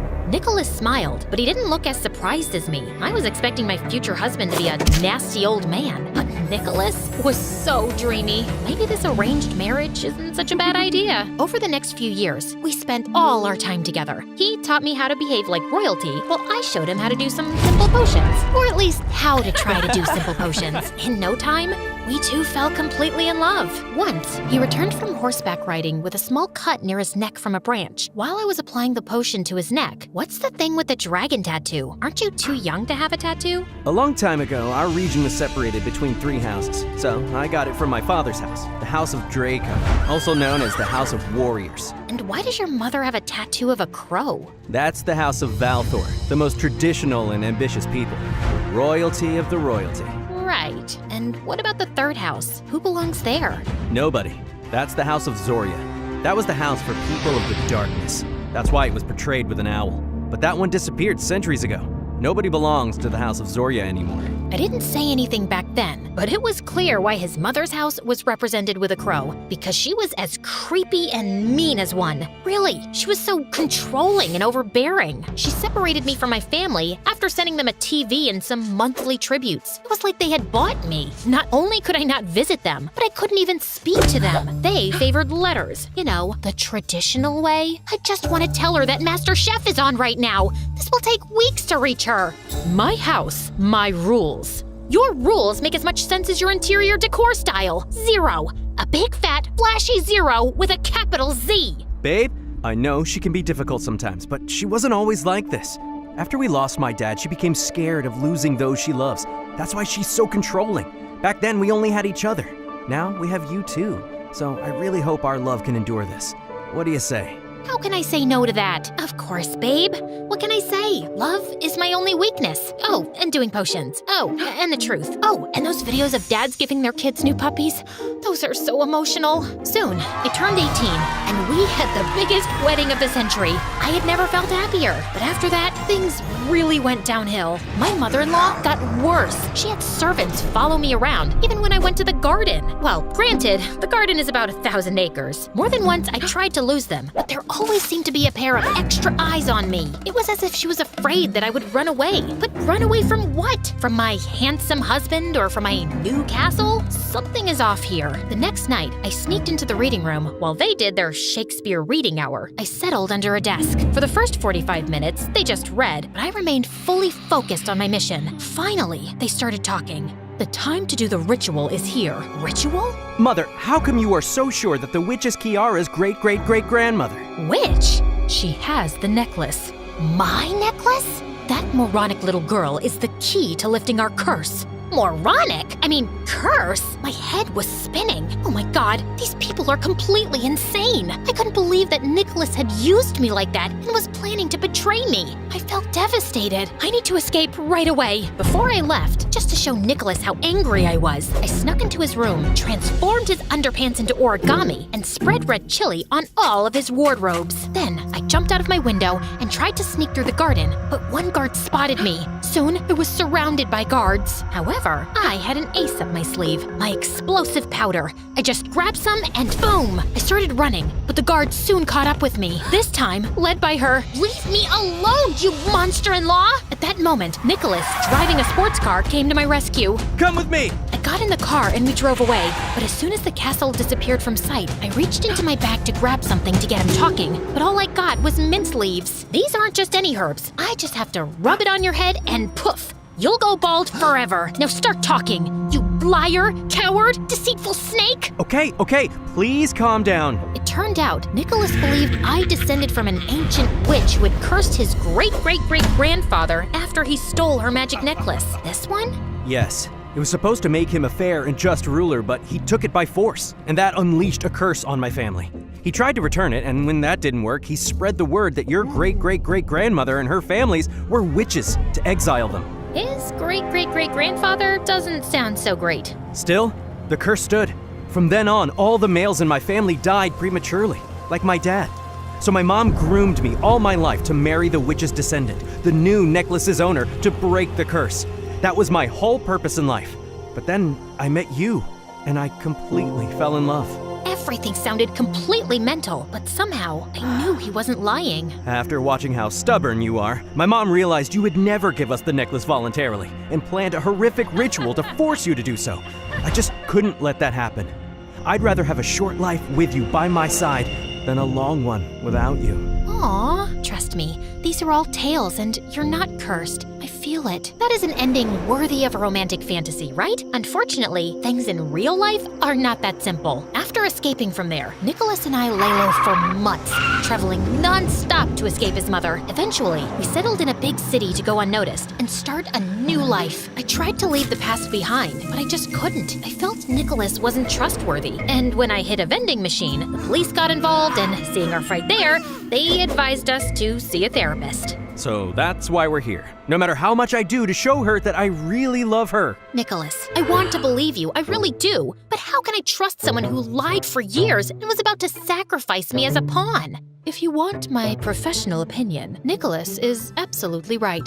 I don't think you're supposed to take sides. Kiara, you need to let go of the past and trust people. And how can I do that? Let's start with something simple. Give me the necklace. What? Just for a moment, show us that you can trust. No, I'm not giving you my necklace. Okay, so we are gonna have to do things the hard way. Mom? What the? That's right, don't try anything. You're surrounded. Guards came out from everywhere and captured us. Soon, they dragged us to an abandoned factory. Mom, stop! Let her go! Shut up! Bring my son to me. The guards grabbed Nicholas. I know you'll never give me that necklace. So let's try something different. If you don't give it to me this instant, Nicholas will be the one paying for it. Mom! Shut up, you traitor. I'm gonna count to 3. 1. Don't do it, Kiara! 2. Okay, you win. Just have it, but don't hurt him.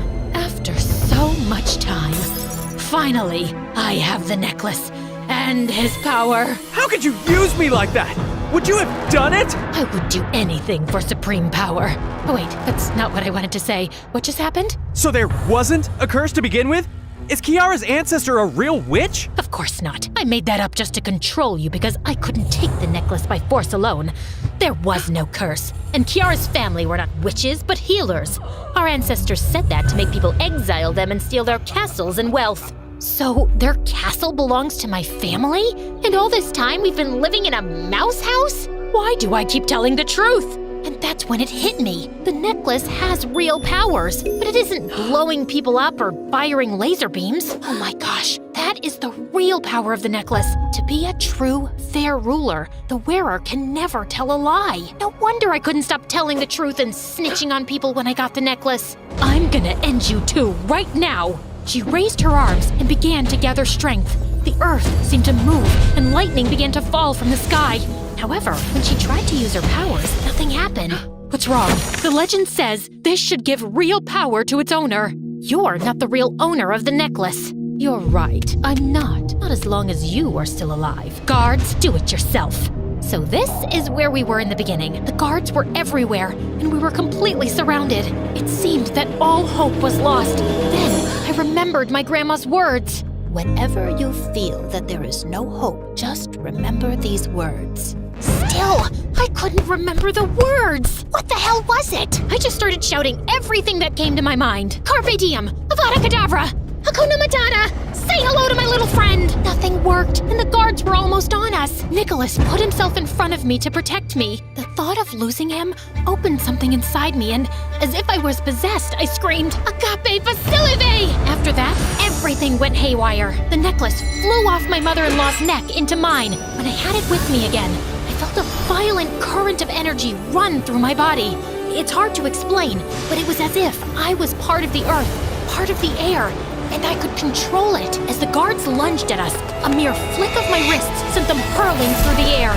Soon, I found myself suspended in midair, while lightning bolts crackled around me. Nicholas grabbed a sword and helped me defeat them. Not that I needed much help, honestly. When all the guards were either defeated or had escaped, I went back to normal. Nicholas ran to me and hugged me with a smile. Remind me to never make you mad. My mother-in-law was crawling to get away, but we caught her before she did. Disagreements are normal in any family, right? Yeah, right. We put her in prison so that she would never hurt anyone again. And then we moved to our castle. Of course, my family came along. There were so many of us that even there we were cramped. But we didn't care. You know what they say. True happiness is about being close to the people you love.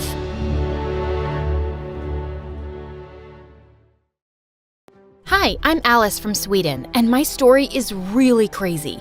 But before I begin, please like and subscribe to For Eve. I lived in a creepy old house with my parents. It used to belong to my grandma, who was a very odd woman. She studied tribes in Africa and the Amazon forest and brought back crates full of strange masks and knickknacks. And most people around thought our house was haunted. Walk faster, or Ghost Girl will catch you!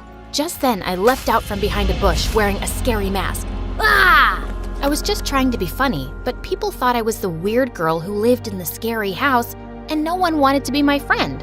And my parents never had much time for me either because they were always working. This old house is a money pit. I need to work 2 jobs to keep it. Please, go to your room, Alice. I'm in a meeting. I wanted to help out, so I started giving ghost tours of the property when my parents were away. I loved telling made-up stories about the freaky things I'd seen around the house. I even made up a murder or two and sold Mom's dresses with ketchup stains as souvenirs. I made a killing on Halloween, but when Mom and Dad found out, they were furious. What's wrong with you, Alice? Why can't you be sweet and well-behaved like other kids? They took all my money and I was grounded for a month. I was so lonely and wished I had a sibling to play with. Then one day when I was 12, I got the biggest surprise of my life. I went looking for a snack in the kitchen when I found a thin, pale boy my age instead. Who are you and what are you doing in our pantry? I'm Damien, your brother. Didn't your parents tell you they were adopting me? What the flip? My parents had adopted a whole human and hadn't even bothered to tell me? Typical. I don't believe you. What proof do you have? He waved some official-looking papers in my face. They looked legit. My parents might have adopted you, but you still need to pass a few tests if you want to be my brother. Bring it on. We stood on our heads to see who could do it the longest, ate the hottest chilies for lunch, and for the final task, we caught the fattest, slimiest frogs and balanced them on our heads while we stood on one leg on the fence. Damien was great at it all. Congratulations. You are officially my brother. I was over the moon to finally have someone to play with, but my parents had to ruin that too. You can't play with Damien anymore. Why not? Didn't you adopt him so I'd have company? We've decided it isn't a good idea. You can't play with him and that's that. But why? Because we said so. And we're sending him away. It was so unfair. I felt angrier than I'd ever felt before, and I smashed the toy I was playing with into the wall.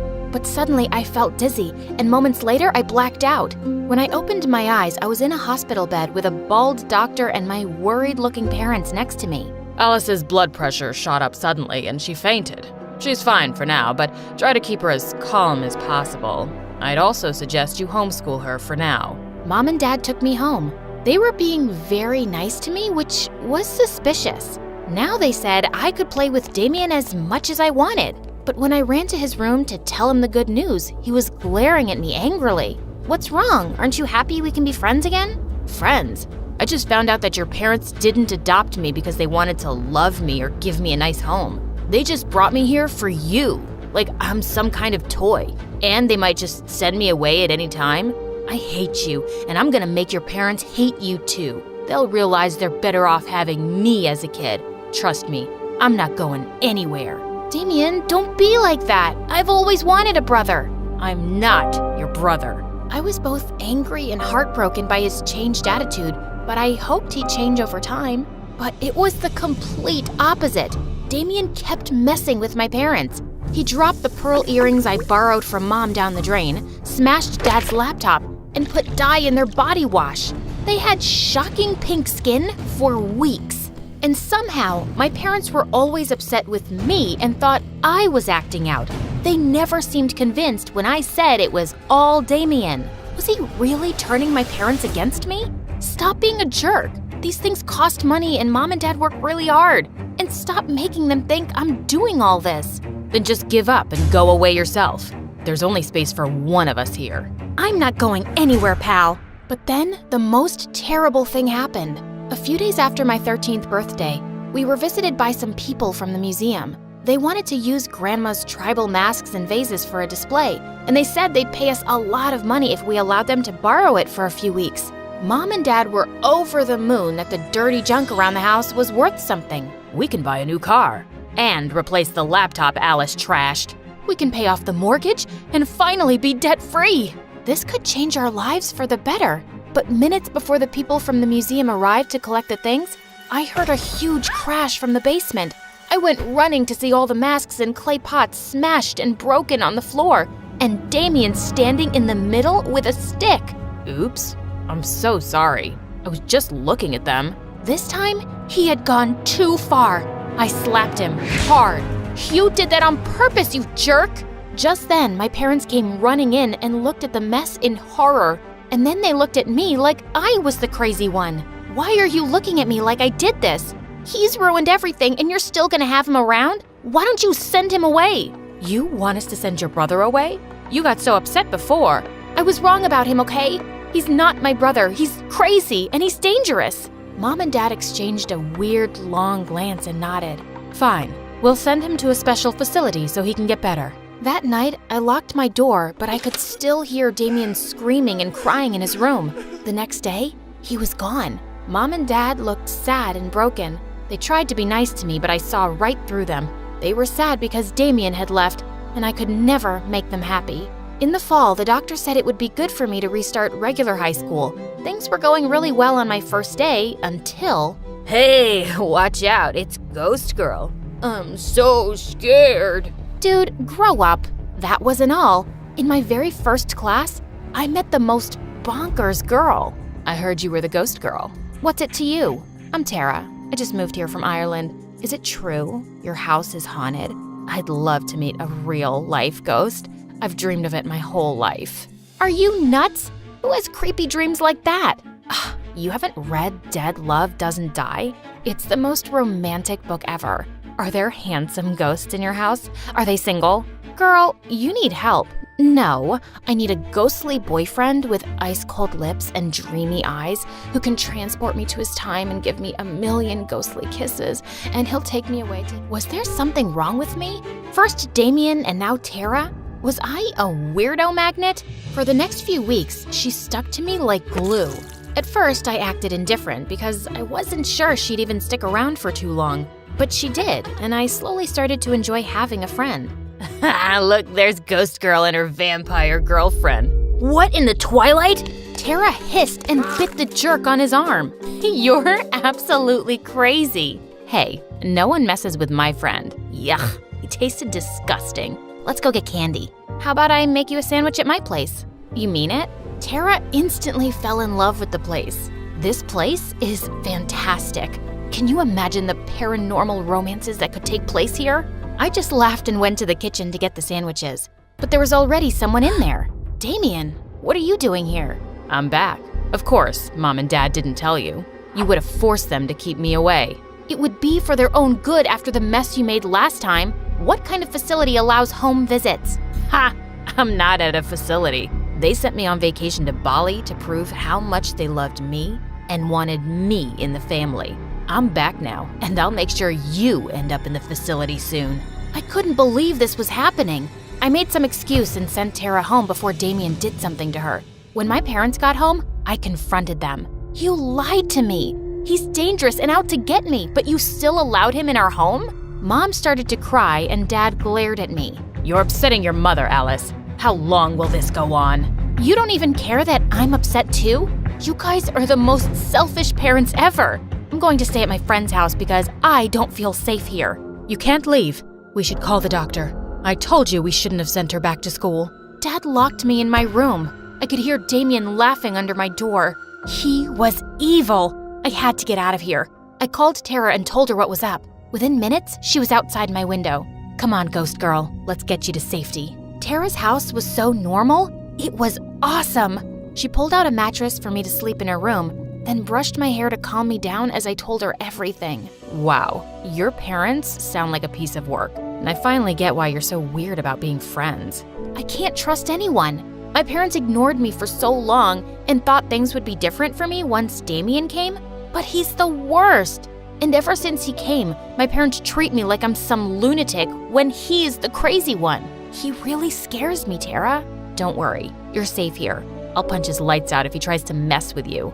Suddenly, I heard a loud tap on the window, and he was standing outside. I screamed and jumped up. It's him! Damien's here!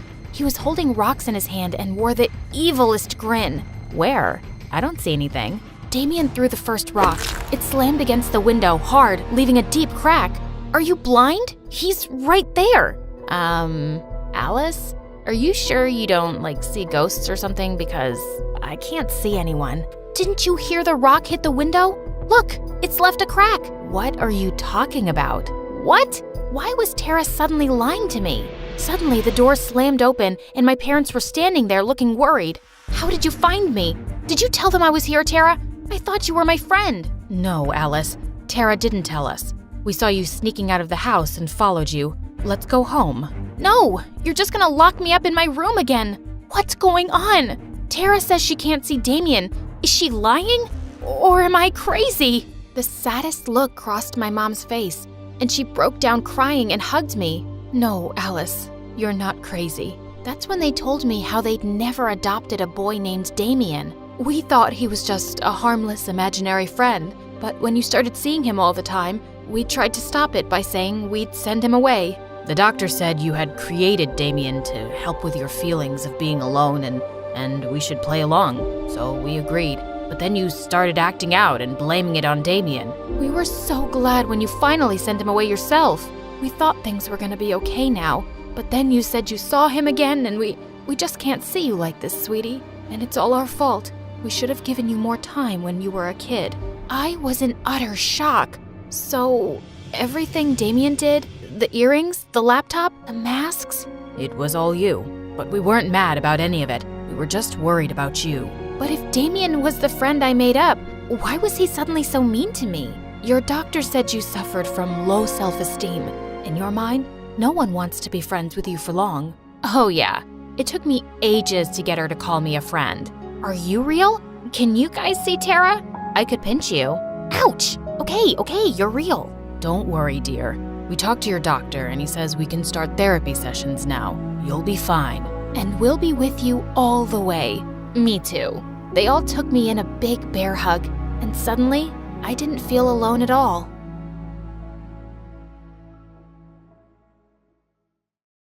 Hey, I'm Anna, and I have a crazy story to tell you. But before I do, please like and subscribe to MSA. I grew up in an orphanage, and ever since I was little, I was surrounded with people who loved me. They said I had the prettiest blue eyes, and my smile could brighten up a room. I'm sure you'll get adopted by someone amazing, and you'll live like a princess. I wish, but I don't want to leave you guys too. I loved my life there, but I wanted a real family too. My wish came true when I turned 5, and a rich supermodel, Clara, adopted me. She traveled a lot for work, and I became her favorite travel buddy. When I turned 16, I started a YouTube channel documenting all my travels, and within 2 years, it had more than 20 million subscribers. Life was great, but then one day, everything changed. I was in the cafeteria when my best friend Candace came running to me. We'd been friends ever since I got featured on her channel where she pranked people. You've got to see this, Anna. There's a girl who looks exactly like you. Candy, is this another one of your dumb pranks? I still haven't forgiven you for stuffing fake spiders in my locker. Girl, I'm not fooling around. Trust me. Now get up. Just then, a girl swooshed past the crowd and hugged me. And when I saw her face, I almost passed out. We were identical. Holy mother of toads. Told ya. It's really you, Anna? Yeah, but who the heck are you? And why do you look like me? The girl told me her name was Jamie, and she was my twin sister. My head spun in 1,000 directions as I pulled her to the side to talk. Okay, tell me everything.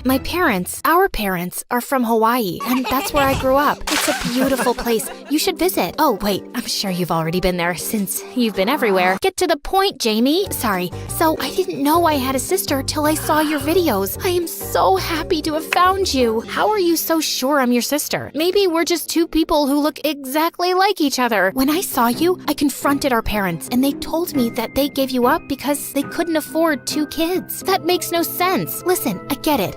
I look like a homeless person, and you're, well, a queen. I know it's difficult to trust me, but we can get a DNA test to confirm it. And we did take the test. When the results came out, I was shocked. She really was my sister. I was happy and hurt at the same time. The next few days, Jamie and I hung out a lot. She told me she was here on scholarship and was living in some shabby hostel. So I asked Clara if she could live with us. I don't know. I mean, please, you're so busy these days, and I could use some company. But you hardly know her. She is my sister. Clara eventually caved, and Jamie moved in. We set up a room and stayed up all night talking. Slowly, we got close, and Jamie even helped me shoot my videos. One day, we were shooting in the schoolyard when Liam, the hottest guy in school, walked up to me. Wow, and here I thought you couldn't look prettier. Yeah, says the guy who has the whole town drooling over his looks. Did you get a new haircut? She noticed. As Liam left, Jamie smirked at me. You totally like him. No, I don't. I mean, he's cute and all, but I don't know. We've been friends for so long. Okay, that was a total lie. I've had the biggest crush on Liam, but I wasn't sure if he liked me that way. So I kept my feelings to myself till I found a good time. The next few weeks, I took Jamie with me everywhere, and Candace wasn't too thrilled. She's always around. It's annoying. Give her some time. You'll warm up to her. Now let's get this video started. Our fans are waiting. Just then, Jamie walked in with drinks, tripped on the cords, and sent the soda splashing all over the computer screens. Get off me! You ruined everything. Do you know how much money went into the system? I'm sorry. Please don't be mad. I slipped. Just tell me what you want me to do. I'll get a job and replace all of this. Should I sell my phone?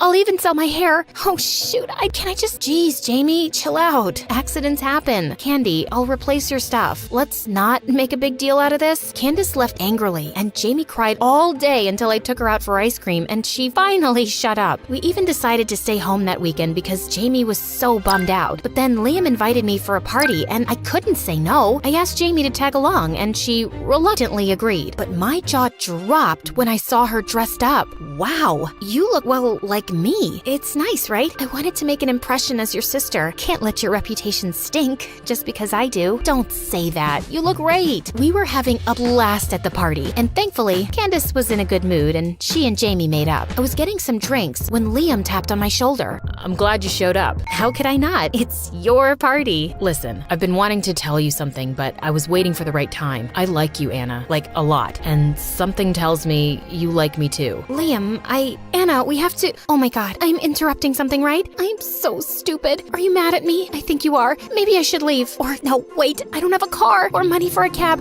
It's okay. I'll hitchhike with some stranger. Hopefully he won't be a kidnapper or a weirdo. Oh my god, Jamie. You know what? Let's just leave together. I'll talk to you in school, Liam. We left, and I couldn't help feeling annoyed with Jamie. But when we reached home, Jamie's phone rang and she went to take the call. But when she came back, I could tell she was crying. What's wrong? Our parents want me to pull out of school and come back home immediately. You know, Anna, I've never had a friend because Mom and Dad just wouldn't let me leave the house. I hate them. They're crazy. It can't be that bad, Jamie. They chose you over me, so I guess they do love you. I just wish I could ask them why they had— That's it. We should switch places. You'll get your answers, and I'll get some time to think about how to convince them to let me stay here. I don't think that's a very good idea. Sure it is. Aren't you even a little bit curious about them? I was curious about my parents, and maybe going as Jamie wasn't a bad idea, but I couldn't tell Clara. What if she didn't like the idea of me meeting my birth parents? And definitely not Candace, because she would just talk me out of it. We decided to do the switch over the weekend since Clara was out of town. Soon, I was on a plane to Hawaii, and when I reached Jamie's house, I kinda teared up seeing my birth parents, but they looked terrified. Quick, come inside, now, before someone sees you. Hello? No, hi, how are you? Oh, I really hope no one saw you. Just go and clean up and we'll talk. That was weird. I figured out which room was Jamie's and started to unpack. I was just wondering what to say to them when they walked in. Jamie, how are you? Are you okay? We wanted to talk to you about that money, but you're probably tired. Let's do it in the morning. Here's some food. With that, Mom put the plate on the floor and ran faster than a bullet. Jamie was right. These people were crazy. I wanted to confront them immediately, but I was too tired and fell asleep. But the next morning, I woke up to loud banging noises. We know she's in there. Open up. You can't hide her forever. What's happening, guys? You shouldn't have come back, Jamie. Why are you here? Stop yelling. And I'm not Jamie. I'm Anna. You know, the daughter you once had. What? Did you stop your medication again? Just go inside and let us handle these people. My birth parents went outside to calm the crowd. An hour later, we sat down, and I told them everything about me being Anna, them being my real parents, the adoption, everything. They looked completely stunned. Anna, this is not true. It is true that Jamie's our daughter, but she's adopted. What do you mean? You're not my birth parents? No, we took Jamie in when she was just 2, and the adoption agency did tell us she had a twin, but we could only adopt one kid, and she was really sick, so we decided to take her in. We loved her and did everything to make her happy, but she was always looking for more. She stole from us and borrowed from everyone in town and never paid anyone back. That explains all the angry people this morning. Yes, we had to sell whatever we had to pay them back, but it wasn't enough. When she told us she wanted to go to New York to study, we thought maybe she'd changed for the better, but now you're telling us she found you and she's in your home home? She's not fine, Anna. You need to go back, now. I immediately packed my stuff, but as luck would have it, Hawaii got hit by a hurricane. Thankfully, it was a small one, and flights were cleared to go after 2 days. I tried reaching out to Clara, but she was shooting in a remote location, and my calls weren't going through. Just then, I saw in my Insta stories that Candace was having a party, and Jamie was there too, so I headed there. But when I reached the party, my heart fell to my stomach watching Liam making out with freaking Jamie. Get off him, you freak! Oh my god, you're back. I thought you were gone for good. What? Have you gone completely crazy, Jamie? I'm Anna. No, you're not. I am. Really? Then why are you dressed like that? Babe, make her leave, please. Candy, you know me. I'm Anna. Okay, Jamie, you need to leave before I call the cops. Anna told us how you stole from her and how she kicked you out. You can't make a fool out of me. Clearly not, since you're already acting like one. Candace pushed me away and I was shocked beyond words. Crushed, I went home only to find out that Jamie had told the guards not to allow me in my own house. This was officially the worst day of my life. Thankfully, I had my credit card, so I booked a hotel room. The next day in school, I was stunned to see that Jamie had taken over my life completely and had all my friends wrapped around her fingers. I had to do something to expose her before it got any worse. So I set my phone to record and waited until Jamie was alone. Do you really think you can pull this off? No one will believe you. Jamie, please, what do you want from me? Stop torturing me. She took the phone from my pocket and threw it away,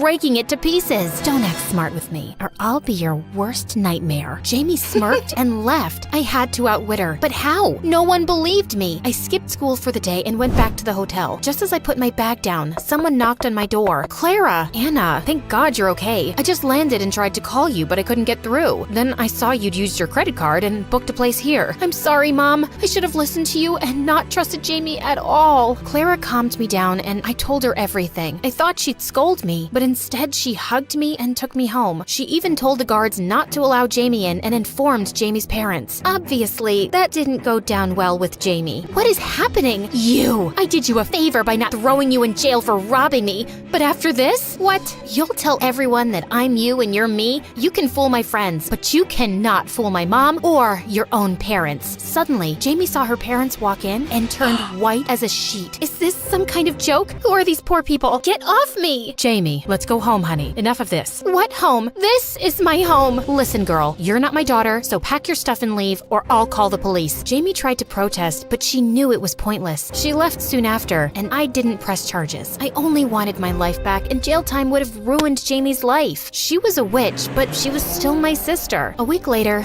I went back to school, and Candace walked up to me. Babe, I'm so sorry. I should have known. It's cool. I just want to get past everything. Candace and Liam apologized, and a few months later, Liam and I started dating. He even joined me on my travel adventures, and things went back to normal. Or so I thought. A year later, I was in Italy with Liam for a shoot. It was pretty late when I got to the hotel, but as soon as I entered, I realized someone was in my room. My blood froze to see Jamie grinning at me. How did you get in? We're identical, remember? It wasn't difficult to get the master key from the manager. Tell me, are you enjoying living my life? What do you want? I want what's rightfully mine. I should have been the one adopted by a rich family, but instead, I got thrown into a dump while you're living like a princess. You have everything. The big house, the perfect mom, the golden boy. That's just not fair, is it? Jamie stared at me with murder in her eyes. I tried to say something, but words just fell out of my mind. Suddenly, I heard a huge crash and Liam rushed in with the police. Are you okay, Anna? Liam told me how someone on the hotel staff had seen Jamie come in, and then I walked in 5 minutes later. They were confused and called me since you weren't answering. It wasn't hard to guess it was Jamie. He's lying. I am Anna. Enough. Stay away from my guy and my life. I can't believe I ever called you my sister, you psycho. Rot in jail for a long, long time. The police took Jamie away, and I never saw her again. It took me a while to get over the episode, but with therapy and support from friends and family, I'm better and thriving.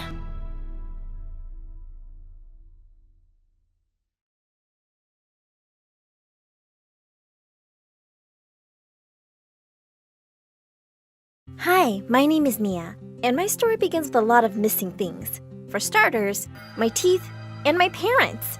I have a medical condition called anodontia, which means I will never have my own teeth. That's pretty wacky if you think about it. But that's not the craziest thing about my life. Ever since I was young, my parents and I were always moving. At first, I thought it was because they wanted to protect me from the awful people who mocked me. Like one day when I was 5, I was swinging in the park when 2 kids pulled my hair and called me Toothless Granny. I started crying. Mom says I'm cute. She's lying. You dumb gummy bear. Mom flew to my side in a second, and she chased the kids away. The next day, she surprised me with a set of dentures. I was thrilled.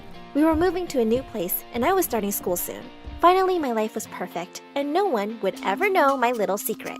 But a few weeks later, when my parents announced we were moving again, I was not happy. I just made friends at school. I ran outside and tied myself to the tree in our backyard. If you want to take me, you'll have to take the whole tree with you. Of course, Mom untied me in 5 seconds and carried me away. And I realized for the first time that they weren't moving because of me. I drove them crazy asking them the same question for 10 hours. Why do we have to move? Why? Why? I can go on forever. I won't shut up till you tell me. Why? They always said I was too young to understand. For the next few years, we kept moving every 6 months. But when I was in 8th grade, it all finally made sense. We just had moved and I couldn't find my dentures, so I went to look for them in my parents' bedroom. That's when I saw a light flashing from behind the giant painting on the wall. As I moved it, I was shocked by what I saw. A secret room? When I walked in, I saw cool gadgets mounted on the wall and huge monitors everywhere. I opened a folder lying on the table and I stared at it, dumbstruck. It was filled with pictures of my parents, but they had different names. There was only one crazy but reasonable explanation for all this. My mom and dad were spies. That explained everything. I knew I had to keep this a secret, but I couldn't resist taking some gadgets with me. Binoculars, HD cameras, a telescope. I was in geek paradise. The next day, I was sitting on the bleachers when I spotted Robbie, the hunky football captain, walk onto the ground for practice. All the girls were crazy about him, and he knew it. As soon as some giggling cheerleaders gathered to watch, he took his shirt off. Well, I didn't need to get closer when I had high-powered binoculars. As I was busy drooling over his perfect abs, someone nudged me in the ribs. It was Robbie's awful twin sister, Natasha. Ugh, loser. I know my brother looks like a Greek god, but seriously, get a life. And some self-respect. He's never going to look at you with that face of yours. I was watching birds, not... She walked off before I could even finish. Ugh, what a witch. And what was wrong with my face? I could have Robbie if I wanted. I just had to get close to him before someone else beat me to it. But the very next day, I saw something that broke my heart. Robbie was kissing some girl. I was totally crushed. But a few days later, I caught him making out with another girl. How many people was he dating? I decided to spy on him for a little while longer and discovered that Robbie was dating more than half the class. I couldn't believe I had a crush on this 100 timing jerk. But since I was a sucker for justice, it was my duty to tell everyone about this creep. So I sent anonymous messages to everyone he was dating with proof of his cheating. The next day, Robbie was dumped by 15 people at lunch. I can't believe I was dating a jerk like you. Go kiss your own reflection, Robbie. It felt so awesome to help good people and expose the bad ones. And that gave me a brilliant idea. I set up a website where people could reach out to me with their problems, and I'd help them, anonymously of course. With my newfound spying talents, I exposed a bunch of bullies, cheaters, thieves, and gold diggers. And pretty soon, I became a secret hero. Everyone in school was curious about my identity, and I came to be known as the Catcher. As I was going through my long list of requests one day, I was really shocked to see one from Natasha. She said she was secretly dating a new boy, and she thought he was cheating on her. She sounded so heartbroken, I just had to help her. The next day, I followed her boyfriend, Jack, to a restaurant. But I suddenly bumped into someone, and when I looked up, he vanished into thin air. Where'd he go?